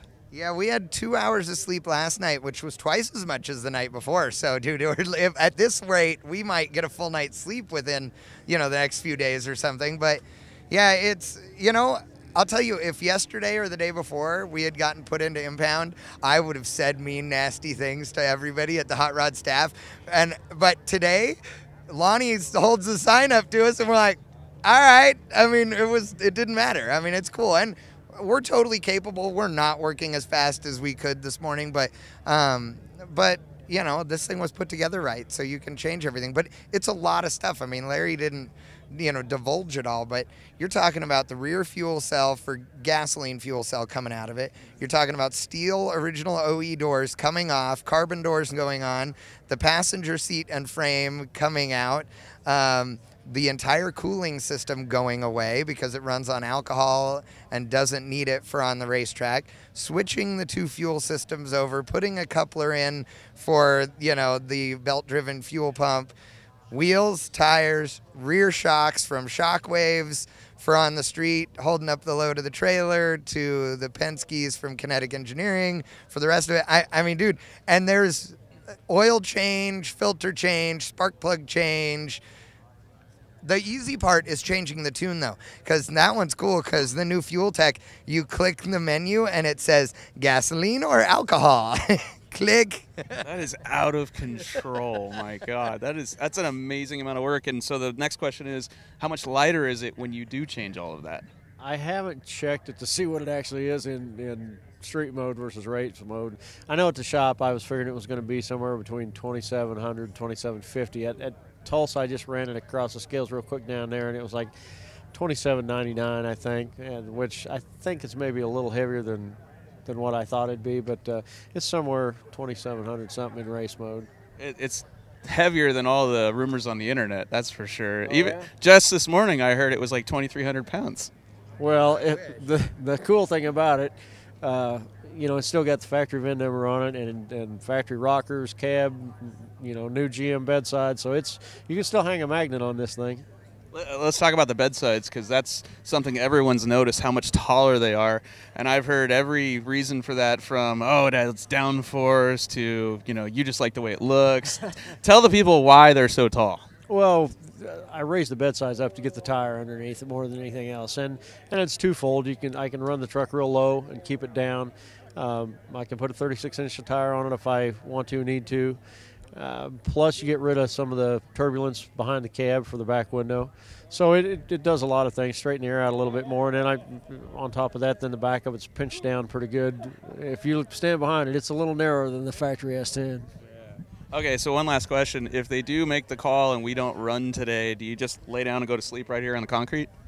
No, I actually was dreaming about that a little while ago while I was under the car. So I think that the plan would be get this little bastard into street trim as quickly as possible, go to an actual restaurant where you sit down and eat, and then travel with our friends on Drag Week who are all leaving at a reasonable hour on normal days, so we could actually enjoy that part of the Drag Week experience, because we've missed out on that part this year so far. I did notice your wife Daphne is piled in the station wagon, and she's out well before you are. Oh, yeah, and honestly, she didn't want to be, but we ordered her to. It was like, no, you two, because it's Daphne and Sherry, so it's, you know, Reynolds and Larson and Reynolds, and they're hauling the mail, and they're hanging out with the old crew, a bunch of the original 2005 Drag Week people, so we told them, go, get down the road. Although I felt pretty good last night. We were only 3 hours behind them getting back to the motel. That was pretty good. That's good. Someone's having fun. It's just not you guys. No, we're having fun. I mean, you know, this is Drag Week. I mean, it's the ultimate test. And I mean, you know, Larry and I met on the very first one, and we've been scheming and dreaming and doing all that since, you know, then on what would be cool to do. I mean, this is the ultimate canvas. We're here. Yeah, we've been killing ourselves. We've had no sleep. We've had all these problems. But then when you show up, you know, like we did yesterday to Thunder Valley, and you have all of these people who are wanting to help and clearing the way, dude, it's all worth it. It don't matter. I just thought of one more thing. I know I said one more question. Here's one more question. If the overall win is out of reach because of yesterday, how about that 640 magical street number we've, you know, all talked about for a while? Do you go after that? Oh, absolutely. I mean, we're idiots enough for showing up with something that I was hoping that was tested a couple of weeks ago to show up without even doing a burnout in it, you know, up until 11:30 Sunday night. So, yeah, that's what the whole plan was, to show up and go as fast as we could go. And we're a little behind the 8 ball, but, yeah, I'm still hoping, you know, it'll go 630s or faster, 230, 240. I mean, that's a far cry from a 670, but we haven't even begun to really turn the wick up on this thing yet. God, I hope it happens. I'd love to see that, and good luck, guys. We still have the shootout. Get after it, man. Let's get some sunshine here. Yes. All right.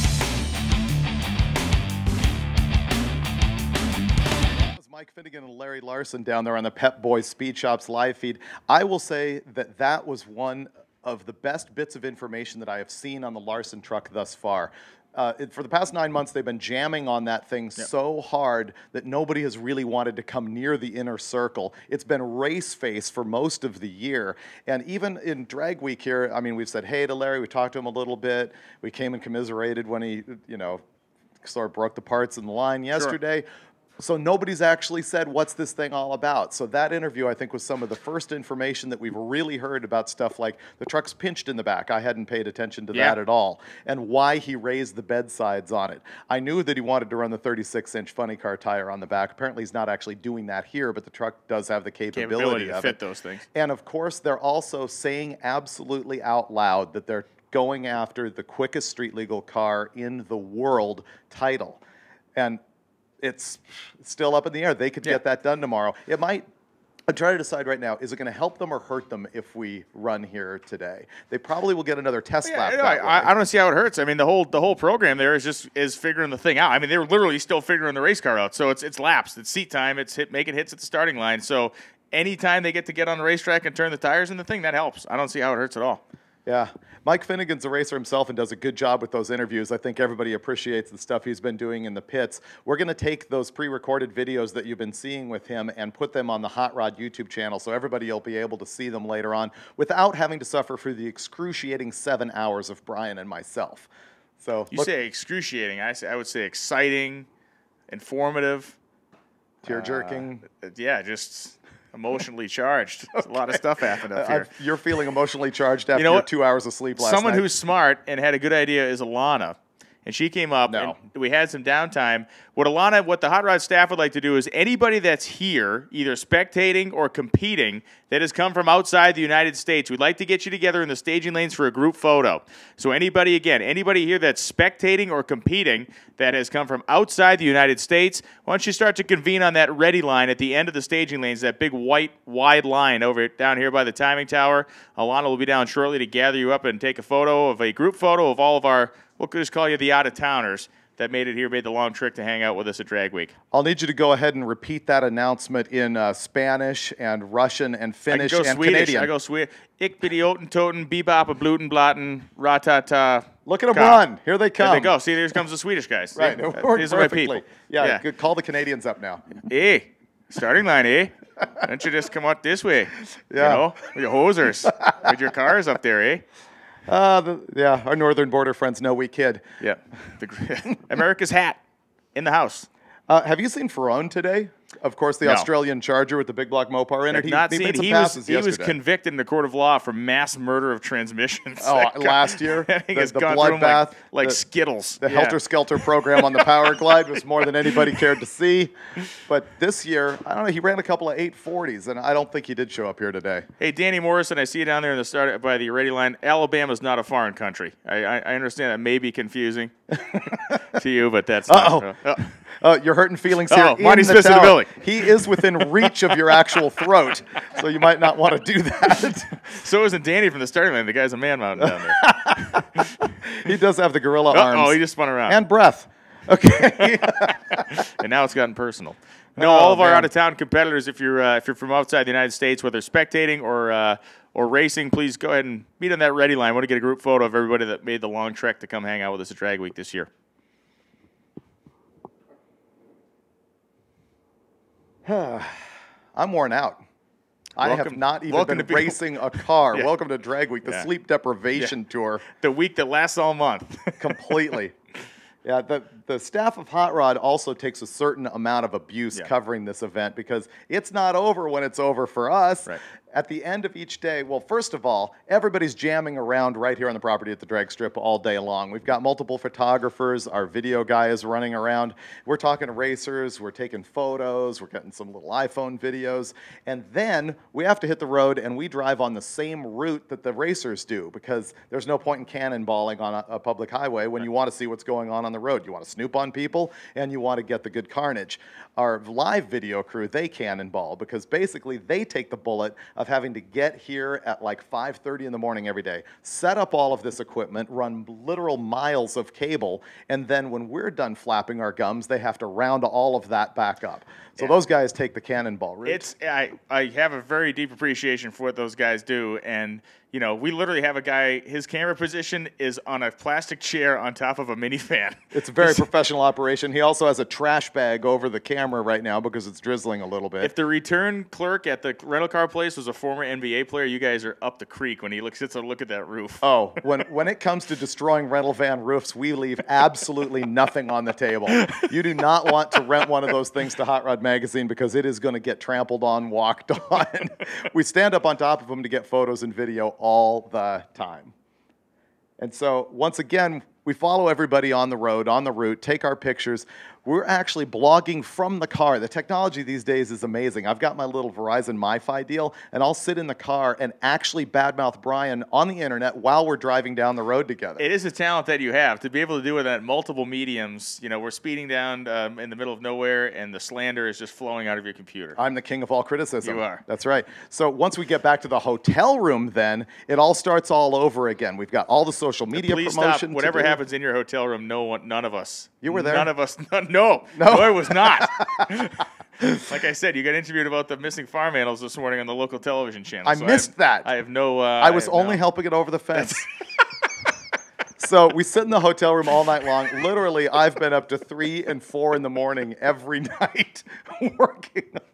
I got him. Yep. This happens all the time, but usually it's off camera, off mic. Pretty much Brian and I just absolutely slay each other all night long in the car.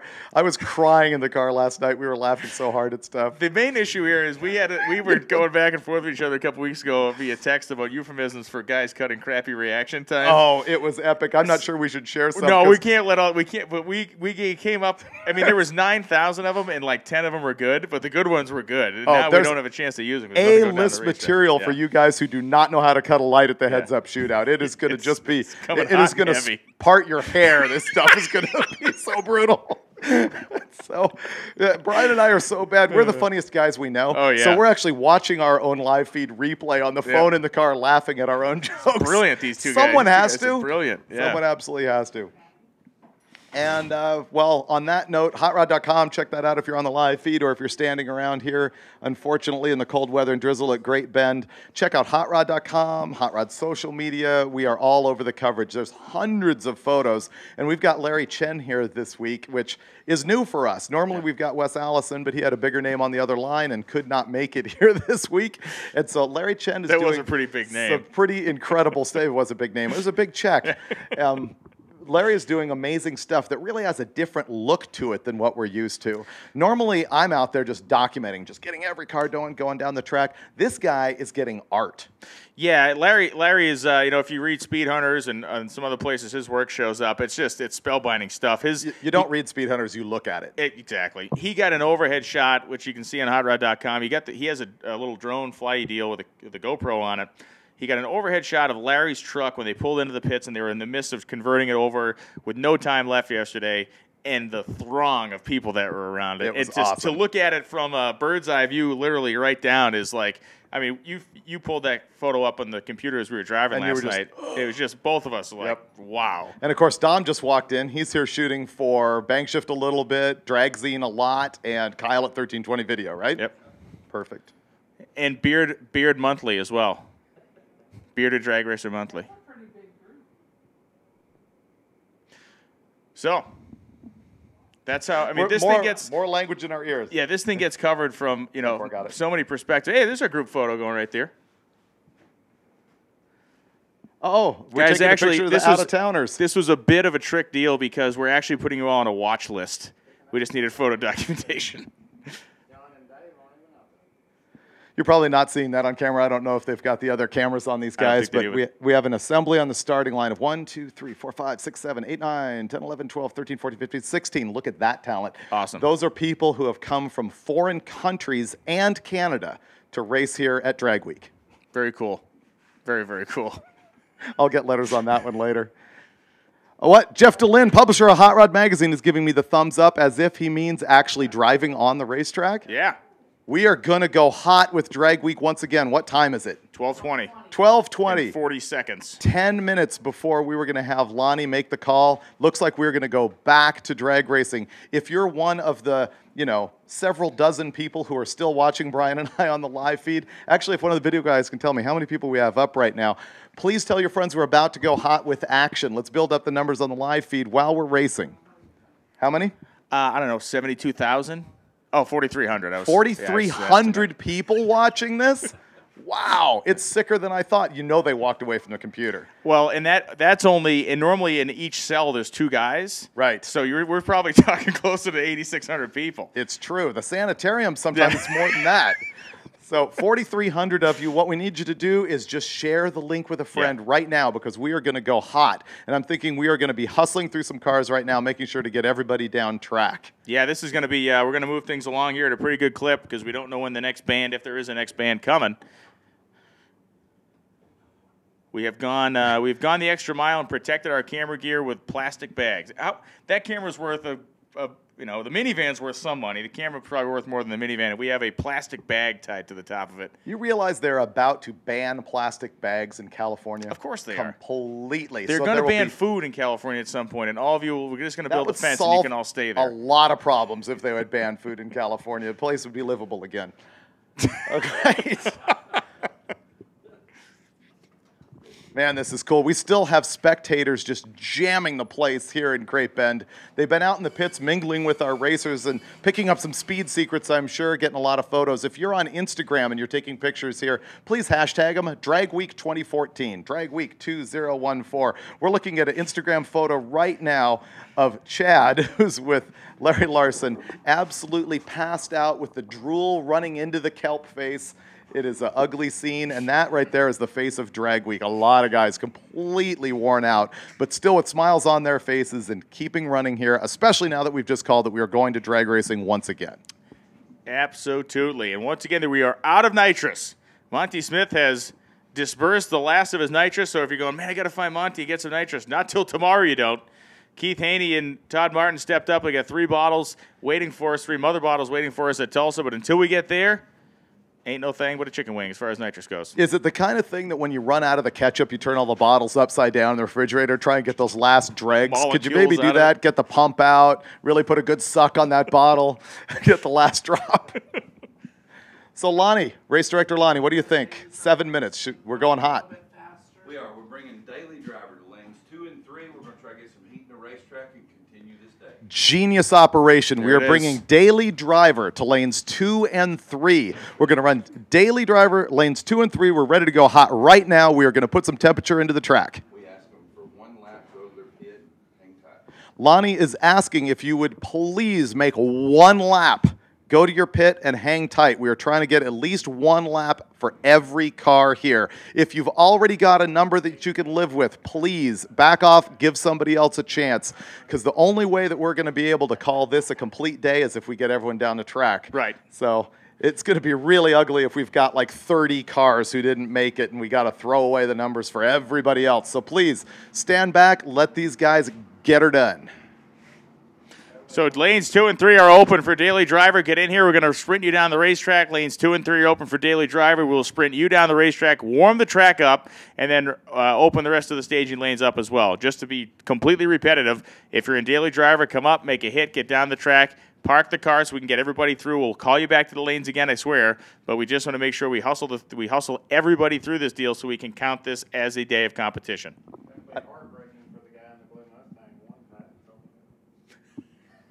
Yes. That's right. If you own a Grabber Blue Mustang with 456 gears and a stick shift in it, and your first name is John, and your last name rhymes with Ratliff, that's the rule applies to you as well. We understand right now that your hands are trembling. You're thinking 1 pass. Yes, just make it a good one. Please. I beg of you, sir.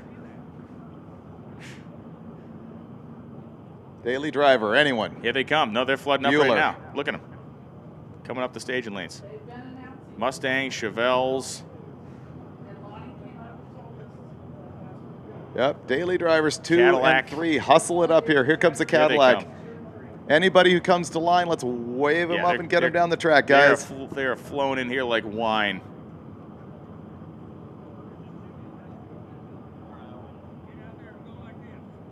There's even a guy in a bicycle. Maybe we can send the guy in the bicycle down. He could help us out, too. They are Pedal, running pedal, here like Brian to health food.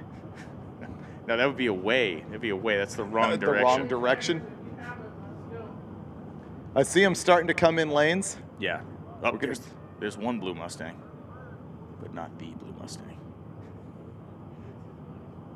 Oh, yeah.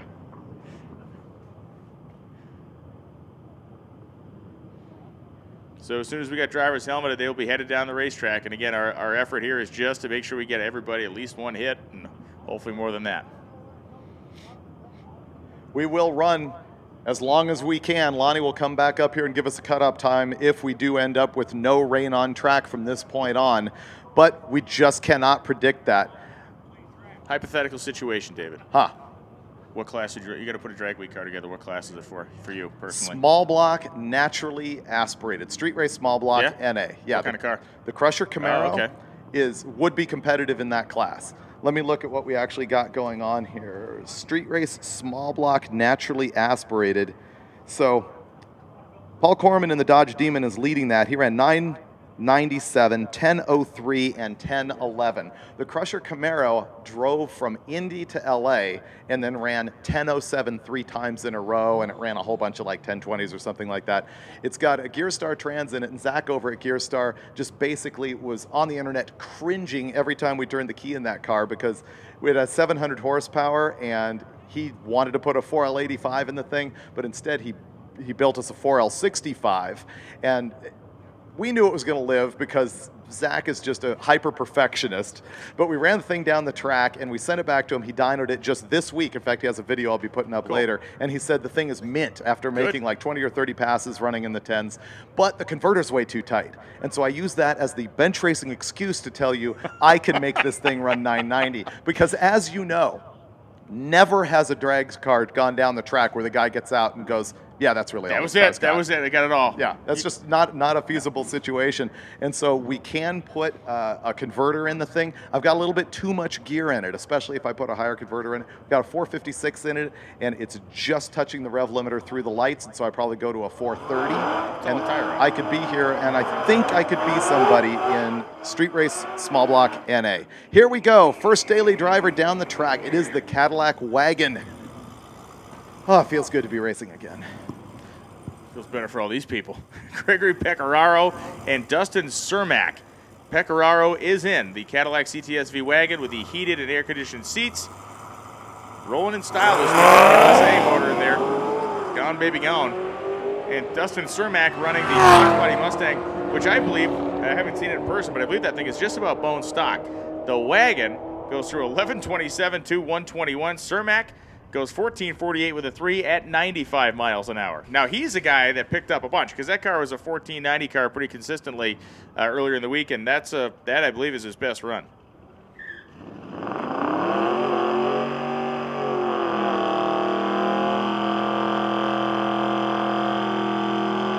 Once again, the tire sponsor must have deep pockets on this guy's deal. This guy is the burnout king of Chicago, Kevin Webb.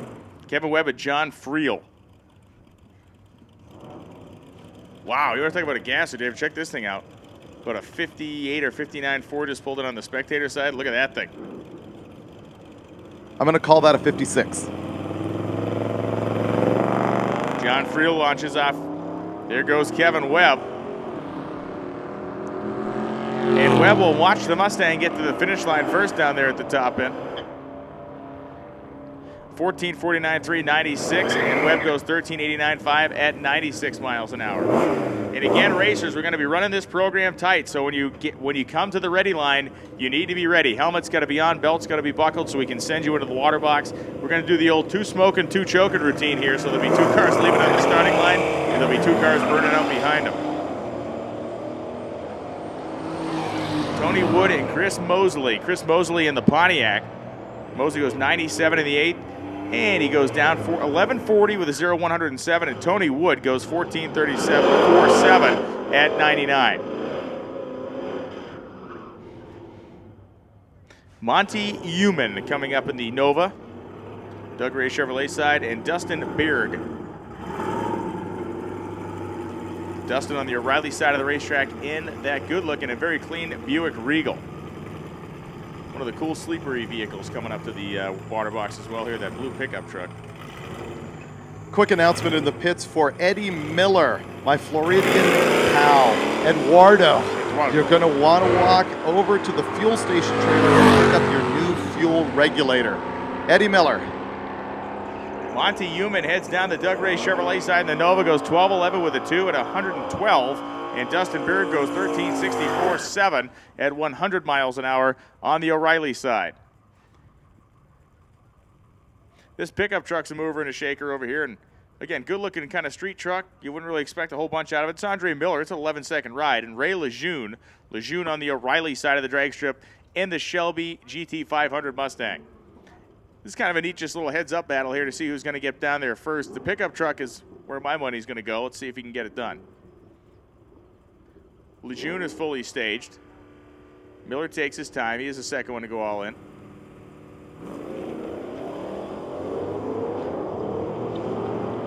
Stuck the tire and gone, baby, gone. Andre Miller, 91 in the 8th mile. And Andre goes 11.95 2 at 113 with Ray Lejeune going 11.89 3 at 123 miles per hour. Talk about sleeper trucks. Over in the O'Reilly side is Tom Foglid. Foglid's truck is a pretty typical looking little step side truck, got a couple of exhaust tips coming out from behind the rear bumper, a factory style wheel on the front, and if you squint hard enough you can see that it's got a drag radial on the back of it. It moves. Bruce Hilbin's the guy in the old Chevrolet coupe there, the Doug Ray Chevrolet Lane. But Tom Foglet in that Wolf in Sheep's Clothing pickup truck going along at 90 at the 8th mile. Foglet goes 12 flat with a 6 at 115, and Hilbin goes 12.40 with an 8 at 108.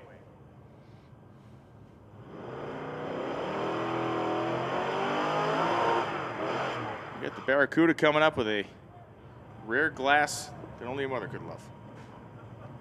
It's a whole big honking piece of glass in the back of that thing. Ken Metzinger, this thing has been running in the 1320s, 1350s. Metzinger and John Seitz. Seitz is in the ZL1 Camaro, and Seitz has not been taking it easy on that thing. He's wound it up and stepped out. He pretty much dead with that thing. We started bogged down, pulled the motor way down. Got the car moving again. He's going to have enough to get around Ken Metzinger. As the Camaro goes 11.78 with a 4 at 120. Metzinger goes 13.45 with a 9 at 99 miles an hour. Gotta love that big, humongous cowl hood scoop on the O'Reilly side of the racetrack. That's Charlie Ogle. John Stevenson will line up next to him. Stevenson in the C4 Corvette, pretty unassuming Corvette over there, the Doug Ray Chevrolet Lane. And Charlie Ogle in the Challenger. That Challenger is rubbing the bottom of the list on the 32-car field. He's about 5 up, so this could make or break his position. I think he's going to be really good. Here's number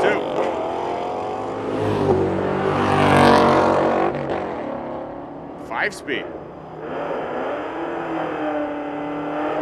Corvette goes 12.33, 7, 109, and Ogle goes 11.78 with a 5 at 120. That we are going to call a solid number that is going to keep him in the program. He's been 11.50, but that's going to do it for him. He's good. Jeff Schulz and Rob Lamolia. Lamolia, O'Reilly side of the track, will be coming up in the Shelby GT 500 Mustang, and Jeff Schulz in the 2nd Gen Camaro. And the Camaro has also made it into our 32-car field for the bracket race up at this point. He's been averaging an 11.59 throughout 3 days of drag racing. And to clarify for the competitors and the fans, at the close of racing today, that's when we set the field, or do they make one more hit tomorrow? They make one more hit Lamoya fried the tires on the launch. Schultz, no problem, 5:37 reaction time. And Jeff goes 11.55, 315 miles an hour with Lamolia, going 13.16 with a 2 at 120. Apparently we have a whole bunch of spectators who've been out there crossing their legs having a problem. The restrooms are open in Expo 1 and Expo 3. That guy did have a little yellow tint to his skin that walked by a couple minutes Oh, ago. every once in a while when Brian and I are on the road trip, it gets ugly. The run for the bathroom sometimes just doesn't quite make it. Roddy Mucciato and Wayne Schofield. Mucciato in the Dart GTS, which was hanging on with a pretty good lead for the Nova, but the Nova has made a move at the top end. Nova goes 13.13 with the 2 at 105, and Rodney goes 13.79 with the 2 at 97. Could you drive a plum crazy car, Brian Lones? Absolutely. I'm very comfortable with my life and who I am, so if you can't, that's your own problem. You probably couldn't. Panther Pink? That's you. Yeah. Panther Pink is you. Figured you were like a... My Super B is Go Man Go. Exactly. Mike Beeler and Jeremy Idle. Idle in the Mustang, Beeler in the Dart Swinger. 12.94 with the 1 for the Plum Crazy Dart, and Idle goes 14.32.5 at 108. Scott Brown, one of the quickest cars in Daily Driver. It's a low 11-second machine. It's a single turbo LS. I believe it's a 5.3 in there. This 1953 Chevrolet. Is that a 53? That's looking 54 to me. I believe it's a 53. Let me have a look. You go ahead and do that. As Nate Dial stages his beautiful pickup truck up. Scott, who's built up. The fender skirt's still on it. And Scott Brown, some smoke coming out of that thing in the 8th mile. The pickup truck goes 12.63, 4.108. And the Chevrolet called Capone goes 12.72.4, only 77 miles an hour. Ladies and gentlemen, I need you to get out your calendar and actually put a red letter on there. You'll want to celebrate the anniversary next year. The first time Brian Lones has ever beat me on year, make, model. Boom goes the dynamite. And I would like to announce my retirement from this job effective immediately.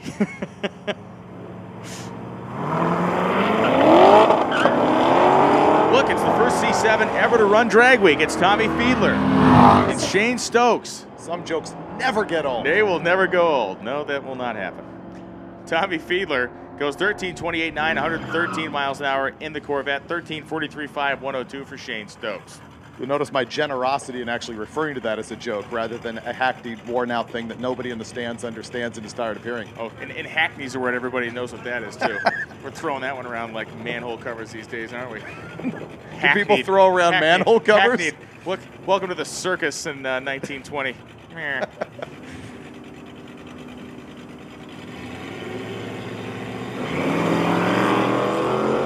Clark Lamb comes off the starting line. Lamb in the O'Reilly lane, driving that Barracuda with Brandon Arthurton. Arthurton driving the 3rd-gen Chevrolet Camaro. The yellow Impala, or butternut yellow Impala that's sitting here staging, holds a certain distinction of not being the slowest car here at Drag Week. He's actually the 2nd slowest car here at Drag Week. Watch this action. In fact, you might want to take a lunch break, come back, you're not going to miss anything. He'll be going through the lights when you're done. 283, 2-barrel, Power Glide. Russell, ladies and gentlemen, a Clash of the Titans. A majestic sight to watch that gigantic Chevrolet drag itself down the Doug Ray Chevy lane. That little 283 with the 2-barrel on it's going, why are you doing this to me again? Oh, man, it's just relaxing to watch that, isn't it? 20.227, 66 miles an hour for the Impala. Starting to nod off a little here. Yeah, with a trailer hitch, yeah, he's going to pull a boat down a... Imagine 1965 when the guy walked in the dealer and bought that thing because he was going to haul his boat with it. Ryan Anderson and John Hindley Jr. Anderson in the Jeep SR.T8 and John Hindley Jr. in the little Valiant over there on the O'Reilly side. And he is actually averaging 11.28. He's up near the top of the daily driver ladder, and he runs 11.29. Again, looking at that kind of consistency, that is going to do well in the bracket race. Once again, daily driver competitors, please make your hit. Swing back into the pit area so we can continue to get everybody hustled down this racetrack in the event we have more wet stuff come. Again, we don't see anything on the radar, but we didn't see anything on the radar before either.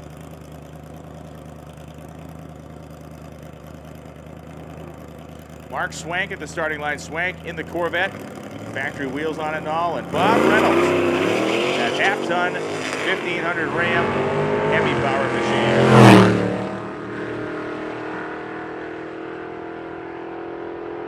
And Mark Swank, motors down 11.47, 121 with Bob Reynolds going 14.70 at 91 miles an hour. And racers, if you have wrapped it up for the day, please remember to drop off your ET slip and make sure that that slip is not quicker than you are allowed to run by NHRA Tech.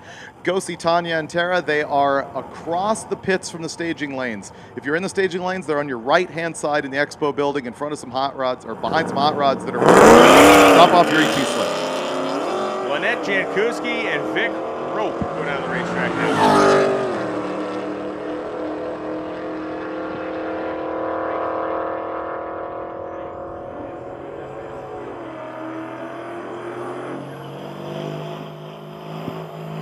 And it is Vic Rope going 13.02 with a 1 at 111 miles an hour with Lynette Jankowski goes 12.62.6 at 114. And ladies and gentlemen, this.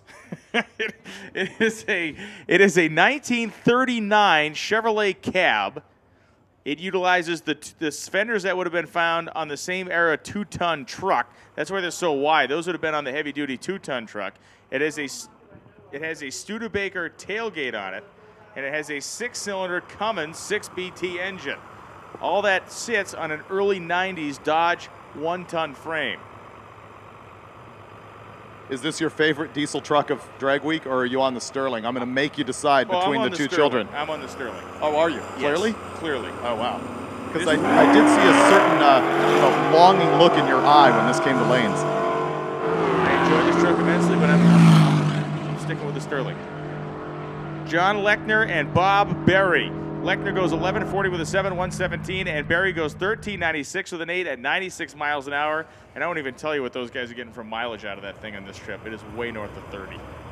30? It's a six-cylinder Cummins just mogating down the road. It's 30+ miles per gallon. Wow, I want a mogate like that someday. Yeah. See? Ross Dudley and Brian Jankowski. Jankowski in the Camaro, and Dudley in the Roadrunner. Virgin the nitrous. Dudley from Canada, been here forever, throwing speed parts on it every year. He cannot run nitrous in Canada, he tells me, so he comes down here. That's not legal in most of the states either, technically. Oh, on the street, like? Yeah. It's a theory. It's more of a suggestion than a rule. I got you. I got you. 1172, 314 miles an hour for Dudley. Jankowski goes 1157, 3 at 119. In the right-hand lane here in the 70, let's call it 234 Challenger, I could tell you exactly if I could see the rear bumper trim, is Jess Neal. This guy has that radical CUDA that won class at Pikes Peak a couple years ago. You saw the story in Hot Rod Magazine, and that was not exciting enough for him, so he's here at Hot Rod Drag Week. Yeah, he's doing something hard now, because running up Pikes Peak is like, just another, keep these turns. There's so much turning. You want to eliminate the turning, so here he is. Lined up next to Dave Kerwin. Kerwin in the S.R.C.A and Hutch big block powered Gran Torino. 514 cubic inches of 385 series Ford big block in front. Hey, Brian, let's go ahead and get this guy's name right. What do you think? 1227, 110 miles an hour. Jess Neal, 1360 with a 6, 101 miles an hour. And the man's name driving that third-gen Camaro is not Tom Bailey. It absolutely is not. It is Rick Johnson. Irritating him at a very high level all week by misnaming him because I guess Tom Bailey actually got on the computer and entered him. Rick Johnson and Adam Dory. Johnson in the third-gen Camaro, which is very clean and nice, and Dory in the Malibu. A little bit more well-worn Malibu over there. What's coming next? Oh. One Volkswagen. This holds a special distinction. You know what we need to arrange on the last day because I think the fans have been clamoring for it. They've been absolutely just pounding me, and I haven't had time to put it together. We need this Volkswagen next to the 22nd Impala. You better believe it. Adam Dory goes 1178.7 at 111. Rick Johnson goes 1289.4 at 107 miles an hour as the Volkswagen Squareback wagon rolls up on the Doug Ray side. It's Jonathan Barnes. Launching this thing has been a bit of an issue, so watch as the engine will try to self-remove itself from the lower rear portion of this thing. It is pretty violent looking for a car that makes 9 horsepower. Steve Line on the O'Reilly side. Oh, Chuck's falling out. Ladies and gentlemen, I give you the slowest car of Drag Week 2014, brought to you by Gear Vendors. The slowest street car in America. As Steve Line goes 1181.1, 115.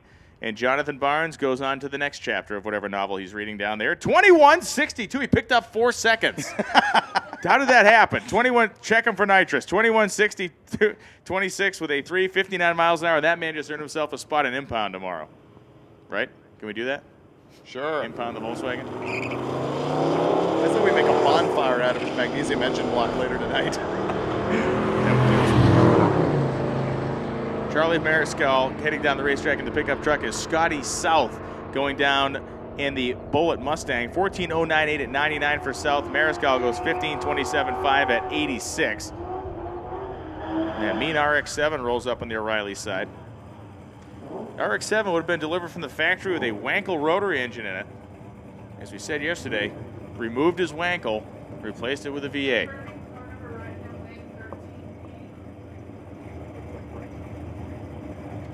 I do have a track announcement here once again. Race Director Lonnie Grimm is texting me directly and saying, we're running Daily Driver here trying to get the track temp up. As you know, a warmer track to a point is a better track, and it's a little cool. We're going to revisit the track temperature situation at the end of this Daily Driver group and decide on the rest of the day's activity. That sounds a little ominous, but we are making sure that everything is safe and good here at Drag Week and that we can get the best numbers we possibly can. Jason Pipkin goes 11.13, 1.122 in the RX-7, and Rachel Gebhardt 12.60 with a 0 at 108 in the Plymouth. This is a nice Charger down here. Very clean, very well done. So Chevelle completes the burnout over there on the Malibu and the O'Reilly side of the drag strip.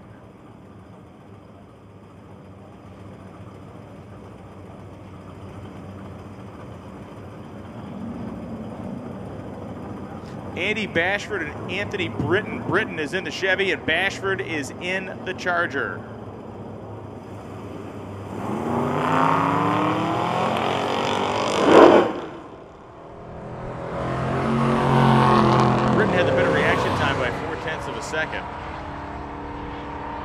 Anthony Britton heads down there. Riley Lane goes 13.75, 3 and 99 as Andy Bashford. 16.40 with a 6 at 83 miles an hour. Thinking that 4/10 of a second is not going to be helping him in the bracket race later on. This is a 4/10 sportsman tree. That means basically he left 800 thou after the lights went, pretty much. And hey, for those of you just tuning in and joining us, we are running through a daily driver portion of the program here as we try to get our track temperature up. We went down for a little while because of some rain, and we're kind of in recovery mode here. Special thanks to Pep Boys as the presenting sponsor of our live feed here this weekend. Those of you from watching around the world have the Pep Boys Speed Shop to thank for the fact that you can see both of us, and I know that's why you're watching, to see both of us. That is what draws people into this thing, but no. Why do we bother with the rest of this? I don't know. We could be standing in an empty room. And of course, Gear Vendors, who is the presenting sponsor of Drag Week, as well as our support from Rocket Brand, MSD, QA1, and of course, Bonnie Smith, NOS. As Bob Perrin heads down the racetrack in his 1956 Chevrolet, Nick Marshall in the BMW. Try to get that thing launched. It's a V8 swapped car as Perrin will get there first, 11:58, 114. Marshall goes 12:43.6 at 122. He would go much quicker if we put a Starbucks at the end, and that is the second time I've used that joke, and it is not wearing out. Jason Senecott and David Burke. Senecott is in the Mustang GT. David Burke is in the late 1970s Pontiac Le Mans.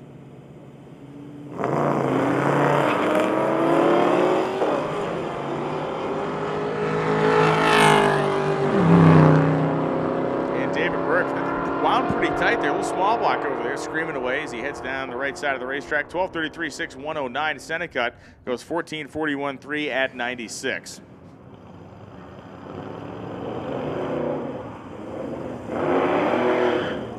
Okay, here's where I fall down on your make model. I'm good on the 65 Impala here. I can't tell the difference between a 66 and 7 Le Mans. It's something in the density of the grille. Well, it's that, and also one of them. The taillight's different as well? Yeah. Yeah.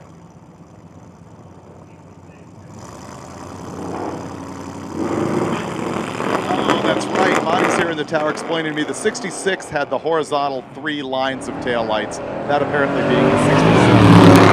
Technically unbeatable on your make model, but clearly You're stout on your make model. Yeah. I mean, it's one of the few bright lights you got going for you. So 1591 at 98 miles an hour. Travis Davis in the Chevrolet goes 1760 with a 5 at 80.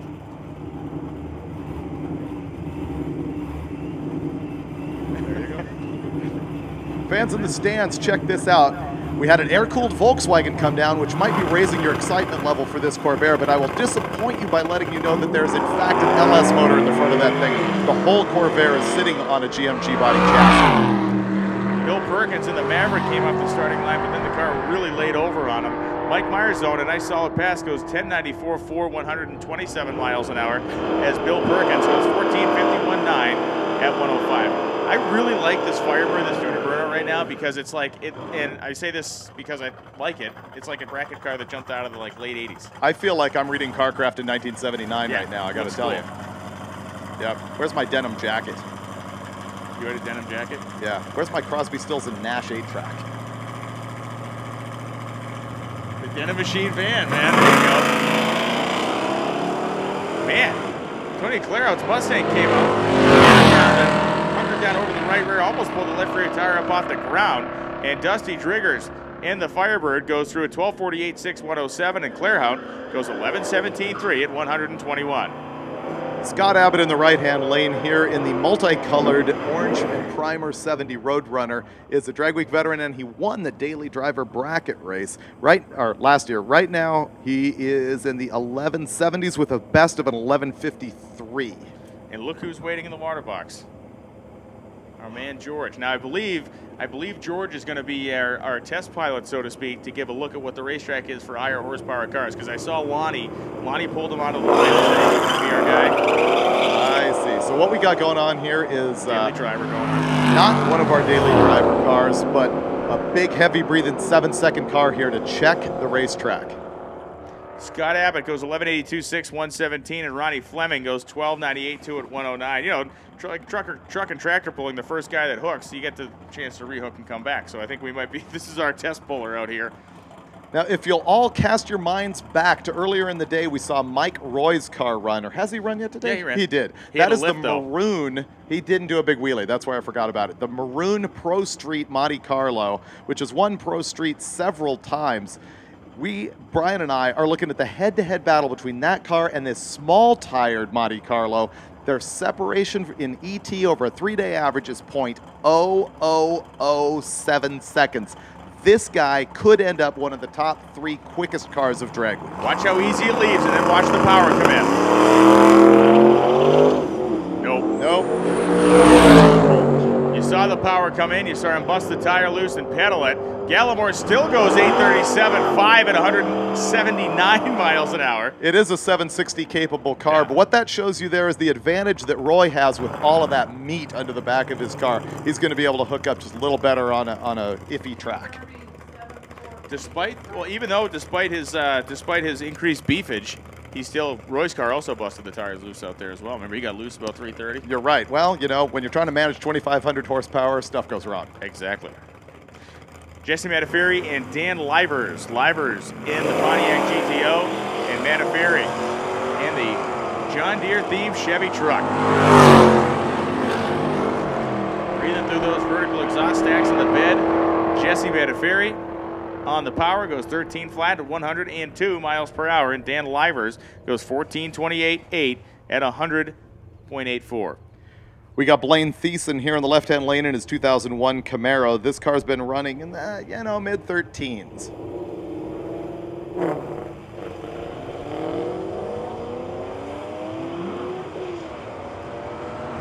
Derek Bashford in the Barracuda left about 1/10 of a second ahead of Blaine Thiessen.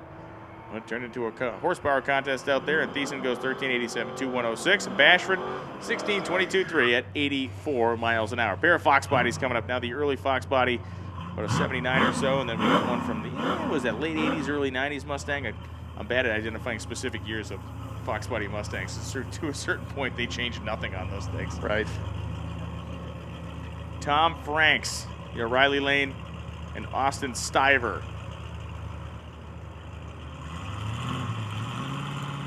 The Fox body lane, or the Fox body Doug Ray Chevrolet lane.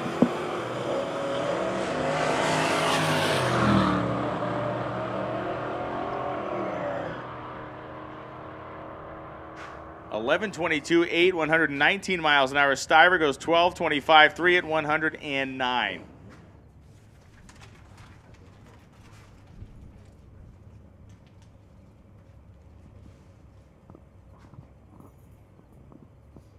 And our next pair coming up, believe it or not, this Crown Vic is kind of a sleeper. It's a 13-second car.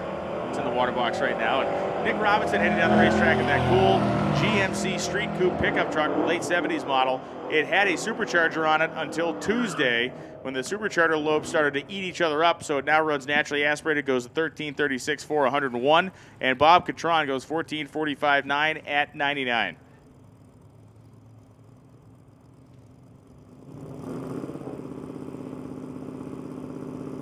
We're getting real close here. Probably got 20-some pair left. Plus those cars go to the front line that's really long, and Lonnie's now making us set up so we're running side-by-sides out here. The cold precision of Lonnie Grimm. Lonnie's done a great job this year, and he has been an integral part of the operation. Been great to have him on board. Jerry Lamberts and Andy Thornton head down the racetrack. Lamberts went 12.85.8, 104. Thornton went 13.67. Kim Brown and Wyatt Corbo. People here on the ground, I will remind you we do have Hot Rod Drag Week t-shirts for sale over at the Hot Rod Toter Home. We had a special one for Great Bend, but unfortunately the fans have been gobbling those things up like a lion in a donut shop. And we pretty much have none left, but we do have the special Drag Week shirts. Check that out on your way out. Right in the fields, man. Right in the fields. Well, I got to take shots where I can. Kim Brown goes 12.93.7, 109 miles an hour. It was Wyatt Curbo. Goes 13.09 with an 8 at 109.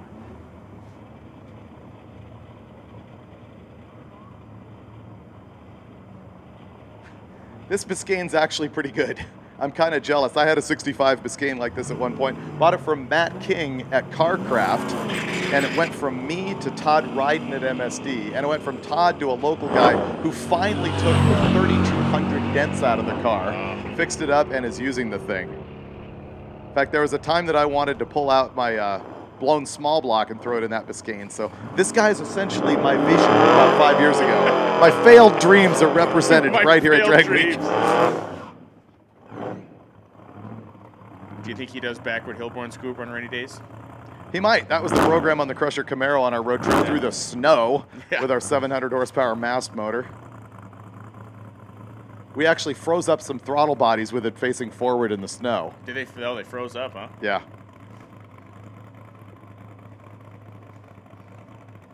So the 1966 El Camino, next to that great-looking Bel Air of Waco Davis. Richard Davis is in the Elky. Waco is in the Bel Air. This is a slightly lopsided contest. As Waco, 1069 won 121. I think the El Camino can still see him from there. 15:23.6 at 90 miles an hour. The El Camino maintained a visual on him.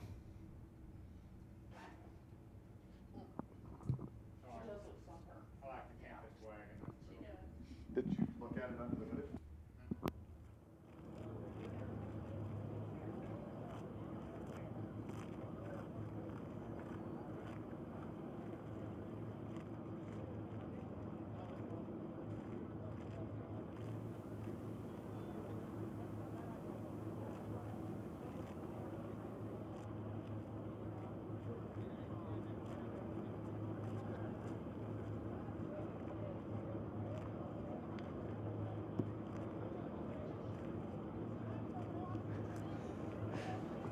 So on a little bit of a holding pattern here.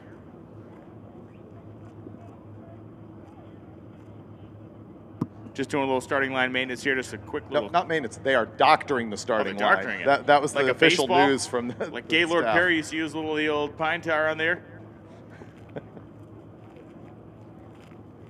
So we were talking yesterday about that cover of Hot Rod Magazine from years ago that was shot at George Ray's drag strip with that Max Wedge 60. Brian Coleman. That's right. Brian Coleman was here with a 31 Chrysler with a Chrysler Hemi in it, and he was here for a few days, bang shifting that thing so brutally he would actually snatch second and pull the solid axle off the front. And I don't know what happened, but he's not here today. He fell out yesterday. Would not surprise me if he scattered a drive shaft or a transmission or rear end with that thing. But he's the same guy who owned that 64 Dodge that was doing a fire burnout at George Ray's drag strip. You must have been to George Ray's, haven't you, Monty? Oh, yeah. Have you raced there? Oh, George Ray's is literally a bean field that this guy turned into a drag strip because he was sick of NHRA tech inspection. In, I think, 1961. I'm probably wrong about that. It's in that neighborhood. Paragould, Arkansas. That's right. And George that Ray's thing is Wildcat drag strip. Thing of beauty and a joy to behold forever, let me tell you. He used to walk around, George passed a year or two ago, but he used to walk around with a pearl-handled pistol on his belt. Oh, he physically had it on him when I visited him. Yeah. He had that crazy hot rod, too, the Oldsmobile-powered thingamajig. Yeah, that I looked away from. You know, I wasn't going to be the same, but the track itself was good. It's not often you look at a tower that is, in fact, hand-whittled from plywood.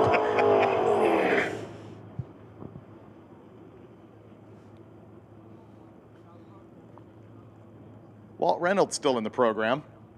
Is that who that is? That's Walt over there in right. the O'Reilly lane. Now, he has had he has ran a couple laps of this truck within like 3 or 6 thou of each other. This thing has been consistency king. 72-degree track temperature right now. That is not exactly what you'd like to see. Cash heading down in the Coyote-powered Mustang 92 in the 8th mile for Cash. And Cash goes 11.76.4 at 116 miles an hour. And Walt Reynolds goes 16.21.3 at 86 in the pick-em-up truck as the rusty, crusty, cool-looking poncho wagon comes to the starting line. This is a poncho wagon with a secret. This 61 Tempest that you're looking at, and I assume you all know that's the car in the left-hand lane, actually has a late model GTO front clip under it and a 5.7-liter LS3. So It's not exactly as it appears. Here is the crushing news to me. The guy who built this thing owns a body shop and is going to have to paint that car. It's like, dude. Just clear over it, man. Clear as paint. Right? Clear as paint. Let you polish the rust. Uh-oh. Looks like he's got a front wheel locked up. Yeah, the front wheel. It started to roll. Finally released, yeah. I thought that was going to turn ugly. We did have a gasser a few years ago where the line lock did not let go, and he was the concrete kisser. It was pretty ugly. Steve Eden goes 12-12 with the 417, and Kelvin Poe goes 13:58 with the 2 at 101 miles an hour in the wagon.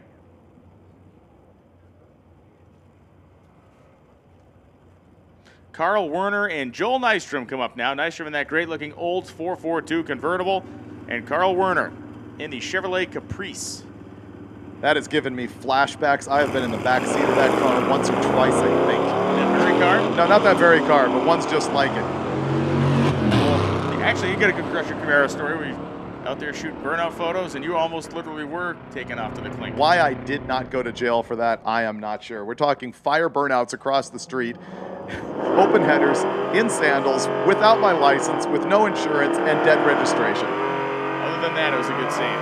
Nystrom went 13.88.1 at 91, and Carl Werner went 15.75 at 86 miles per hour. Oh, that Torino was so good. Torino pulled into the water box. The goodness of that Torino is unrelenting.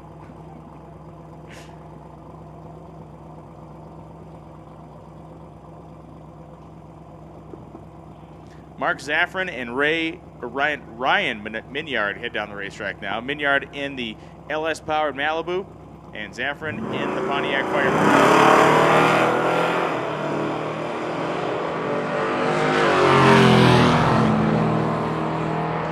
Minyard had the 3/10 advantage on the starting line. He'll take it all the way to the stripe. 11.81, 113 as Zaffron goes 12.44.3, 108.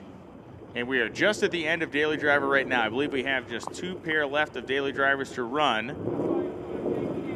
No, we got more than that because we got a few more in that other lane. So maybe 8 or 10 cars left to run in Daily Driver, and then we'll get back into our class action. Thank you to Daily Driver competitors for following along with our plan here. Thanks for making your hit and standing down for a few minutes so we can try to get through the rest of this field and give everybody a shot of getting on the sheet, so to speak, as Rex Klitsky and John Gatliff head down. Klitsky in the Torino goes 12.10.3, 108. Gatliff goes 12.62.5 and 106.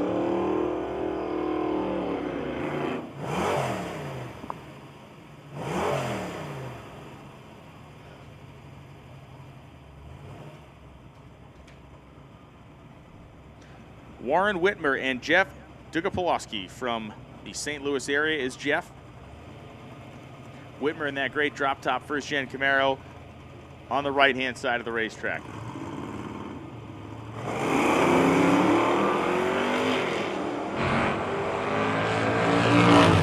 Jeff had the better reaction time, 175, but it looks like Whitmer's got a little bit more horsepower. About 1,000 feet. Oh, no, Jeff just got there only by 900, so that was a pretty tight one. 11.80 with a 6 at 114. Whitmer goes 11.71.8 at 115 miles an hour. And up comes Daphne Reynolds. Daphne Reynolds in the big Chevrolet Bel Air station wagon.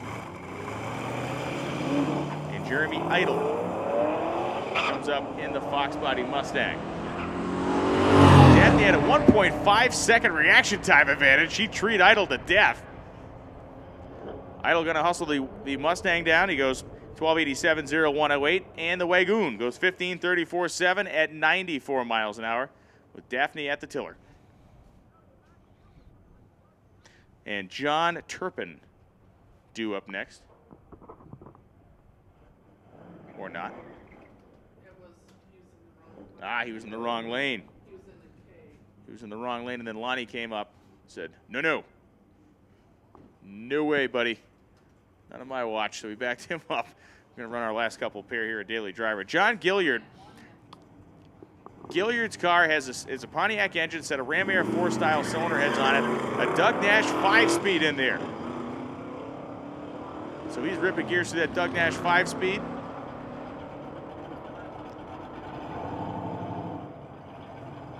And the big judge goes 13.72.4 at 99 miles an hour. Bringing up the Roadrunner. Scrubbing the tires off a little bit there.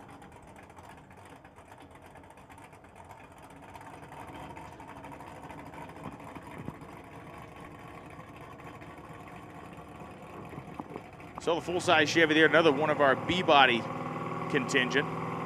And Bob Car with Mark Strong driving the Roadrunner. Starting to blow the tires off, clock pedal it a little bit.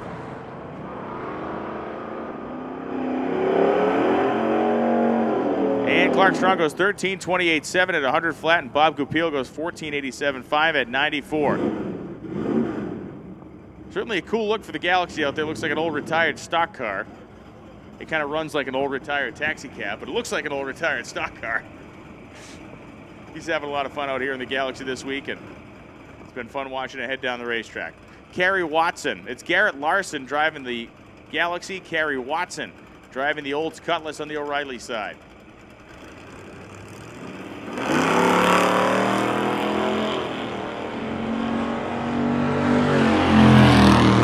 Kerry Watson's car, consistently a very consistent performer drag week. Kerry's been in many drag weeks. 12.02.2, 109 miles an hour for Kerry, and Garrett Larson goes through at 18.29.7 at 73 miles an hour.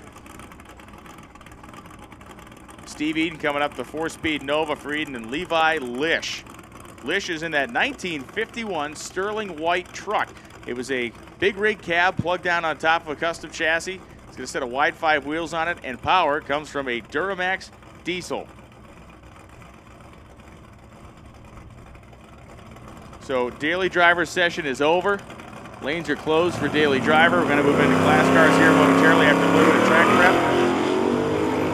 Levi Lish left before the tree was activated and will not receive an elapsed time. She rolled through the beams. Did not get an ET, did not get a reaction time, will not get an ET. 11.26.9, 118 for the Nova. And Lish, the big mystery over there. So that is the end of our daily driver session. We're going to touch the track up here quickly and then get into our class cars. So it is now 1:09 on the clock.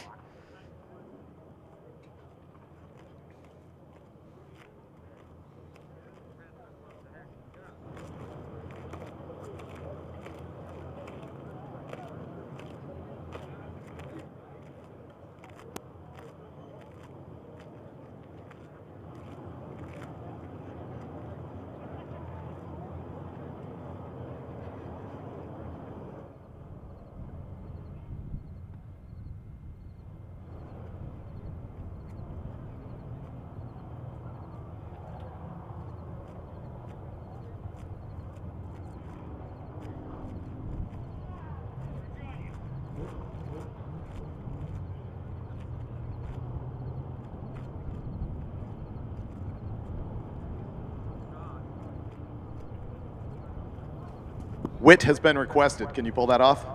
Nope. Haven't been. Never have. Never will. Why start now? Why start now? Still don't got it.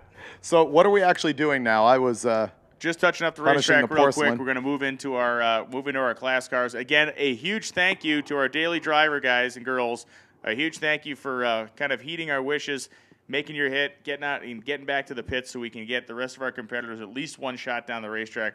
I have a feeling what'll happen here. We've not got confirmation, but I have a feeling we'll run all these cars through and then just throw the gates open. Yeah. Yep. We'll have to hit Lonnie for that, but I'm pretty sure that's what we're going to go to. It'll be great if we can get every drag week car down the track here at Great Bend. I want the 5 days. And of course, you know, my essential job here is the ringmaster of torture. And so I want to see everybody just thrash everything as hard as they possibly can for my entertainment and yours. Mostly yours, because I have respect for the competitors, and I would like to see them just have a fun time, get through the week. I don't have that statistic streak that you do. I don't know what happened in your past that's made you the person you are. I'm not here to judge you about that. I just know that that's not me. Well, the thing is, I run this magazine and website that's based on entertainment and drawing a crowd, and I realize you don't actually have that problem in your life. So, well. Yeah. Bank shift, not so much the entertainment side as the, calm, collected, polite, courteous to the racer side. That's how we do. Yeah, Yep, that's how how we you roll. They have people drag racing on the back stretch there, and Oh. they're acting like they're wanting to break their axle. Here's the thing. If we have a drag week competitor who is doing burnouts, launches, and racing in the pits, you will be disqualified immediately. No launches in the pits. Do not go down that runway doing launches and burnouts. You will be disqualified. Yeah, that's no fooling. You can't do that. You got to respect the facility. It's dangerous. Just dial it back, stop it. No launches in the pits. Lonnie, if you can hear us talking about that, that's a situation that probably needs to be addressed rather urgently here. It might have already stopped, but we are getting news from it all the way up here in the tower. Bam! So thank you to the Pep Boys Speed Shop for sponsoring this live broadcast of Drag Week 2014. Every minute, every run, every witty retort that Dave and I have had, brought to you by the Pep Boys Speed Shop. Both of them. Both of them. Both witty all retorts. Two. Gear Vendors, presenting sponsor of Drag Week. Gear Vendors Under Overdrive Unit, a staple in the high-performance industry for a long time. And Carl Stansel maybe showing us a little something out here. 124 in the 8th, and Stansel goes 871 with a 0 at 154 miles an hour. And all of a sudden, looks like we got ourselves a racetrack out there. Sean Abner goes 1196, 9113. And again, thank you very much to the folks at Gear Vendors, Rocket Brand Racing Fuel, but especially Rick Johnson at Gear Vendors believed in this event. He believes in his product and showcasing it on the hardest core drag racing event in the world. You just witnessed Carl Stancer's best run of the week. So we might have a track here, and we know we've got some weather. This could get good. Need some big tire cars and slick tire cars across the line. Dominic Zavacek, Degage, right side of the racetrack with the Mustang roof rack. Just go straight to roof rack guy. Dominic Zavacek left with great alacrity. 103 in the 8th mile, goes 10:34, 4 at 129. Alacrity. That's how we say it on the West Coast anyway. Oh. Yeah. I speak English, sir. Ah, the King's English. The King's English, even. We threw those guys out, remember? Like 1776. Steve Riemann, Chris Burnham. Riemann is the dude from Australia. That's an Australian Ford Falcon. He shipped it over here, and he is racing Drag Week. Oh, violence! Yeah, I like it. Riemann 108 in the 8th mile. And Steve, looking good, goes 10:09.7 at 134 miles an hour for Steve Riemann. What a thrill to watch a guy from Australia who put in so much time and work to get the car here, head down the racetrack. Rick Dorn and Danny Morrison.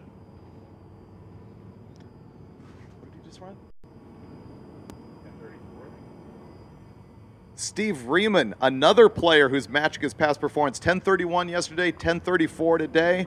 I think the track's coming back. He is actually number 2 right now in street race small block, naturally aspirated with that little red Capri. Danny Morrison got his Mustang stage in, as does Rick Dorn. Morrison going to spool her up and let her go. Morrison spotted Dorn 2.5 seconds, and he's going to take it all back right there. 10:31.9, 135. Dorn goes to 13:11.4 at 105 miles an hour. Casey Cunningham, those of you in the live feed saw an interview with Casey a little while ago in that Dodge pickup truck. Interesting choice in the Dodge pickup truck. He entered Unlimited, which he can do because there are no rules in Unlimited. Maybe he was counting on attrition. Everybody else in the class gone, and he ends up top. But he is not the slowest car in Unlimited. There's one more slower than him, and that slower car is in the right-hand lane right now. So Sean Fink is lined up on the right-hand side of the racetrack with Casey Cunningham. 72 long bed Dodge.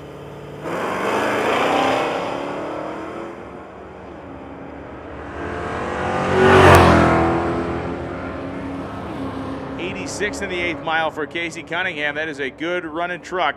Thunder's down 12:41.5, as Fink goes a suburban-like 17:16 at 76. I was fighting for the lose on that one, and Sean Fink did not disappoint. Fighting for the lose. Oh yeah, cheering for the lose. Want to make sure he maintains his position at the bottom of the class. Terry Converse and Connie Heinzelman. Heinzelman is driving that screaming yellow Camaro on the right side of the racetrack with Terry Converse from California. Drove the car out from California, just pounded on it mercilessly all week. Oh, yeah. Heinzelman defending a third place in Super Street Small Block naturally aspirated. A little bit slow in the old 2-3 shift there for Terry Converse. That cost him a little bit of time. 11:08.2, 121 for Heinzelman. 11:98.8, 115 for the Corvette of Converse. 11:08 will maintain his number 3 spot in that class. This Mercury Cougar is a very, very fast car, a good bellwether for the condition of our drag strip out there, as the 87 Mercury Cougar of Greg Mayton comes up, and Josie Steeples driving a 78 Datsun with a manual transmission, and it comes up on the right-hand side. So you get the stick shift Datsun, and you get the very quick, bead-locked 87 Mercury Cougar of Greg Mayton. Turbo car is going to spool her up. Oh, man. Oh, yeah, shooting ducks out there. Major League. Oh, nope. Yep. No. Wow. Ruh-roh. That car has air conditioning. I think maybe a line popped off. You think that's what it was? Yeah. It's probably the issue. Starting to warm up. He's like, I can't drive this thing. Throw the AC on. Throw the AC on. I'm pulling over. It's a major issue there for Maiden. The thing was just really banging and popping pretty hard. Mike Sleeper and Dan Ashlock come up. Ashlock in the Grand National with Sleeper in that black Malibu.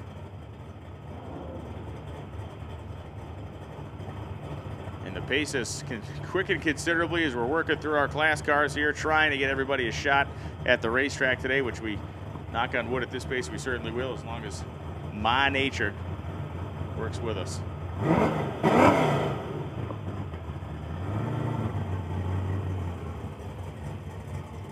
So Dan Ashlock and Mike Sleeper inching toward the starting line. Sleeper's car is a pretty tough looking piece. That blacked out Malibu, got those weld wheels on there. Little cowl hood on it, big air dam in the front. Sleeper bumped way in deep staging wise. Ashlock got a 2:48 reaction time in the Grand National. And the Grand National goes 10:40 with a 127 miles an hour, with Sleeper going 11:89 at 1:14. Norm Tannehill comes up in his Camaro, lined up next to Mike Whitson. Whitson in the Fox Body Mustang. And Tannehill in the second generation Camaro.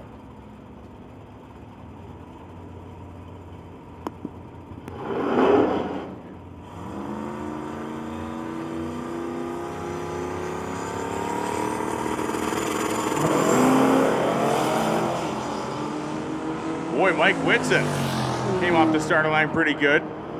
Really picked up some steam at the 8th mile. And Whitson powers down 960 with a 143 miles an hour. Keeping our eyes peeled on our express lane for cars in our unlimited category. Nothing yet. Did see Larry and Jeff Lutz up here checking the place out a little while ago as Kevin Fangman comes up. Fangman and John Dodson. Dodson in the Malibu and Fangman in that nice looking red Nova on the Doug Ray Chevrolet side.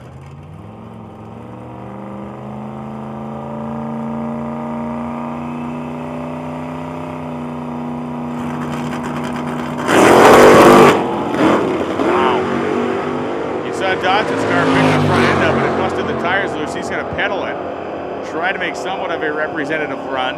And Kevin Fangman goes down 10:35, 9:132. Dodson 9:96.6, 142 miles per hour.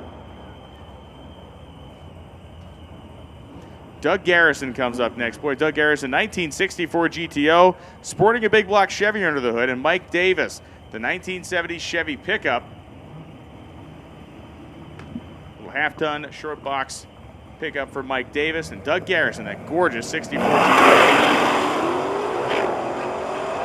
Garrison just pulled second gear and popped the front end up. Really? Yeah, that thing bit really hard coming off the starting line. Garrison getting after it, and Doug goes 1080 with a 0-123 with Mike Davis going 11 flat 9 at 106.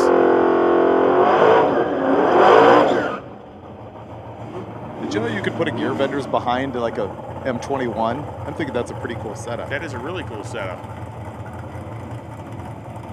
Bob Guido and John Stonechipper Stone Cipher, I'm sorry, Stone Cipher in the Nova, and Bob Guido in his Mustang.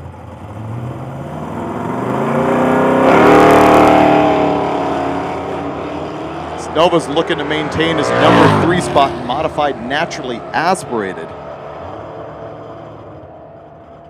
And he rolls 1046 naturally aspirated, which is going to keep him where he wants to be. Brian, you can put nitro on this everything. I know I did. Because this gremlin over here in the right-hand lane has an inline 6 with a bottle on it. You don't say. And watch what it does. No! How quick is it gone? 1328. What? The heck? Come on. Crazy talk. Here's Jim. Jim Forbes into the home-built, altered wheelbase Chevy 2. The supercharged big block in the front of it. Lined up next in the grab.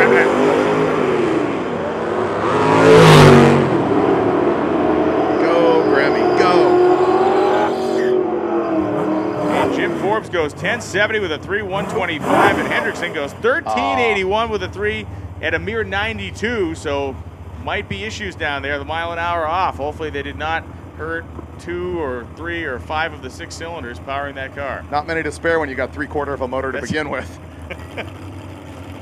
6 of go makes it go. Randy Mellahar, one of my favorite cars to drag week here in the left-hand lane. Genuine Pontiac in that thing, 4,200 pounds, lots of NOS nitrous, and 998 at 135. Randy Heinzelman and Alex Taylor come up now. Heinzelman in that gorgeous AAR CUDA clone. It actually has big block power in the front of it. And Alex Taylor running the twin-turbo small block engine in the Hugger Orange Camaro on the right side of the racetrack. And the purple CUDA is in a hard-fought battle between 2nd and 3rd place for our Super Street Big Block naturally aspirated class. He's got a 1072 average over 3 days, and his next nearest competitor is 1070. What he does right now could determine pretty much the future of his life. You don't say. That's right. Glorious forever. This is a fork in the road. Let's see if he picks it up. Randy Heinzelman goes 1074, 3,125. Taylor goes 1110 with a 4, 124. That was a car we'd seen running the 950, so I'm not sure why that car slowed down. Went 1110, 4 at 129. A couple of Falcons on the line, the Falcon Ranchero and the Falcon Wagon. The Gasser is going to be interesting. He was dominating the Gasser class earlier this week. He has slowed down the past couple of days. He's in 3rd spot. What he does here is going to determine if he hangs on. Looking solid. Sorry about that, Brian. I was getting so excited about Wheels Up. I know you were. I saw it. Dennis Taylor goes down to the top end. There he goes again. 936.8, 142. Back to where he was hoping to be. 936.8, 142 as Addy Ross goes 1113.6 at 122. So not only did Dennis Taylor pull it back together, that is his fastest pass of the week.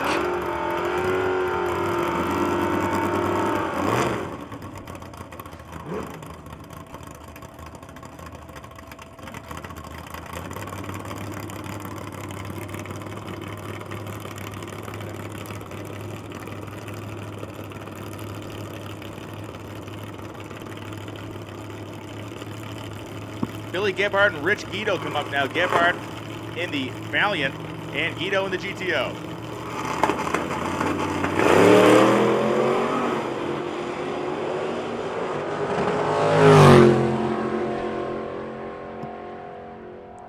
Trouble for Guido. Billy Gebhardt goes 1078, 122, and the GTO just rolling slowly down to the top end. 1569 is just 55.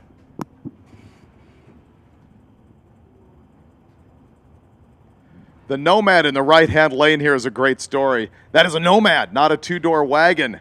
He dug this thing out of the woods, bought it for $2,500, that and a 4-door parts car, put it together for $7 grand, and is running here at Drag Week. And up come our next pair. As David described, the beautiful Nomad. Beautiful in terms of the cool patina Nomad.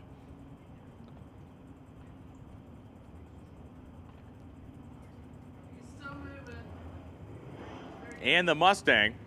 If it looks a little different to you, it's because it has the hatch from a Mercury Capri on the back. The Capri had that more bowled out kind of convex style rear window. Of course, the body shape's identical, so you can put that hatch on there. A little more storage space, believe it or not. Put that bulged out hatch there and stuff a little more, well, stuff behind the rear seat.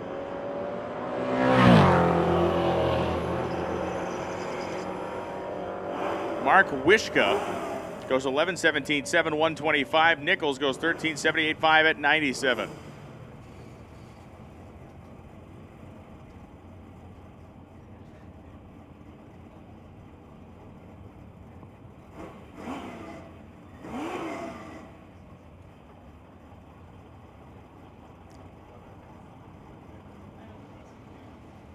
Gavin Lusk and Dan Dodds come up to the starting line now. Dodds is driving the Chevelle, and Lusk is driving that awesome Mercury Cougar Eliminator with the Pro-Charged 400-inch small block engine.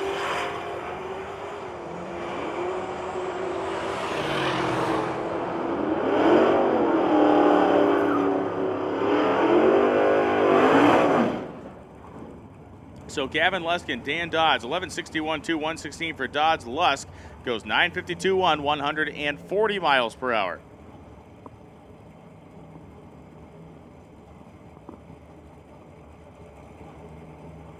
Harold Braun and Vince Rash. Rash is leading his category right now, and Rash is one of those guys, one of the OG drag weekers who has been out on just about every single one of these, if not every single one. He has not won his class. He is currently leading his class now. It would be a huge deal if Vince Rash was able to get it done in the Firebird. Big Pontiac guy, dedicated Pontiac dude. That means he's got Pontiac power. And Vince Rash goes 10:47.8, 132. Harold Braun, 12:50 with a 0 at 109.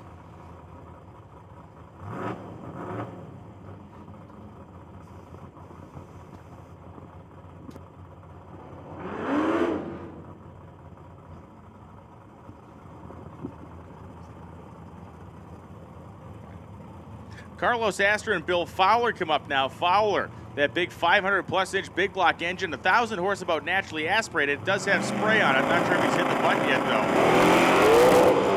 Oof. Wow, you heard that thing really wind up when he spun the tire out there at the launch. Carlos Astor goes 9:57.9, 140 as Fowler goes 10:44.5 at 141. Glenn Hunter putting the rubber down. I like it. I like it, too. This thing runs on E85, blown big block out of New York. This was on the cover of Hot Rod magazine several months ago.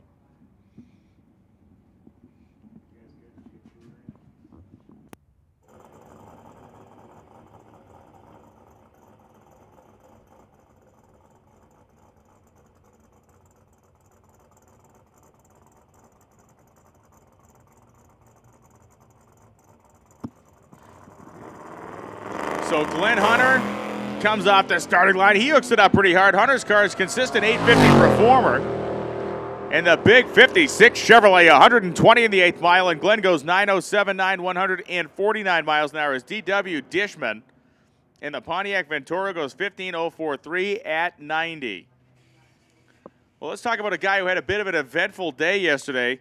That was Brad Dyer in that Nova on the right-hand side of the racetrack. Dyer, humongous wheel stands at the racetrack. Then he's driving down the road, going to our next destination. His trailer hitch breaks off. The trailer passes him. He's driving next to the trailer until it runs into the guardrail and comes to a crashing stop. Limped the whole works to a chassis shop. They welded it back together for him, and here he goes again. So Brad Dyer and Frank Romano head down the racetrack. Romano in the silver 55 Chevrolet, whose trailer did not fall off the car yesterday. Dyer goes 9:45.3, 144, and Romano goes 10:86 with a 3 at 124. Dyer is still leading his class, I believe. Yep, that is enough to keep him in #1 on modified, naturally aspirated. Can you believe naturally aspirated cars out here running in the 9s? I can't even believe it, man. And one of them almost touching the 8s. I can't, because you told me I can't believe it because it's most likely inaccurate. If somebody else had told me, I'd be like, yes, that I believe.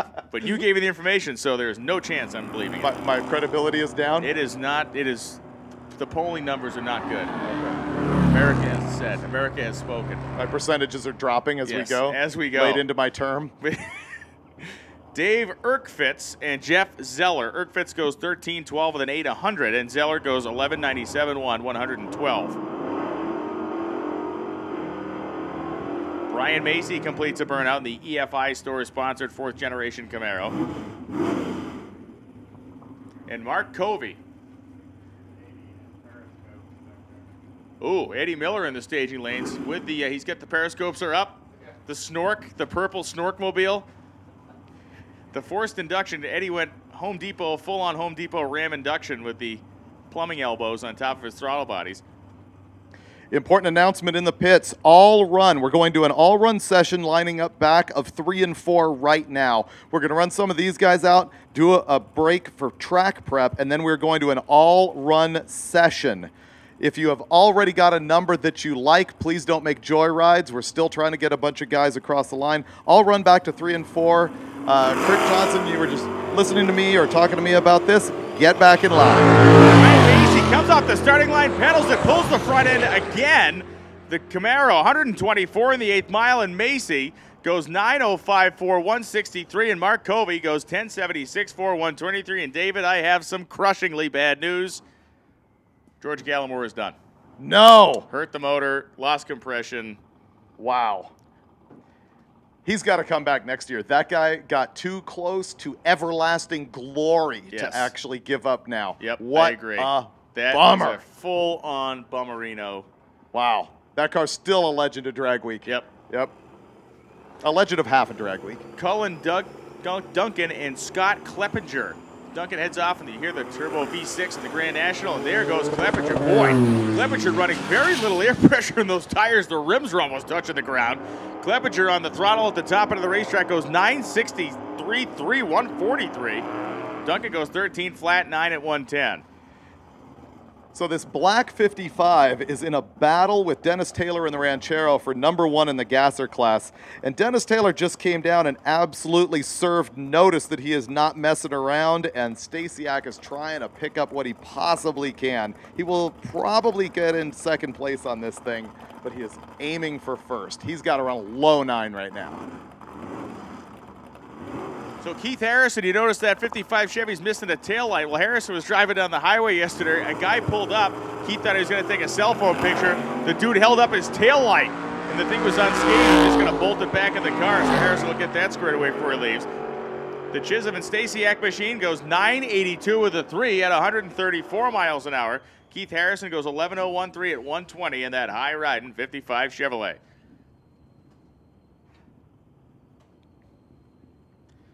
Ed Mall in the 87 Ford Mustang. Got no windows, got no back window. It's a car that's competed in the Grassroots Challenge 2014 Challenge, meaning that the value of the car has to be about $2,014 after safety equipment. And I'd say it's about right. Give or take 100 or so. Uh-oh. Let out the clutch. The U-joint of its life.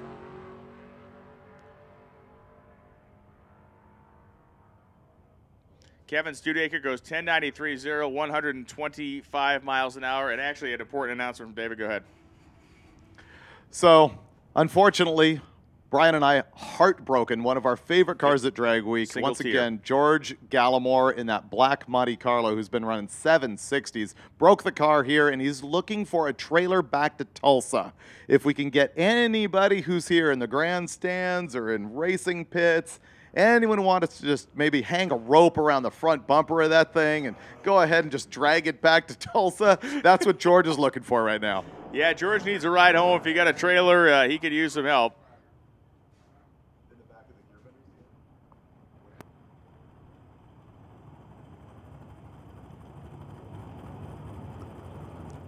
So, yeah, George Gallimore looking for some help getting home.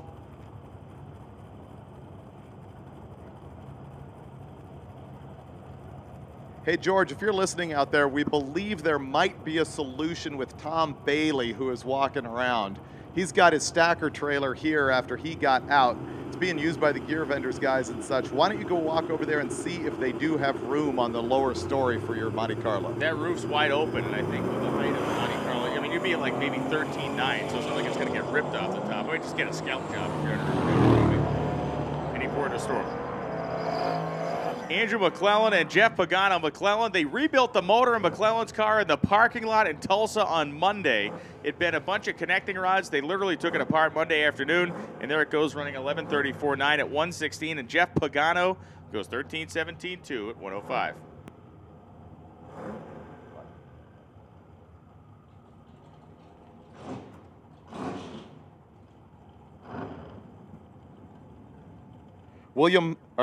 Walter Hare here in the far lane in that gray 69 Camaro's number 2 in Street Race Big Block Power Adder. He has got to cut about a 950 to improve his position. Oh, man. Hare's car unloaded the tires. It was actually pulled the front end pretty good. Unloaded the tires. It came down. He pedaled it. Man. Lubricating the exhaust system. And Travis Cannon, that thing got all kinds of weird down there at about 1,000 feet. You saw that big cloud of smoke. We're going to go down, I believe, and give the track a look-see down there to see if there's anything deposited on the left lane, or we get confirmation. Oh, we're going to spot her down there. Okay. The Barnyard Viper, as we would call it in Boston. If he was racing at New England Dragway, that would be the Barnyard Viper. It would be the lobster fishing Viper, wouldn't it? It'd be the leaky tuna boat. The leaky tuna boat. I knew her. Hey-oh. And Jared Fagard over there in the Doug Ray Chevrolet lane. That black Nova. Parachute hanging out the back as the Nova gets a little bit loose on the start line and back in, try to walk to the right. Nice job of driving by Jarrett. And Jarrett goes 870 with a 4 at 163 miles an hour. The pickup goes 11:24.2 at 118. And Jeff Lutz is in the lanes. Have not seen Doug Klein yet. Oh, Doug Klein. Right? Oh, right. Get with it. Get with it, man. Get hip to the program. Get on track, man. Klein, of course, being our current number 2. Jeff Lutz is out front with a 680 and unlimited, and Klein's a 690. Manual transmissions on both sides. I didn't realize that Pontiac with Jeremy Heiser actually was shifted that thing. Goes 11:18 to 124. The Corvette of Charlie Barber just went 10:43.1 at 128.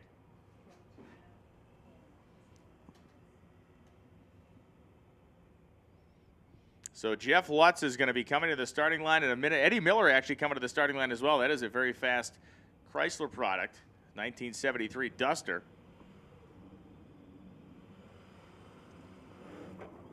You know what Eddie has, as we call them, the periscopes on. Oh, he's got the Jacques Cousteau Signature Series induction system on that deal. Well, he put 2 U-boats down earlier on the way over here. There were two interior U-boats that he managed to spot with the periscopes, depth charge them to the Davy Jones locker. So, I mean, the guy's defending off the coast of Florida. You never know what's going to come up, so you always have those things up. The Purple Duster here, Eddie Miller out of Florida, is a past overall winner of Drag Week, and he's also won the Pro Street Naturally Aspirated class last year. He's trying to do the same thing again, and he's got a solid chance of doing it. He's run 880 earlier in the week and a 9.0 and a 9.625 yesterday. He's in the number 1 spot. He's got a canyon between his numbers and the guy who's in number 2. So unless he completely just, does the track shoes. Visits the deli, takes his meat to the grinder. Unless his bunny runs away, he's going to be somebody right now. Miller is an engine builder down there in Florida, so building horsepower is not a problem for Eddie. He's definitely has one of the more powerful cars, or probably the most powerful car ever in this category. Not ashamed of putting some rubber down. Or doing burnout. He doesn't mind doing a burnout either.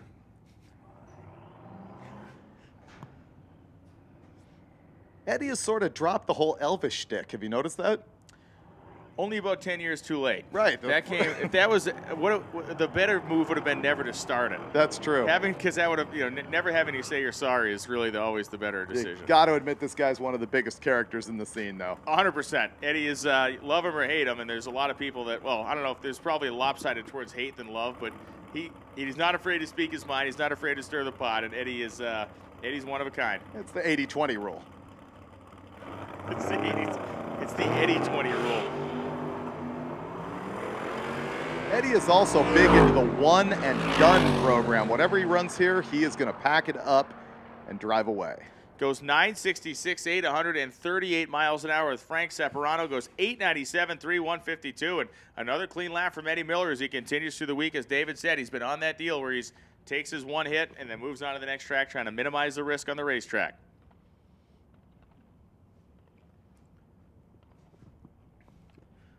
I see Tom Bailey on the starting line wearing his 200-mile-an-hour club jacket. Last year's winner, Tom Bailey, standing up here with the 2 club jacket. Unfortunately, breaking a block earlier in Topeka and unable to continue this year's drag week. Coat came in handy. Coca-Cola. The coat came in handy. Oh, the coat.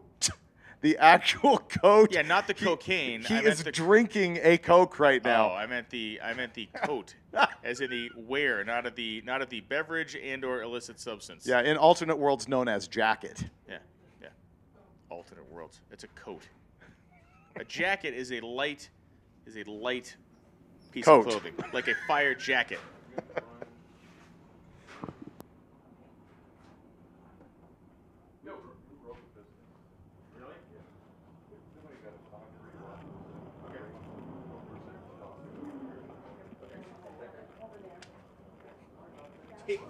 Take my news away.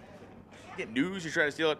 Racer needs Scott Brown. He's got that 1953 Chevrolet 5.3. He broke a piston in the car. He needs a 5.3 rod and piston with rings. Somebody either in the stands or here, there's got to be a 5.3 piston and rod laying around, or somewhere he can go run over as a junkyard or something. He can knock one out of a motor. But we're looking for a 5.3 rod and piston with rings out of a 2002 motor with dish pistons. And he is in spot number 16 over in the pits. It's the green and white 1953 Chevy. Fairly significant at this point because he does need to get back to Tulsa. So a 5.3 rod and piston with piston rings on it, and it's a 2002 model motor with it's a dish-style piston. He's over in the pits. If you have, or can get a 5.3 rod and piston with the piston rings on it, he needs it. I'm guessing there's one lying around the bottom of an oil pan, maybe brushed up against the side of the track here somewhere. Somebody, yeah. Oh, man.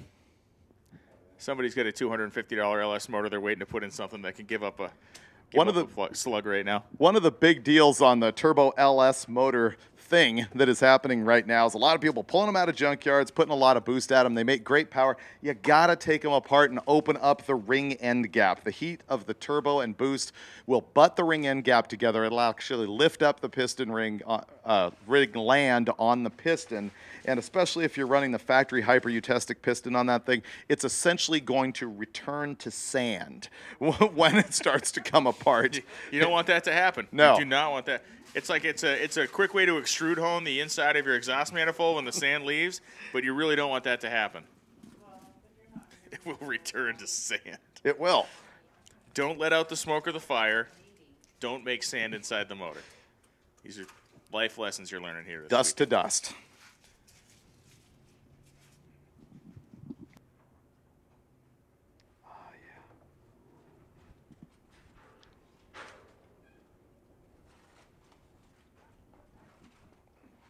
So just a little bit of starting line maintenance here, as I believe it will be Mr. Lutz is one of the next cars up. I see a big contingent of people waiting around there. So I think Jeff may be coming. I'm not sure if he's coming next or the orange Camaro. So we'll be hanging on that here in a moment. Racers that are turning in time slips over there at Expo Building 1 is, I'm sorry, Lonnie is flashing hand signals at me. And that last one I understood, sir. That is not appropriate behavior.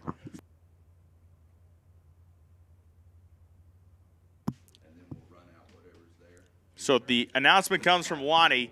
At 3:30, we're going to close the staging lanes this afternoon. At 3:30 will be our lane closure. We will run out the cars that are in the staging lanes at 3:30 with our 5-minute rule, meaning as we're running those cars out, we walk down the lanes. When it's your turn to fire, you get 5 minutes to fire up and come to the starting line or you're bounced. But at 3:30 p.m., we will shut the lanes. Anybody in the lanes at that point, you will be able to run. Thank you. And let's just keep that, the middle digit, man. Let's just save that for another time. I got more friends than that.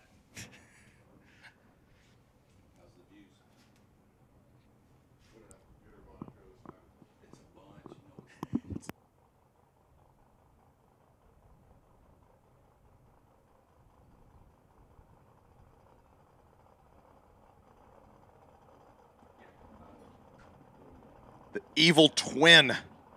Once again, 632 angry cubic inches here. Being punished by about 35 pounds of boost from a couple of turbos. All fiberglass car, stock aerodynamics. This car, our fastest pass of drag week, 225 miles an hour. This car is currently leading for the overall win with an average ET over the past 3 days of 680. He has run 669. And the thing is, Doug Klein's right behind him with an average of 690, so he cannot take it easy on this pass. He's actually got to be somebody right now, or Doug Klein could come and nip him in the tail.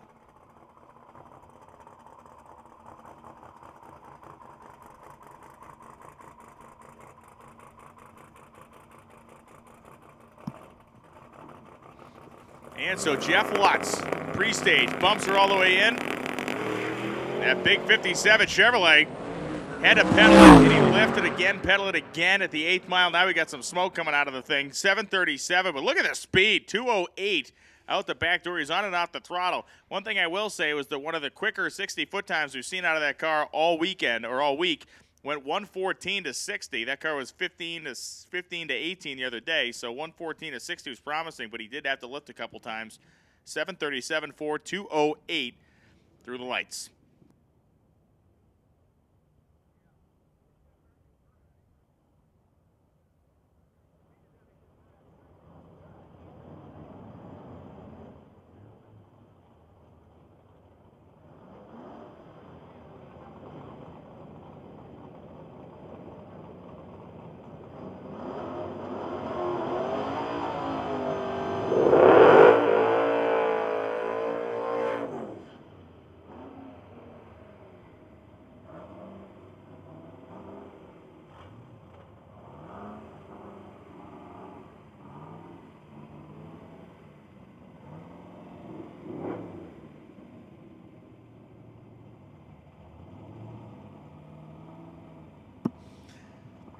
All right, so the S.R.C.A. and Hutch car does have the full lighting regimen inside it.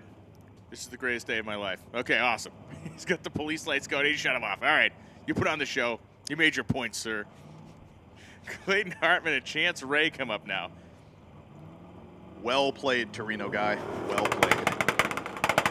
We saw Ray fixing a fuel pump on the side of the road last night. Clayton Hartman sat there and pulled the turbos up. Whoa, it's way loose at the 8th mile. Look at that thing. Wow, it's wandering around big time in that left lane. He's still steering it. Goes 961, 8, 142. The car was just yawing the whole way down the racetrack. Chance Ray goes 11.019 at 123 miles an hour on the right-hand side of the racetrack.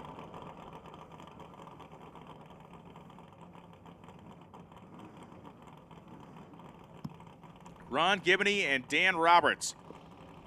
Gibney, that 1993 GMC truck with a 555 cubic inch big block on a whole bunch of nitrous. Truck has gone down in the low 9s, 910, 915 all week long. Next to Danny Roberts in the Malibu.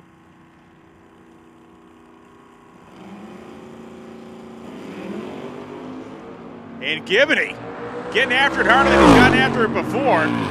He goes 122 in the 8th mile, and Ron Gibney goes 905 with a 4 at 153 miles an hour.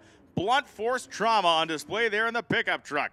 Danny Roberts, 1078.6, 124 miles an hour on the right side of the racetrack. He is ever closer to the ace, and he told us the other night, I'm going to get to Friday. When I get to Friday, all bets are off. All these guys are saying the same thing. Just get me to Friday, and then I will put the thing on full puree and see what it'll run.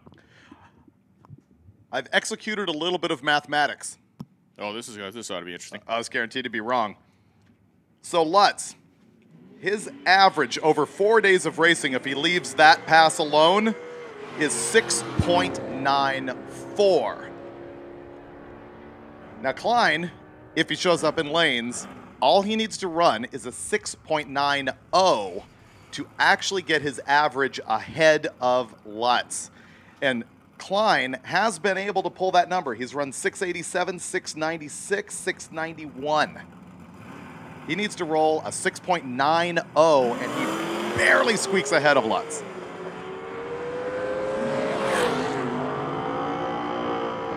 Pick goes Steve Riemann from Australia in that little Mercury. Went 10:30. Whoa, 10:04 with a 5 at 135 miles an hour for Riemann. 10:04.5, 135 miles an hour. It's almost like he just hit the button. 10:04.5, 135. Wow, that's awesome. Turpin went 12:24 with a 7 and 101. And hey, look what we got coming. Marty from NOS, we'll need you to just go ahead and do a minor inspection on that Capri.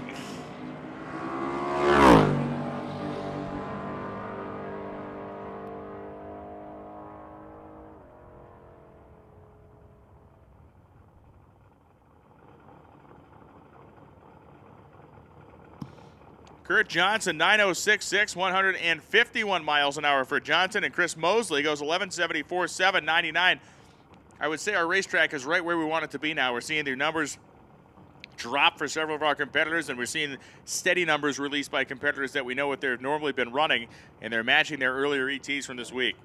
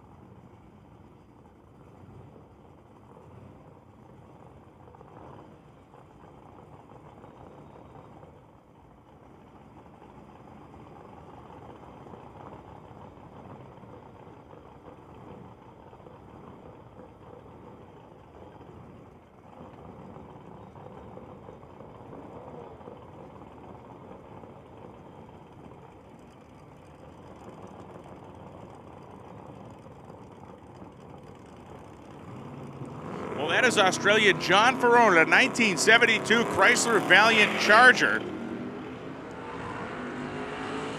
That is a twin turbocharged Chrysler wedge engine in that car. And Ferrone goes 860 with an 8 at 161 miles an hour on a 4,200-pound tank from Australia. Steve Eden goes 11:48.2 at 118 miles an hour on the O'Reilly side.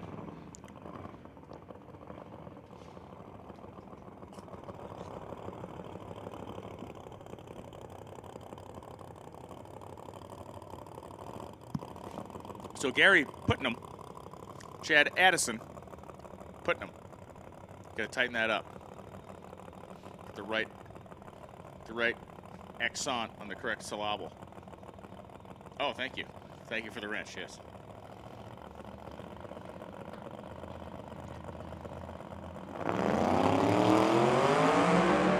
Gary's car literally rattling the windows here at the timing tower. Oh, it's getting a little sloppy on him at the 8th mile, but Putnam keeps his foot in it. He goes 8:10 with a 6 at 182 miles an hour. Yeah, buddy. 8:10 with a 6 at 182, and there was probably a grin about 6 feet wide across Gary's face, about a half a second quicker than he's gone all week. That was a great run. 8:10 with a 6 at 182. A clear indication that this racetrack is hanging on to some horsepower out here. We got another hour and a half of racing before we shut the lanes. We're shutting the lanes at 3:30.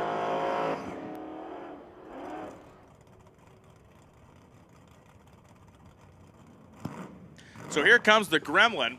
This Gremlin is powered by a 440. It's Dale Gebhardt driving that car. It's a 76 Gremlin with Paul Corman lining up in the right side, on the right side of the racetrack in that gorgeous Demon.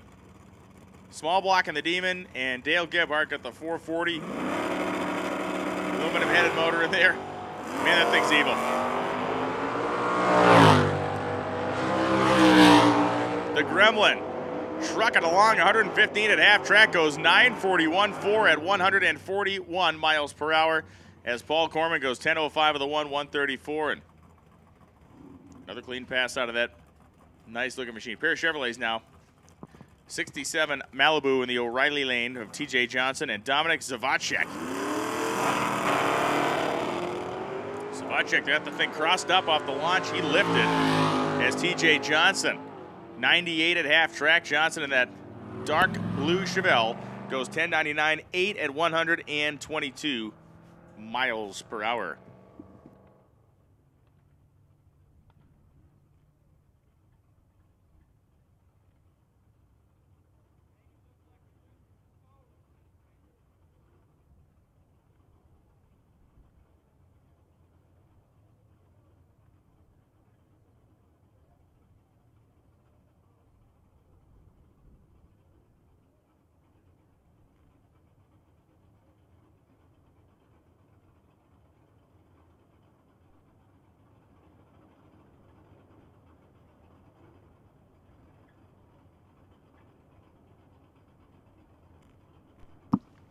Once again, we got a racer in need of a 5.3 LS rod and piston with the rings on it. A dish-style piston from a 2002 era engine. That is Scott Brown. Brown is over in the pit space, spot number 16. He's a 1953 Chevy. You know it, you love it. It's green, it's white. Again, he's got a 5.3 motor, looking for a rod and piston with the piston rings on it. Help, help, help.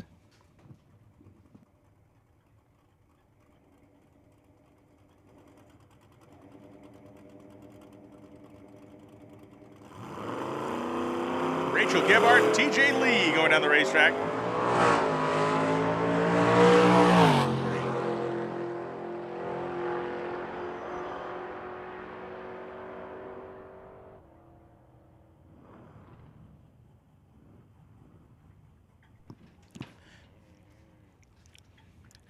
Gebhardt goes 12.61.4, 109. TJ Lee goes 11.82, 11.28.2 at 121 miles per hour.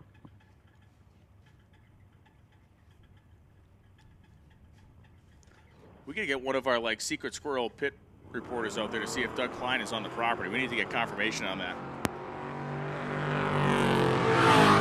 As Addie Ross heads down in the Ford Falcon station wagon, and Bob Admire in the LS Power GTO rolling down 13.84.1. It's just 70 miles an hour as Addie Ross goes 11.06.7 at 122.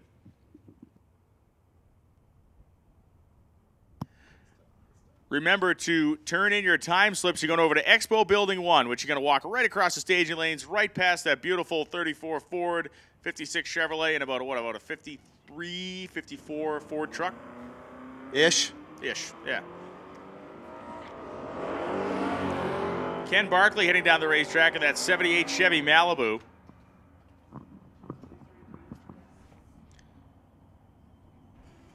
So Doug Klein is here.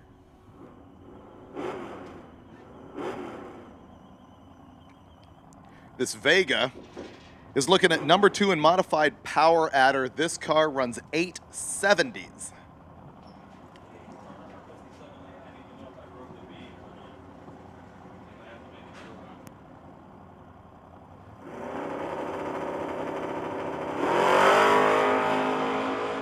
.128 short time. Runs 125 to the 8th, out the back door, 869. 869 there.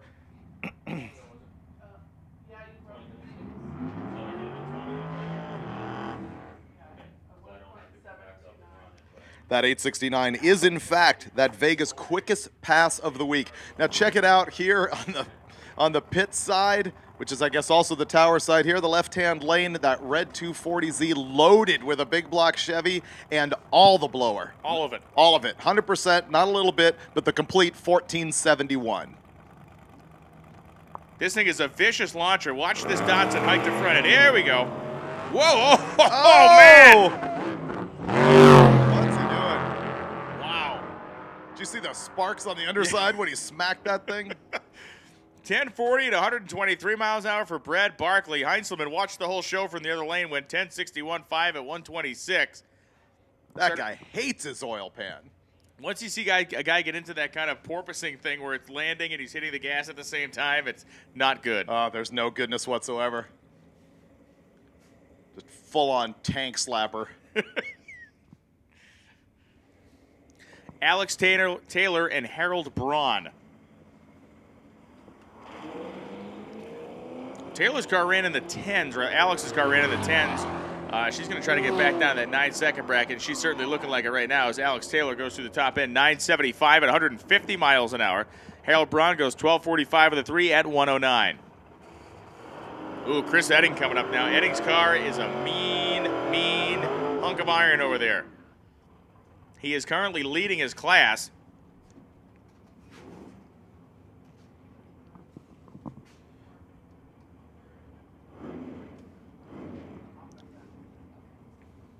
Leading modified power adder with that 68 Camaro, the black one. His best time of the week thus far, 8:42, 165 miles an hour. And he is super tight with his next competitor. He's averaging 8:72. The next one's 8:73. He's going to need this pass. Oh.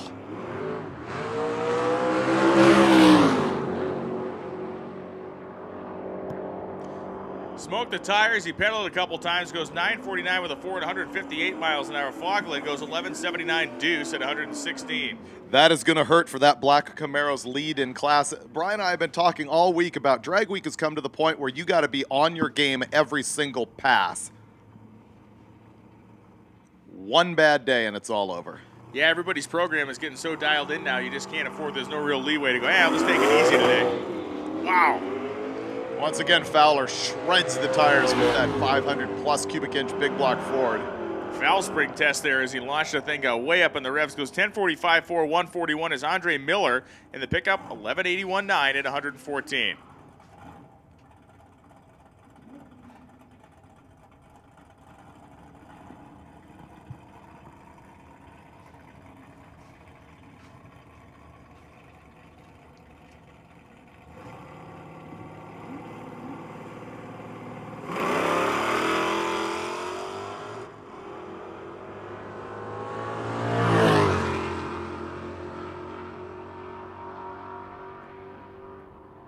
We've been talking about the fight for the unlimited class and the overall win at Drag Week, which is going on right now between Jeff Lutz and Doug Klein. The question up here in the tower had been, is Doug Klein here? And the answer is yes. That beautiful orange 69 Camaro is here. We're looking for him to pull the lanes. And once again, he needs to run a 690, and he can just barely squeak ahead of Jeff Lutz in the overall standing. All right, we got a replay on the live feed of the 240Z doing the major sky launch down the track. Here goes. Well, it's funny we mentioned is, the question is Doug Klein here. Hasn't that been the way the week has gone? Is Doug around? Where's Doug? Where's Doug in the standings? Who's talking about Doug? Find Doug. In typical fashion, he's here and waiting in the wings, and none of us knew about it. Stretchy truck on the line. This is probably the biggest freak show you will see at Drag Week this year anyway. We've had some pretty standout vehicles. This is a stretch Chevy S10 with a big block Chevy behind the...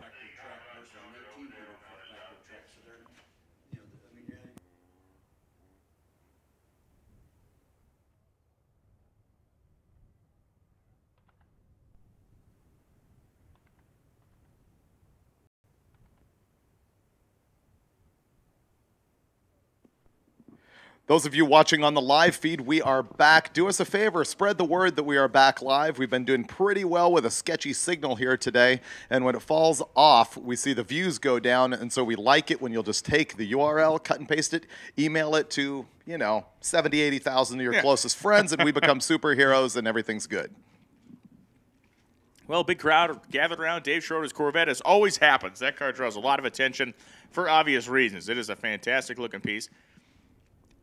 That's the unlimited car that earlier this week made a 711 or 714 pass, and unfortunately, Schroeder himself was not NHRA licensed to do that. The car was tech to 749. He was not, or tech below 749, sorry. And so he got a 20-second ET. We do not let you hand in a time slip for an NHRA illegal pass here at Drag Week. Safety first.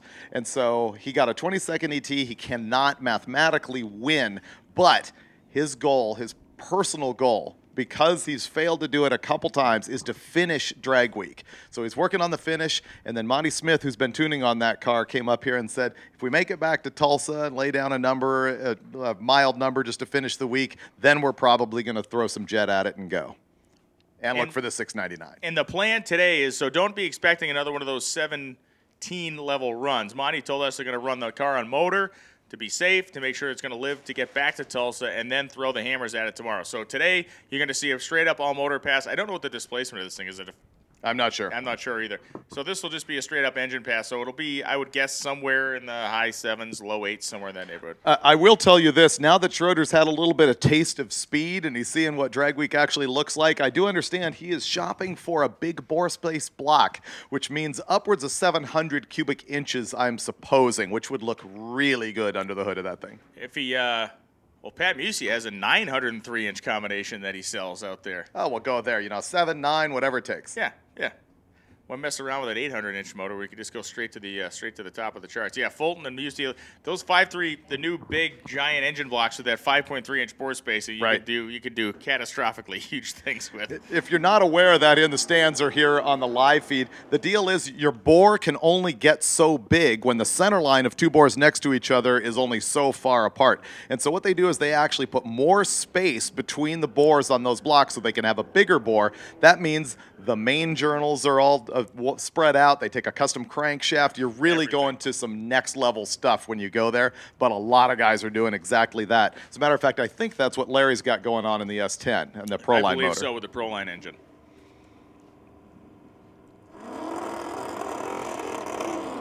And we're off. Gordon Potter and Ronnie Fleming.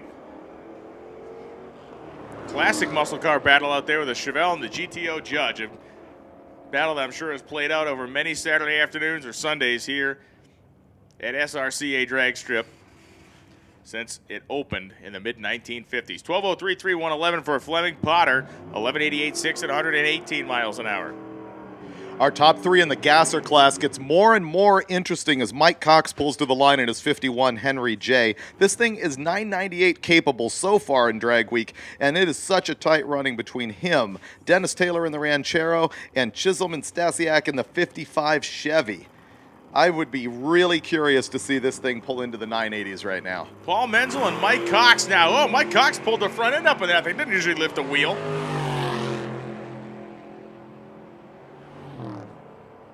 And Cox goes out 982 with a 1 at 134 miles an hour. That is going to shake some things up a little bit. I can't wait to see the numbers at the end of the day. Speaking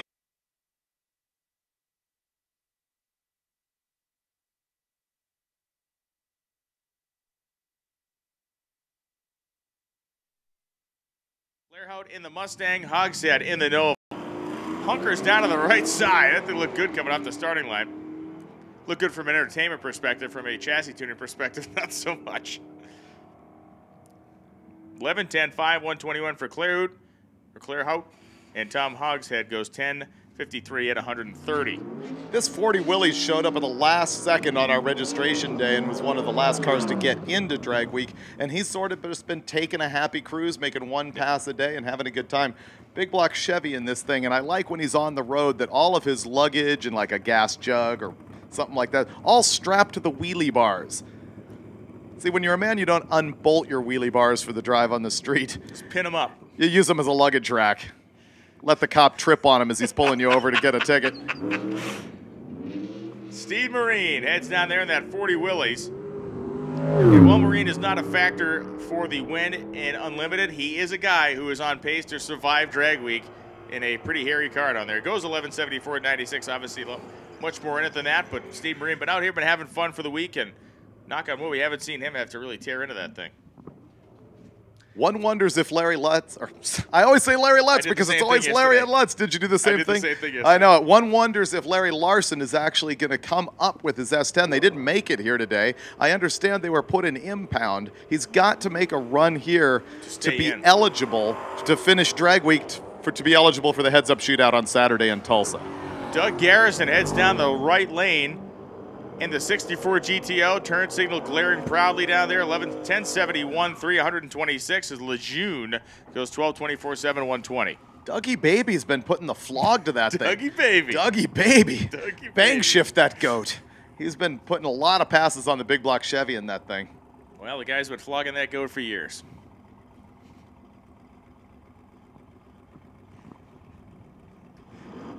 Timmy Pogue and Dave Pierce.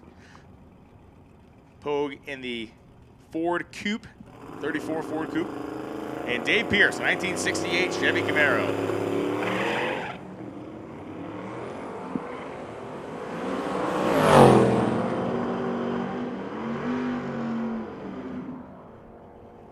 Pierce had a little smokage out there. Goes 996.2, 148, and Poe goes 1285, 8, 104 miles an hour. The right-hand lane here is Dustin Haas, who was one of the players at the very first drag week in 2005. He had a 73 CUDA running small block naturally aspirated, and now he's got this white 68 that is loaded with a late model Hemi. He's one of the guys who dove onto Larry Larson's car yesterday and helped him put it together. Barracuda all white with the white steel wheels. Cool looking piece is John Dodson just sprinting down the Doug Ray Chevy lane. 969.8, 139. Dustin goes 1245.7 at 111 miles an hour. Will we have a second?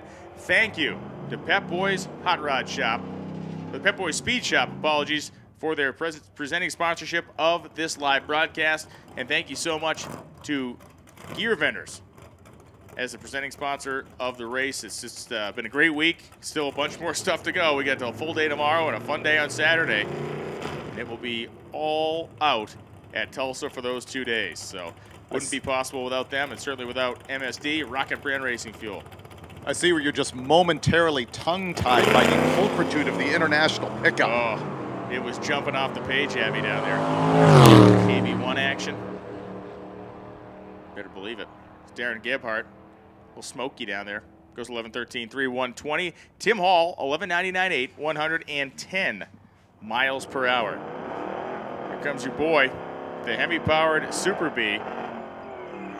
In the Doug Ray Chevrolet lane, the factory appearing stock tire car. You get that little bias ply tire in the back, just screaming for mercy. This car has run in the 10s, defying laws of physics, gravity, and common sense. And it's got the stance that would indicate several pounds of concrete in the trunk, aiding traction on those bias ply tires. Or a couple of former fast racers who may have squealed on the tails. Maybe he's got a Buick 455 block back there.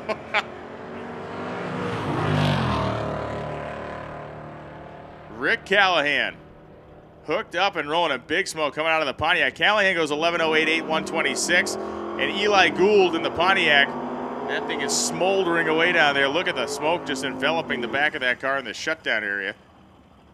Mike Roy in the right-hand lane, no longer threatened by George Gallimore in the black Monte Carlo, who is out. I'm going to need therapy when I get home. I'm still suffering a certain loss from that news that he's gone. But Mike Roy here is going to hoist the tires and look to improve his pass earlier in the day, despite the fact that he is leading Pro Street Power Adder by a full 1 second margin.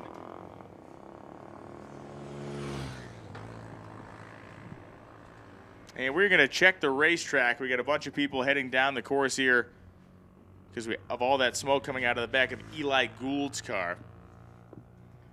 Guys here at Drag Week doing a good job letting the smoke out, letting the fire out every once in a while. Usually it's the English sports cars that let the smoke out, not the Pontiacs, but we'll get down there and wait for word from the top-end officials to see what the condition of our condition is in. And he has been put a picture up on my Facebook page of this drag strip, and he said, well, in 1955, I passed on a trip to go to England to be at the first NHRA National. So he was here in 1955 at the race. That's pretty cool. Thanks, everybody. Yeah, I think that's probably why he developed that tick, because he wanted to make sure that throughout the years nobody was confusing him with a cartoon character. with a cartoon character yet to be developed 50 years in the future. That's right. That's It's a good thing we entertain ourselves here in the tower.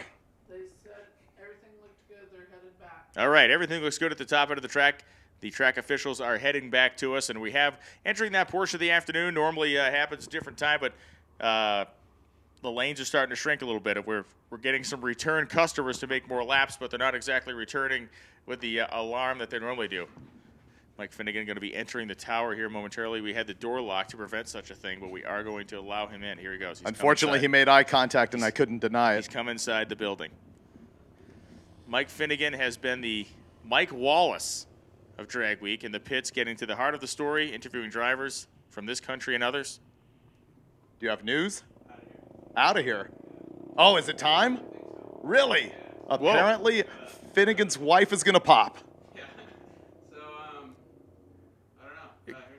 Right. I got a ride in 20 minutes. And Congratulations. Good luck, dude. Have a good time. thank you. Have fun. Sorry. Awesome. Sorry, nothing. Mike Finnegan going to be getting ready to be a dad for the second time, and run, baby, run. Nice. That's really cool. That kid's name's going to be Drag Week. That's what they got to name him. Yeah, Drag Week Finnegan. Drag Week Finnegan. Yeah, just call him Week. DW. That's a DW. DW.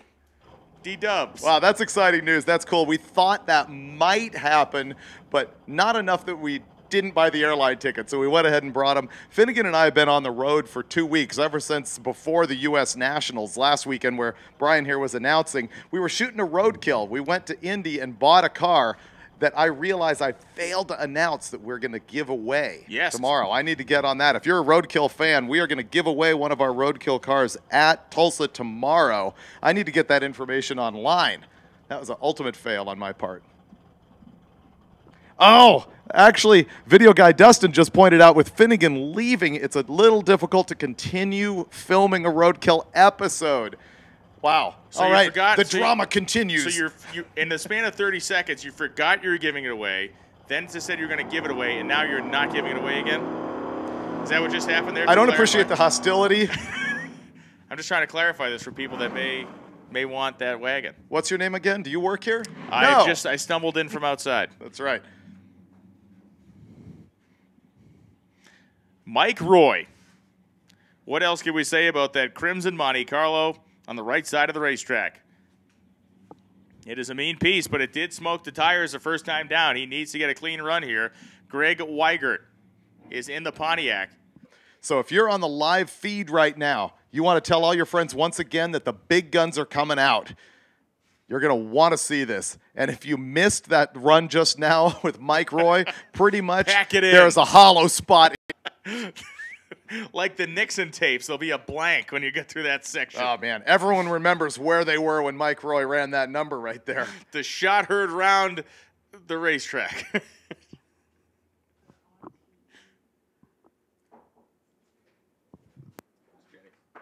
Brandon, did you get the shot?